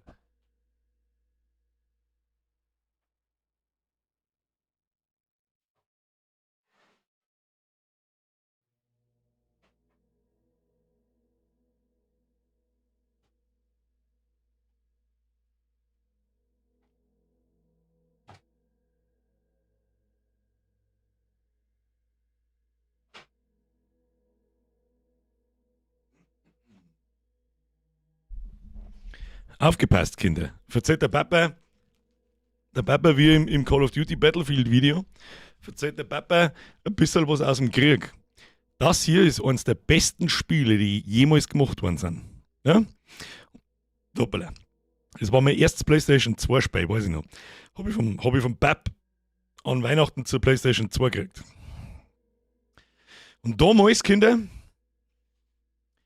hat es noch Special Editions gegeben. Ja? Die waren dann in so einer Pappschachtel drin. Natürlich ist die schon ein bisschen zernärgelt. Sicherlich ist sie schon ein bisschen zernärgelt. Aber sie ist quasi wie neu. Ja. Es macht einfach Spaß. Und darum hebe ich die Dinge eigentlich auch. Silent Hill 1 muss auch irgendwo liegen, aber generell meine Sammlung an PlayStation 1 Spielen, die ist irgendwo gemischt mit der Bürgerin ihre PlayStation 1 Spiele. Klingt komisch, ist aber so. Und die haben irgendwo in einer Vitrine vorn. Von der PlayStation 1 habe ich leider Gottes nicht mehr alles, was so in meiner, in meiner Sammlung so besteht. Sprengscheibe, Alter, das ist 25 Jahre her. War das 2000? War PlayStation 2 und Silent? Ich muss eigentlich umstehen. Inklusive, da schau her. Inklusive Making-of-DVD. Habe ich die jemals angeschaut? Weiß ich nicht. Steht da ein Jahr drauf. PAL-Logo, Silent Hill 2, Corporation, bla. 1997 bis 2001. Das ist 25 Jahre her. Weit länger als die Hälfte meines Lebens. Fuck off, Alter. Wir werden mal alt. Krass gleich oder krass geil? Hebt das auf? Sicherlich hebe ich das auf, bist du wahnsinnig. Leider Gottes meide ich da auf sowas, da habe ich halt damals nicht gedacht. Natürlich haben da überall ein paar so Hauer drin und so. Ich meine, das wird natürlich immer wieder mal, wenn ich da das Regal ausräume, zuräume. Das passiert zwar bloß alle 2 Jahre mal. Ja. War eigentlich cool. Ich habe halt leider kein DVD-Laufwerk. Es war jetzt eigentlich cool. Was? Der haben wir Silent Hill Making-of-DVD und schauen wir es und so. Wird uns schon keiner aus dem Leben claimen. Und das Ding ist 25 Jahre alt. Ja, dann noch ein paar so Sachen oben, wie zum Beispiel Nintendo 64 GoldenEye, Manhunt, Uncut, Manhunt 2, Silent Hill 4, Primal, Pro Evolution Soccer, was weiß ich, was weiß ich nicht. Ich habe so viele Spiele in meinem Leben gespielt, ja. Ich tue ja den ganzen Tag nichts anderes, was soll ich machen. Und der liebe Gott war so nett zu mir, dass ich mir da hersitzen kann und mir dabei noch Leute zuschauen und ich endlich, oder was heißt endlich, mittlerweile können wir es schon eine Zeit lang, zu meiner Mom sagen kann, wenn sie sagt, meinst du mit 30 Jahren wieder Computer speist? Nein, Mann, mit 40 verdiene ich mir Geld damit. Postal 2? Nein, habe ich leider nicht. Habe ich leider nicht. Birger, ich weiß, du möchtest nicht, aber jetzt gehst du auf YouTube und skippst Folge 1 durch. Let's Play Nightmare House krank. Nicht später easy. Nein, das tun wir jetzt nicht. Wir kennen es alle. Was kennen wir alle? Problem ist, die alten Spiele hat man alle geil in Erinnerung, kann man aber einfach nicht mehr spielen heute mehr. Die meisten nicht, das stimmt. Aber damals, wir haben ja also nicht besser gewusst. Ich werde ich nie vergessen, und das war 2014. Ich habe ein Lied geschrieben, das heißt WASD, gibt es auf Spotify, das ist wurscht, das ist ein Gaming-Lied. Und da haben wir früher mal ein Video aufgenommen, in der ersten Version. Es gibt eigentlich bloß eine, die andere ist bloß ein bisschen remastered, egal. Und da haben wir ein Video aufgenommen. Und da hat der Kani, ja, den zum Beispiel ein Teil der Hörerin wahrscheinlich aus dem Podcast kennen noch, einen Fernseher mitgebracht, einen alten Röhrenfernseher, einen ewig alten, und jeder hat eine andere Konsole mitgebracht, die wir noch gehabt haben, und unter anderem ein Nintendo 64 mit GoldenEye und Perfect Dark. Und GoldenEye, speziell GoldenEye und Perfect Dark, haben sie bei mir in den Schädel hineingebrannt, dass ich einen Vogel kriege. Ja. Und über die ganzen Jahre, damals waren es 2014, wahrscheinlich so gerade einmal 15 Jahre später, habe ich das ganz anders in Erinnerung gehabt, und haben wir den Fernseher angeschaltet und haben wir wirklich einmal eine Runde gespielt. Ich meine, ich kriege einen Schlaganfall. Erstens, wie das ausschaut. Zweitens, wenn du zu viert am Fernseher spielst, dann spielst du das mit 10 FPS. Das sind alles Sachen, die uns früher nicht aufgefallen sind. Und hier ist es natürlich jetzt, was das für einen Sprung gemacht hat, ist insane. Das ist absolut insane, wie heute Spiele ausschauen. Ja, absolut insane. Habe ich letztes Jahr erst denken müssen, ich war immer Resident Evil begeistert. Ich bin absoluter Resident Evil Fanboy, die kennen nur so ein schlechtes Spiel machen, es gibt echt viele davon. Irgendwo haben sie alle gut. Aber die Hauptteile haben eigentlich wirklich alle gut, außer 5 und 6. Werde ich nie vergessen. Bab hat das aber nicht so ganz unterstützt, die Zockerei, aber irgendwo dann doch, weil ich so lange Corona gegeben habe, bis ich es gekriegt habe. Und immer von Resident Evil gelabert und keine Ahnung was, und irgendwann war dann Resident Evil 2 raus. Werde ich nie vergessen. Der Bab hat mir nie was weggenommen, nie.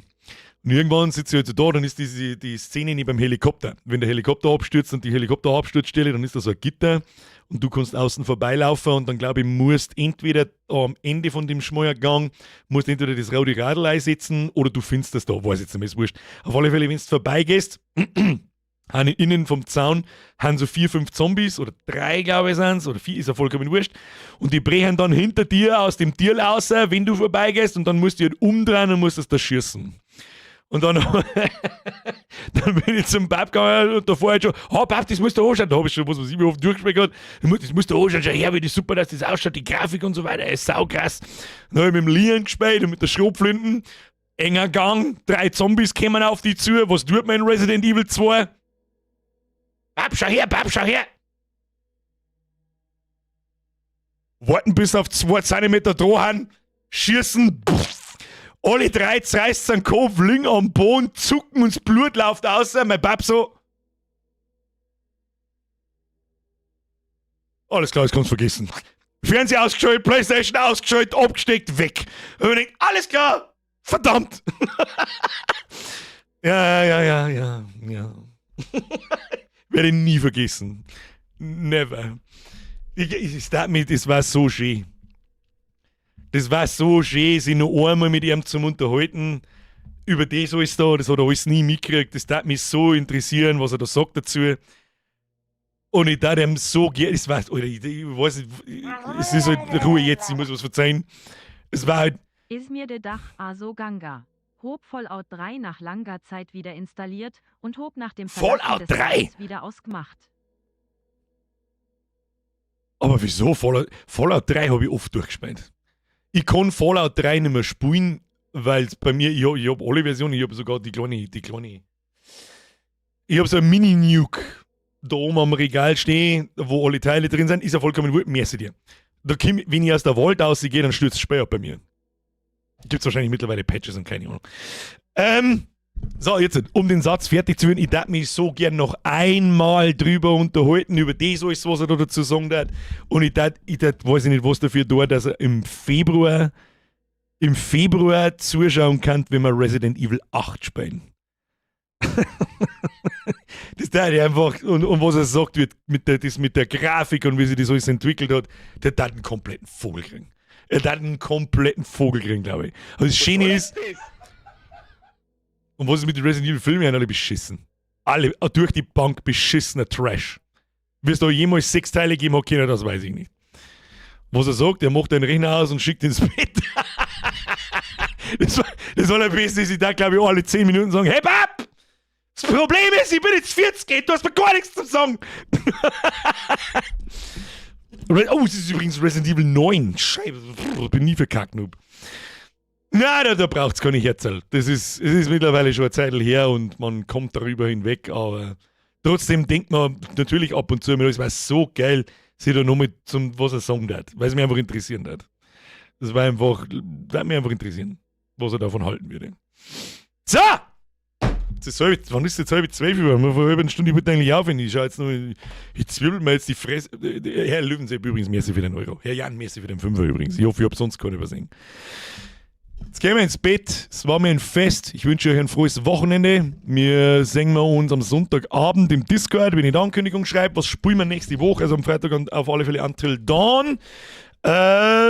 Und geplant ist Order 13 und Amenti. Was wir davon am Montag und Mittwoch spielen, weiß ich noch nicht. Ich glaube, Amenti am Montag oder 13 am Mittwoch haben zwar Indie-Horror-Games, Amenti, glaube ich, ein typischer unter den Pyramiden Walking-Sim-Horror. Und bei Order 13, da müssen wir irgendwas machen in einer Fabrik oder so und da passieren dann komische Sachen. Und es ist ein Miezi dabei. I guess wir spielen Horror.